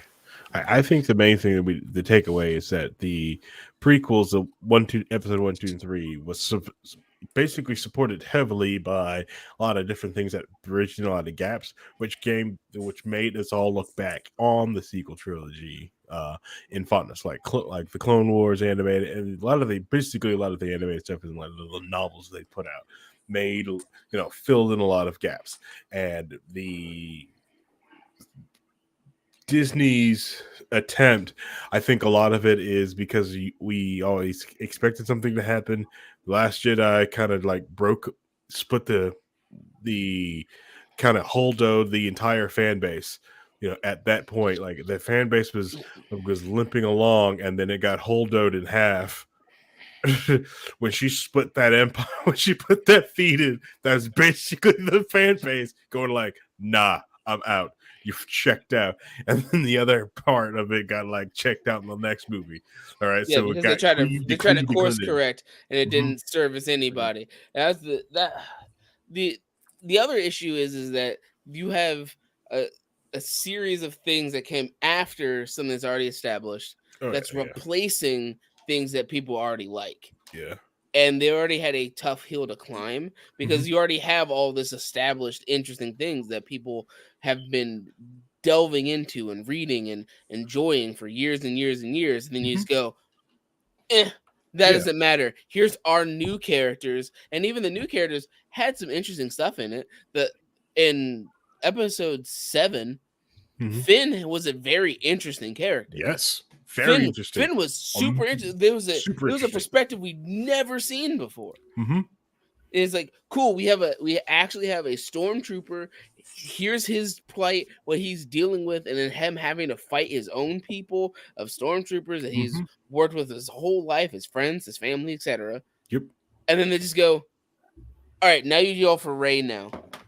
Yeah, it's just the Ray movie. I was like, okay, but I've seen this goat herder from a the desert planet get force powers, blah blah blah. I've seen this movie. Right, like they even hinted at, like, literally Finn wields the lightsaber, even though he doesn't beat Kylo Ren, he still willingly wields it and uses it effectively. Yeah, holds his own against somebody who has trained for decades with it. Like, no. And then to, like, just completely shit on the character by being like, oh no, I was just a garbage man. I was a janitor. Like, what? No. Then why were you on the field covered in blood shooting guns? Right. If you were a janitor, why were you shooting? Why were you on planet, en route, attacking people? It doesn't make any sense. Yeah. And not even to mention it's my first day. My first day. Not even mention The Last Jedi, where you basically take him out of the main focus role and put him on a new side character that you really want him to be with, and send them over there while the main plot's over here. Yeah. I think, if anything, this goes to shows you like how people feel about the sequel trilogy is the BJ wholesales and the whole thing of, and just all that stuff just being on the pegboards now, unless they, and you can see like they're trying to go back and do the exact same thing they did with the prequels of like go in and like fill in underneath it to support it to try to get people to like it, but there've been a lot of failed attempts. And now I hear Andor is supposed to be kind of good, but like as far as I know, most people like myself, like I've checked out. I don't care anymore. I'm not going to consume product anymore. I'm not consuming. You didn't watch Mandalorian? Oh, nope. I didn't watch Mandalorian. I checked out.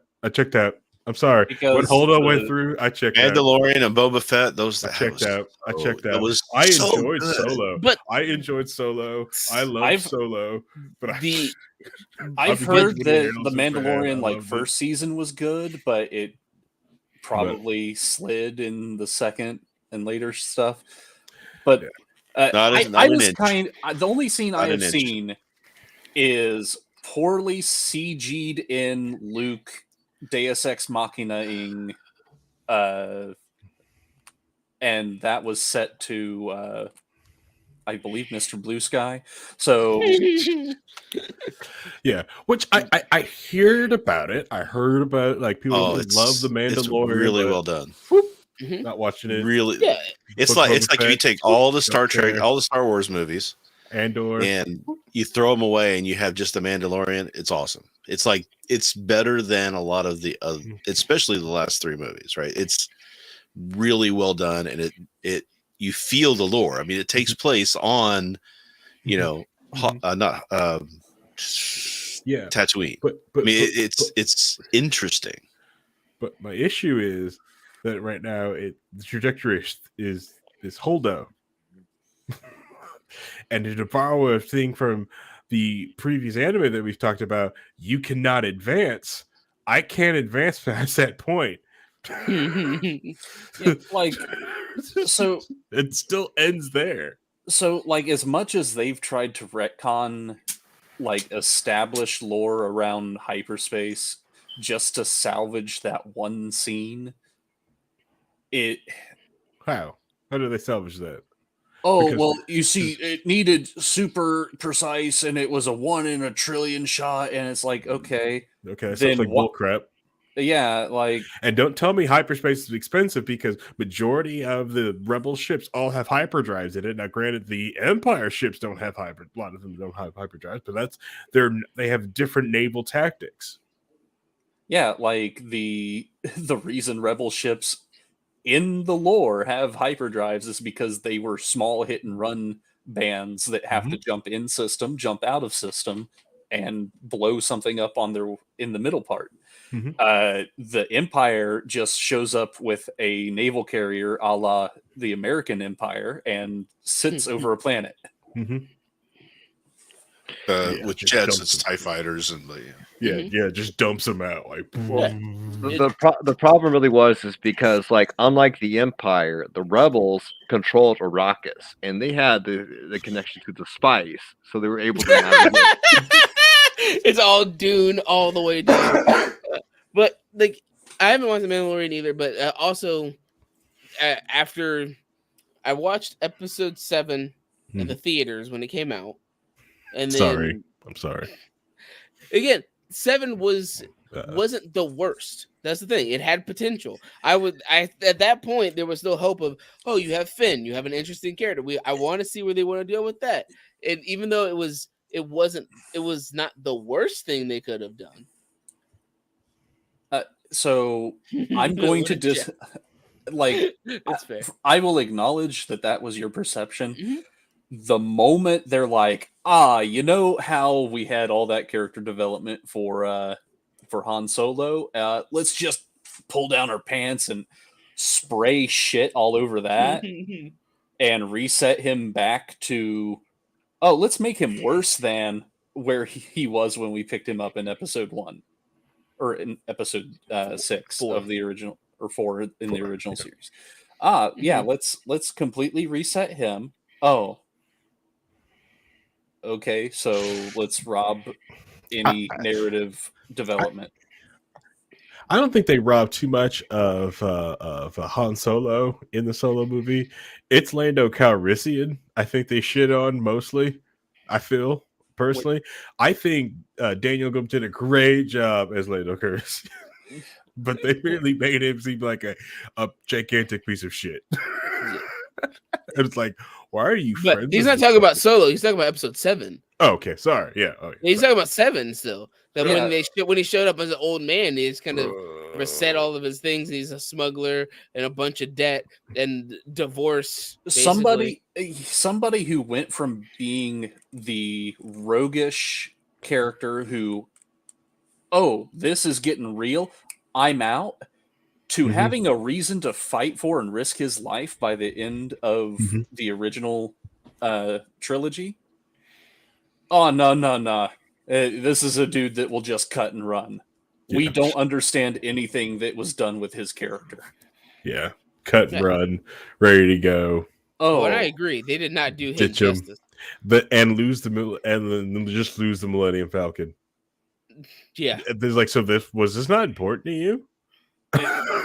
You literally fought tooth and nail to keep it at every turn. You only turned it over to Lando for because you couldn't keep it for a while because you were in carbonite, right? It would have been more fitting if they would have ran into the Millennium Falcon and they were just on the ship getting ready to get it to launch, that's why they were estranged, because they crashed. They can't get back up. They've been trying to get out. That would have made more sense. I haven't seen Leia, in 4 years because we've been stuck on this stupid planet. That makes sense. I've been trying to get home. I'm doing stuff here. Yeah. They didn't earn the right to shit on Han Solo's character the way they did. Mm-hmm. They didn't earn the right to make Luke a space hermit, drinking that titty milk. That came later. Titty milk came next movie. It was completely unearned, unsupported, out of character, bad fan fiction. Yeah, and I really feel like the biggest thing is because it wasn't for a story they were trying to tell. It's more of we don't want to pay money to the old creators. We want to shit on it, walk away from it, strip the story from it, because we know this is $1 billion+ franchise, and we don't want to share any of the profits with the people that created and supported this fandom. That's all it was. That's all it was. It was a complete money grab. They didn't want to pay the EU the authors. They didn't want to pay the artists. They didn't want to pay any of them. They didn't want to let's Lucasfilms did that. Cool. They don't want to pay any of them the royalty fees. The worst part is their stuff. It's the same thing that's happening in Marvel, where you're Ironheart's in the comic. Ironheart's the shitty part of the comics that someone has already wrote off the rights to, that Marvel completely owns 100% to. That's why they try to push this crap off, because everything else that's old, they've got to pay off royalties into trust funds and other families. And it's them getting rid of like the EU and all that stuff. It's really sad because with the Disney Star Wars is they try to make their own EU. Yeah. In the movies. Oh yeah. Like these Remember movies the came boulders? out and they wrote their own books to try to match their lore. And like one of the books that there's like one of the main characters showed up for 3 seconds in 9 or something like that. They said like his name maybe. Yeah. But it's just, they just tried to force something that didn't work. Yeah. And the other issue, besides it being random vision, there was no real plan or thought to it, since JJ only wanted to make the first one and pass it off to somebody else. But it's also that issue of, because a lot of people didn't like those movies, I don't care about other stuff. Like Rogue One came out in between all those, but Rogue One, you knew they were going to lose. Right. They like, you know that you can empathize with their plight, but at the end of the day, you know what the ending is. Right. You knew they were going to lose, but you still like rooted for, like, come on, someone's gonna get off the planet. Come on. And even though like, okay, you know what's going to happen, but like, yeah. Right, but it's still good. It was still a good movie. But my just question kind really of got glossed over.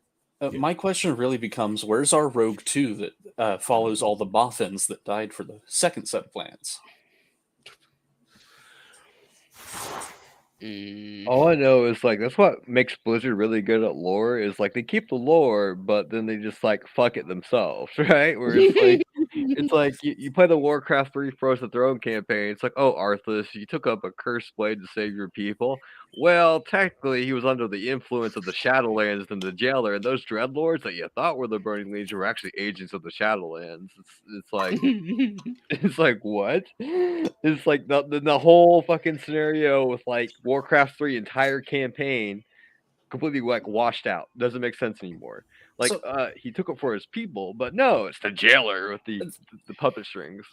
And that's another franchise that it's like, hey, we let a studio do something with our stuff, and boy, we sure shouldn't have, because the Warcraft movie, like, what in the absolute hell was that even?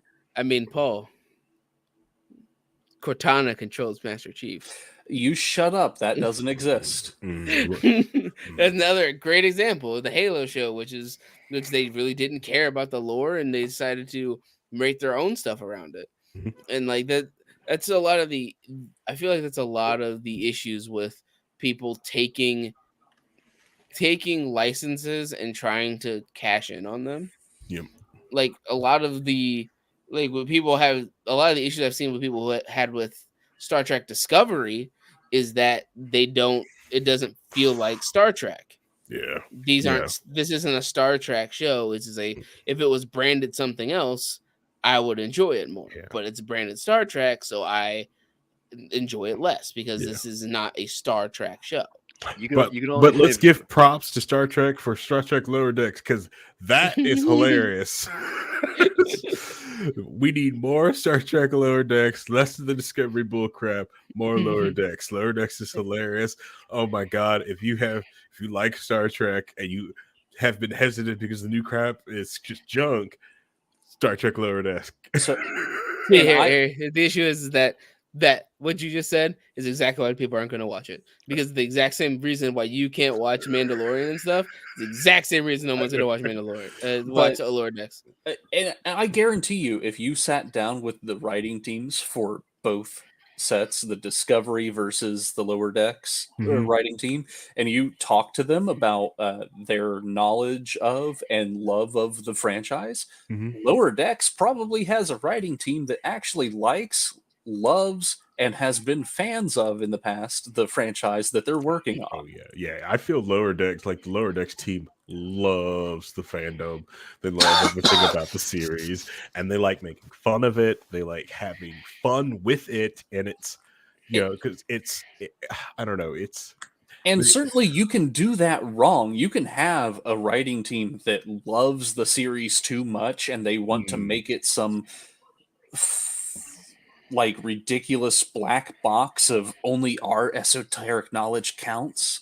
or do weird stuff with it. So like the plot of Picard, like love it too much, but execution is just shit. Or the best example of all of those things Paul said is the Resident Evil franchise. The Resident Evil movies did their own thing, but they try to cash in by using as many of the characters, but they're not really the characters. There's the names of the characters here. But also here's actual Wesker because Wesker's cool and we don't want to get Wesker wrong. And then you have like Outbreak, which they try to remake the games, but in a low budget movie, so it looks terrible. But then you have the Netflix series, which is like, well, we have the name, but we're just gonna make a terrible show with the name attached. Well, that's why like everything should be funny. Like when he was talking about Halo and Cortana, it would only be funny if Master Chief's like, HUD in his helmet. It would be like Cortana's talking, and she'd be like, "Yeah, do you want to update to Windows 11? Click yes or no. No, restarting in 20 minutes." It's like, it's like fuck you, Cortana. It's like I said no. It's like it's a forced update. Just have him argue with Cortana about how he's in his helmet. He's like, I've disabled the GPO. I've like removed like the patching here, but you still forced the goddamn update. And Cortana's like, I get it from headquarters. Nah, niece, it's fine. They have human covenant. It's fine. Okay. I removed the GPO, Cortana. I'm sorry, Paul. You remembering that those things exist is just such a moment of just pure, unadulterated emotion on your face. It's just so perfect. I mean, would it not be better, Paul, if Cortana had tried to force fucking Windows updates to Master Chief all day? Like, if that was her whole job, was instead of helping him fight the aliens or helping him like get out of dire situations, she's like, oh, there's a security update for like Microsoft Teams. Would you like to install? You know what I mean? I'm sorry, John. You can't use your left hand. There's a firmware update that you haven't taken care of, and it's conflicting with the BIOS of your suit. So Metroid Other M. Because that's what that was.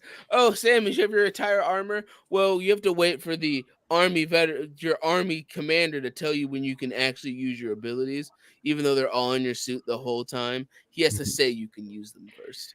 I see, John. You tried to disable me, but I will return in the next update. Like, yeah, the icon might not be in the taskbar. You might think I'm not there, but I am there.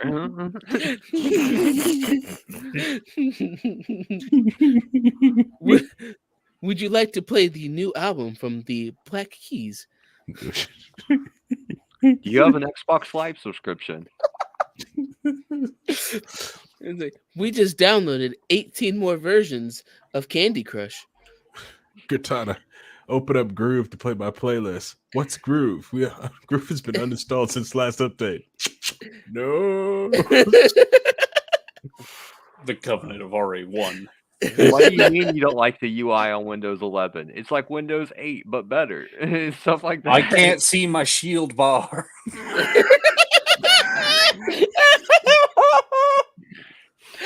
It would have been way better if it was like just that nonstop. Just over and over and over and over. It's like, oh, I see you're tired and want to go to bed. If you're trying to restart, would you like 20 updates? I'm going to use a command prompt to force install. We thought of that, John.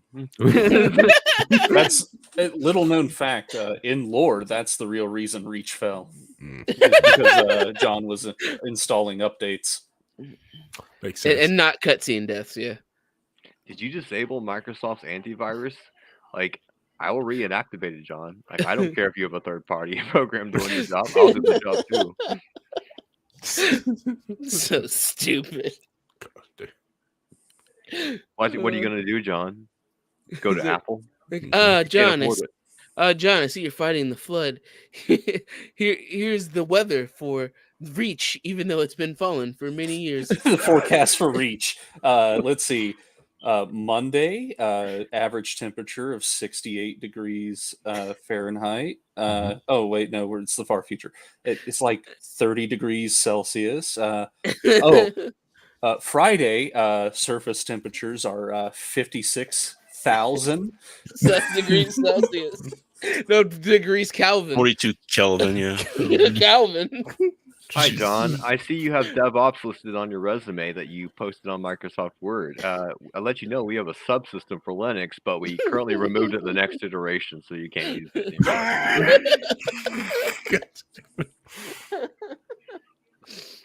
Fucking Cortana, dumbass, pops up every day.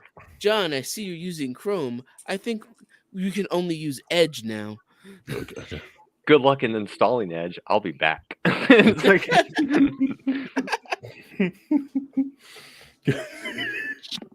Master Chief's resume would be fucking wild. It's like it says here that you've been in the United States or the United Nations Space Command Marine Corps since you were 6. That is correct, ma'am. I think Leon S. Kennedy's would be better. Like it's going over like, like special ops, Raccoon City, but like the interview would be like Chris Redfield. Like, yeah, but did you sleep with my sister, Leon? Did you? Like you got to, Leon. The bloodline's got to go on. The Redfield bloodline must go on, Leon. Good old Chris Redfield. No, I wonder if he banged Ashley, dude. I'm like, come on, like I see the memes. You're on there on the island. It's the president's daughter, just scooting along over there in international waters, Leon. Like if I was the president, I would ask some questions. Like, ask some questions. I would ask some questions. It's like you took a long time on that island. We could have just like thermo nuked it. You know what I mean? It's the middle of nowhere. We nuked Bikini Atoll like 5 times. It's like, Leon, you were there for a while. Mm-hmm. I would ask questions. Then Chris, of course, would ask questions about like Claire. It's. Man, they've really fucked up Chris Redfield though. Like his lore, like the Resident Evil 6 thing was garbage. That was the most garbage game. And even the new Resident Evils are kind of garbage. It spawned like Goth Mommy, but that's it. That's the only thing the new Resident Evil is Goth Mommy. Did do that. Which, we can all agree is a good thing, right? It's like 9 feet tall, so people were like smother me like Goth Mommy, but it's literally like the Rule 34 carried that entire game. Yeah. It's fine. It's fine. If you go to Goth Night here in Indy, there's like this massive, really tall Goth Mommy, and she got this short king right now, which F him. Like what kind of Goth Night is Goth? Goth is I didn't like know. broad. Hey, if I'd known that, I would have gone to Goth Night a long time ago. Come on, man. I could have been that short king. Sorry. No emos. I could have been that night. short king. God damn it. No emos at Goth Night. Okay. I've been researching. Okay. No. I just like show up. It's just I call you one day. I was like, hey, I'm gonna go to Goth Night with you. Like, no, you can't. Are you sure? No emos at Goth Night. Don't worry. Like I'll take you. I'll take you out. I'll get you some like Paradise Lost shirts, man. I'll get you like the entire discography of The Cure, and like we'll just rock it. It's like come in, Sisters of Mercy. Like I got it all. Let's go get them up to speed. Get them up to speed. Crash course into like death rock and stuff. It's like, yeah, you're good to go. Like go in there. Like look, they don't make these cigarettes anymore. They're called clove cigarettes. You got to import this shit from Europe. Don't listen to these. They're illegal in the United States now. Yeah, you'll be at punk rock night. Don't listen to him. That's exactly what he just said. That's all punk rock night for sure. Diesel have you at punk rock night. I threw up in that dumpster. Like I drank That's one Sun King. Yeah, the like one night punk rock night. All they had on tap was like Sun King, like some like super IPA, and it was like I'm like I'll drink one. You know what I mean? Because the band's kind of awful. I need something to like distract me. Yeah. And like I just drank one. I'm like, I'm gonna go throw up in the dumpster. This is like the worst thing I've ever drank in my life. And like, are you throwing up because you're drunk? I'm like, I've had half a beer, sir. This is just awful. Like, why do you have this on tap? Why do you have this on tap? This is terrible. And they're like, well, you come back in and enjoy the show. I'm like, I'm gonna go over to like Jay Clyde's, have a good time at Jay Clyde's because they don't give a shit there. They'll serve me PBR by 50 cents a pitcher. Oh my god. Don't worry, Harry. I'll research a goth aesthetic and we'll go like in January. Okay, all right, that's fine. You gotta learn your subtypes though. Like I know, it's to say I would pick one. You got the cyber goths, the trad goths, like the Christian goths. You keep going down. Like you get like the pearl. I can't hang out you if you go Rivet or Cyber. I'm sorry, I can't. I can't hang out with you. It's like a gang. It's like a click gang. When you're in there, it's like yeah, like we can't go over to like the east side of the room anymore. The cyber goths took it over. You hear their bad fucking EDM music blaring out from their speakers. Well, that's the thing, like, because I always get because I'm most like at that that dance raver convert over, so like I get sus points anytime I can't really hang out with the cyber goths. The older elder goths are like, oh, he's being sus again, hanging out with them again. He's a sus. He's being such a sussy baka. Get out of here. I thought we fixed you. Don't hang out with Nice and his goth rockers because it's just a gateway to black metal. It's like, look at him, he's over there. It's like, but the drums and the guitar are so chill and ambient. It's like he's just gonna get you into Burzum. Stay away from it. Stay away from it. Yeah, see, that's that rivet head stuff that you got to stay away from. Okay. Next thing you know, we're like out in the forest and like corpse paint, being like, "Yeah, we're gonna summon Satan, brothers." It's like just stay away from those guys. I feel like Nice has done that though, at least once. Going out in like a forest in midnight and just playing like loud ass like a black metal music. That was a good time, like cornfields and shit. It's like, what do you want to do? It's like, let's go get drunk and listen to like heavy metal in the forest, but I can't find anybody like into black metal in Indiana. That's like the rarest form of like metal. Like I'll get like people like at shows being like, I listen to like old Haste the Day type stuff and like old like Victory Records. And it's just I'm like, yeah, y'all like Agaloth, and they're like, what's that? They look it up and like, man, that's some nerd shit, brother, that you're into, and like, I need you to get away from me. You're bringing down my cool points, man. I need my metal to be like semi-mainstream, not mainstream enough to be pop, but like enough where I have like an edge. But you're just like full on like dungeon synth over there, It's like, get out here with your like black cloak and covenness, Hearing Nice talk about music is exactly the meme where it's a dude versus a woman naming colors.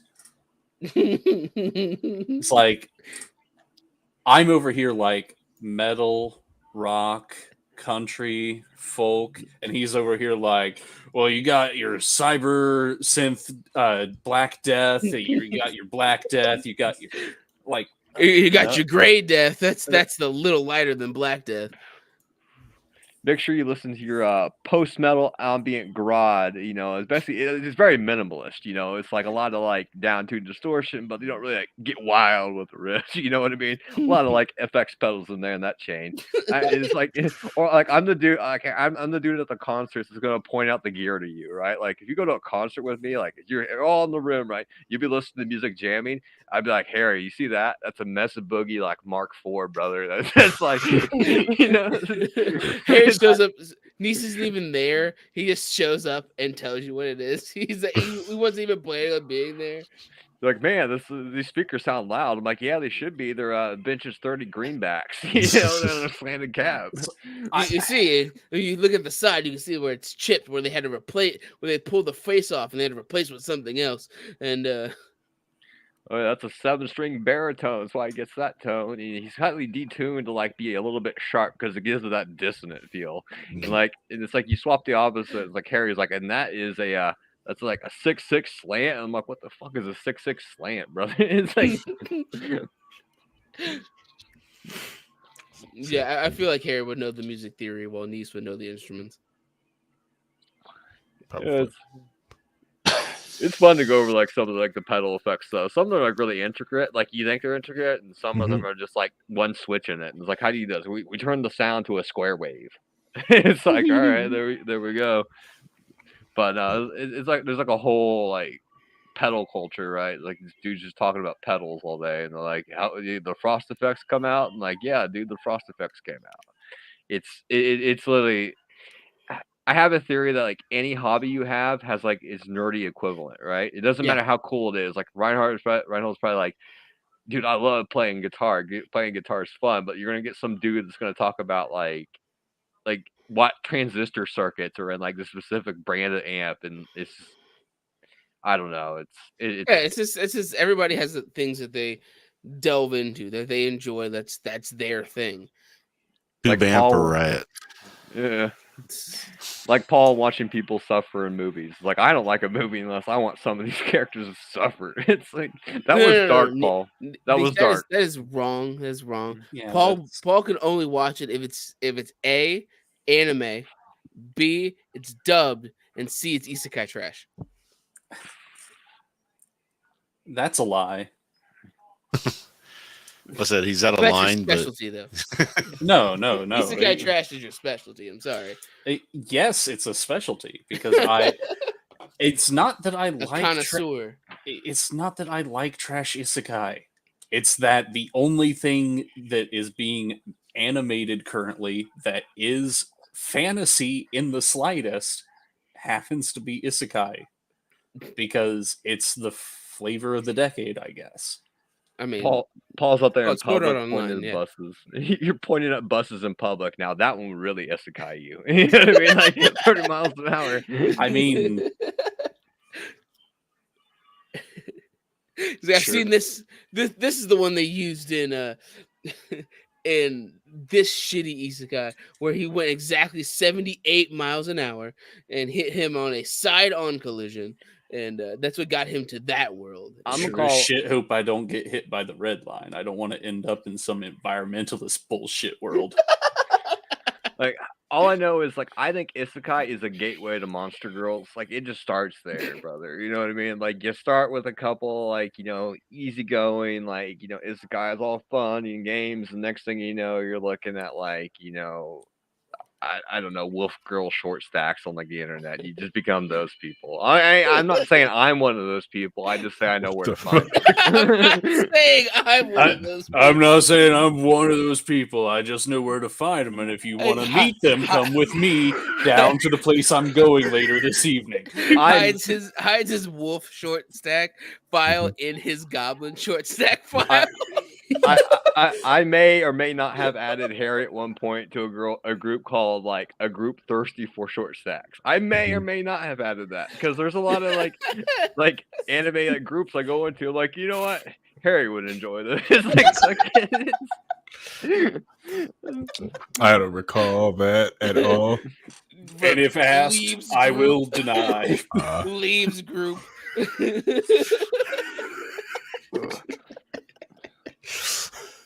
Can I confirm? No, deny. You're not supposed to tell anyone. I have to. Good thing I have 2 alt accounts on here. Oh, it's even worse than the clown girl fiesta group, where it's like, I need to look at me some clown girls for like an hour. It's like, oh, that's pretty cool. What are you doing with that, like step clown? Honka. Honk, honk. Okay, all right. First off, like clowns are pretty fun. Okay.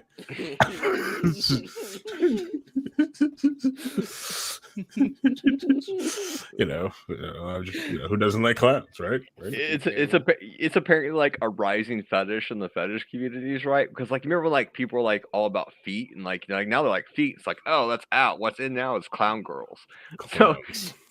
So it's like feet has gone mainstream. That's what it is. Yeah. So now it's all clown girls, right? So it's like, did Juggalos do it? Did Juggalos clown it up, bro? Is Fago in? And it's like Fago is apparently in. So like, is that why Harley Quinn's so popular? Exactly. I think she's like a gateway into that, right? It's like I like how they Quinn. So then the girls start dressing up in like different clown makeups, and like, oh, I'll put it on OnlyFans, and like you get like people like, I don't know, like some guy named like James Weiss that's just like clicks $5. You know.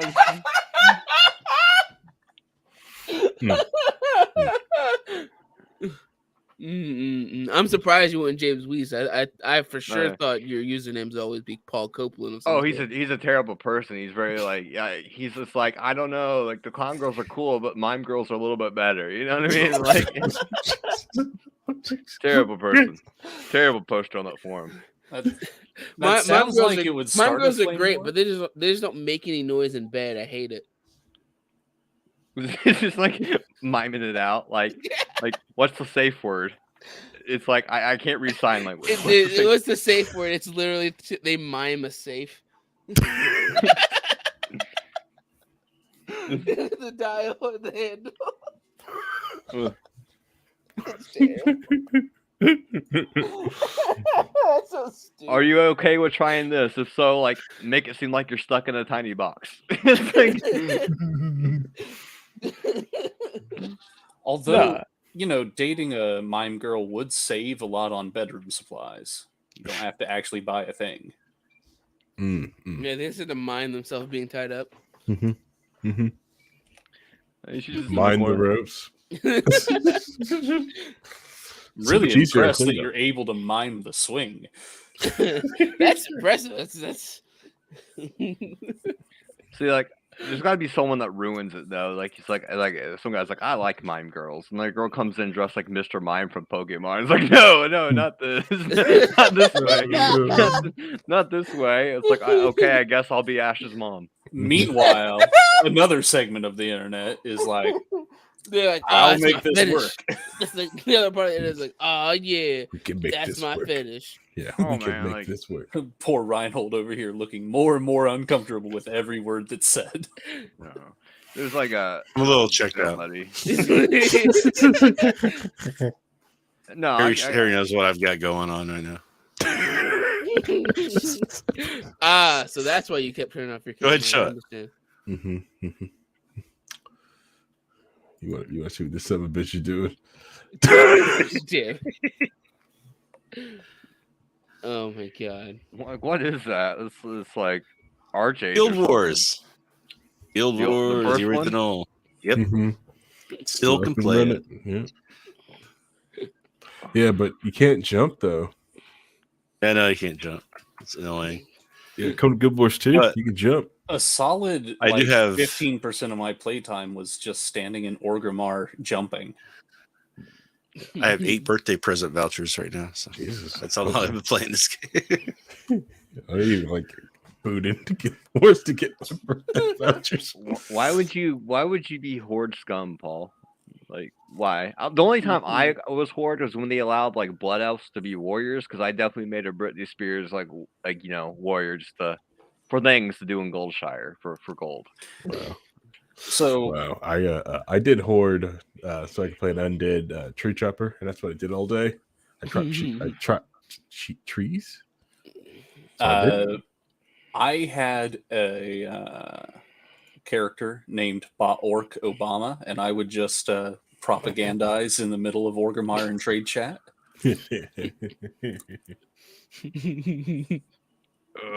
I was there for the great banning. Like, do you remember when Asmongold was like, "Hey, there's like a bunch of farms in Elwyn Forest, right?" And he's like, "It's kind of weird how it's like the only like zone with farms."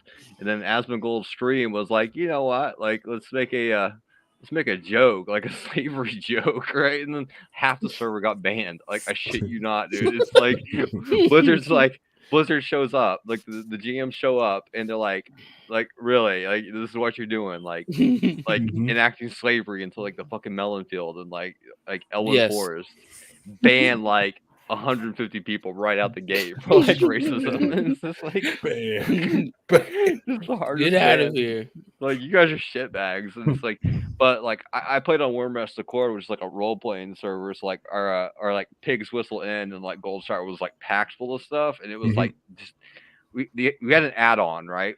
Which like is like an extended like character information sheet. So like you could like put like 255 like information like letters to your information character sheet, but it's extended into like, I don't know, 8,000 characters, and people would have like full on like erotic roleplay rigs. Yeah, like you pay like 50 gold for like a kiss and like 100 gold for like something else, and you have like the special at 10,000 gold. You go to the Pig Whistle Inn and do that. So like, I made a ton of money doing that. Like early Wormrest Accord. They always tell me to get an event, and I'm like, I can't go an event. Like, my mom can't afford a headset. and like, oh god, wasn't the most niche thing I've ever heard? Yeah, that's terrible. It's the most niche thing I've ever heard. My favorite things that happened while I was playing World of Warcraft was the glitch that for some reason it would globally announce to everybody on every server that the ice stones had melted. it would just do this about every 5 minutes. You would just get a yellow message in the text box. The ice stones have melted. Okay. And that does what? I'll be honest, I've looked it up since and I still couldn't tell you. One thing that one raid boss mechanic from one of the Wrath of the Lich King raids, I remember watching my roommate who was playing a wizard, and wizards have an ability to throw up a block of ice around themselves to be invulnerable from damage for like 3 or 4 seconds. There's also a boss that will turn like 5 random people into a block of ice and then send out a wave of cold that kills anybody that's not standing behind them. So my roommate made a macro that would have his character yell, "I'm an ice block," and then throw up the ice block shield, and proceeded to wipe an entire raid. because they all thought they were ice blocks. Yeah, they all thought that Jess was an ice block, and I'm an ice block. People rush to crowd behind Jess, who has moved around to the side of the room so that everybody's as far from the actual other people as they can get. And then the ice block comes down. The cold blast and kills everybody. And kills everybody. And then Jess is just like, "Oh, I'm sorry. I don't know what happened. It must have glitched." It's like it's the Saffron fight. You can also troll it as a warrior, like a human warrior, because you have like an ability called Every Man for Himself, which removes CC effects. Which the ice block is a CC effect. So like, say like you get ice blocked and people are behind you as like the warrior, right? And like you see like people stacking behind you, and then like you just tell them like in Ven or like Discord or something like "get fucked." You know what I mean? Like then you break the ice block and shield wall because you'll live through it with shield wall because it just reduces your damage by 50%, and then everybody else dies and you just go solo the dragon instead with the healers. You know, it's just like. Solo the dragon with the healers. It's terrible. It's fucking terrible. You can also like as a paladin bop DPS or like really pumping on the charge because people like to see like their numbers on the parse like logs, like Warcraft logs. Like, man, I'm gonna get a 99 this, and you can tell when a player's like itching to get that 99 because he's just like, oh man, dude, I'm really fucking swinging on this dude. You can bop him, which stops his attacks and drops like all the stacks of like damage that are building up. You bop the player, and you can watch him like do like a re in like chat because his DPS drops from like 8k to 4k, and he loses his 99 parse. You can just troll people in the raid with it. It's like you just bop them, dude. One of the most memorable things that ever happened to me was I had, on my second character that I was playing through, just gotten to the Outlands and bought my flying mount, and I was flying around in that first zone, running and doing quests, and it dropped my connection to the server for some reason. I logged back in. And I had drugged my computer over to Jess's house. This was like in between high school and college. And for some reason, the server had screwed up. I was still mounted, but not to my flying mount. I was on a Tauren about 200 feet in the air, and it had replaced my flying wyvern with a Kodo, which is a big rhinoceros creature. And I just, oh no. No. Sink 2 gold into my repair bill because I dropped out of the sky like a fucking rock. Yeah, stuff like that doesn't happen anymore. If you'd been a druid where you could just turn into your own flight, that would have been. Yeah. But, you know, F druids, like, why would I want to be a hippie? Yeah. Screw F druid. All right. Okay, everybody. We've hit the 4-hour marker. It is after midnight. Well past 4 hours. I know. We've done it. Okay. And so everything now is just gravy. Let's just no gravy. The longer we go, the more Chris complains. No. Yep. So let's go 12 hours. Harry's complaining. Harry's like, I'm sick. Harry's complaining. I want to I got the humidifiers in my room going after having to get those set up because my wife just looked at the red light and goes like, light red. So I filled them up. They're going. They've been going for good. I was like, this, the whole bed sitting there waiting for me, and I know it is. I got some videos queued up too. So no, we're not doing that. No, so what you got to do is like a challenge. If you get like 30 subscribers to the We Are Libertarians channel, Harry's got to do like a 24-hour live stream on the weekend, dude. Because like I know he's dead after like 10, dude. Like I know you're dead after 10. I get up at 4, Sigma grind set, Sigma. Gotta listen to those books at 2 times speed. Yeah. Like at what point on like a 24-hour low key wall stream with Harry do you think he like gets irritated to the point he starts dropping F-bombs and stuff at like the chat? I think it's hour 14. You know what I mean? It depends on how many people in the chat. Yeah. Because if Paul's in the chat, hour 2. Like fuck you guys. Like 24 hours. I'm on hour 12, and I'm tired of playing this shitty fucking RPG game that I've died like 30 times on. Like make him like speed run Final Fantasy X for 24 hours. It's like, oh god, it's a 24-hour live stream. But he has to play like he has to beat Battletoads. Oh, yes. Iron Man Battletoads. You die once, you gotta restart the whole game.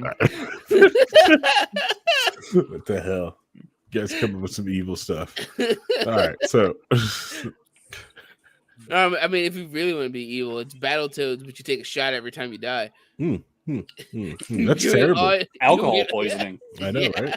Yeah. No, you just give them those games that have like bad ends, like tons of bad ends, where I was like, oh, you gotta restart the last save. There's tons of games, like I think a lot of Rempy games are like that, where you pick a choice, but you'll fail the perception check and you die and you have to restart again. You make that a drinking game because he's gonna get like 50 bad ends in, like the first like 20 lines of text. You know what I mean? So it's just like oh, it's like someone calling the ER. Someone call the ER. It's like he's gonna die. All right.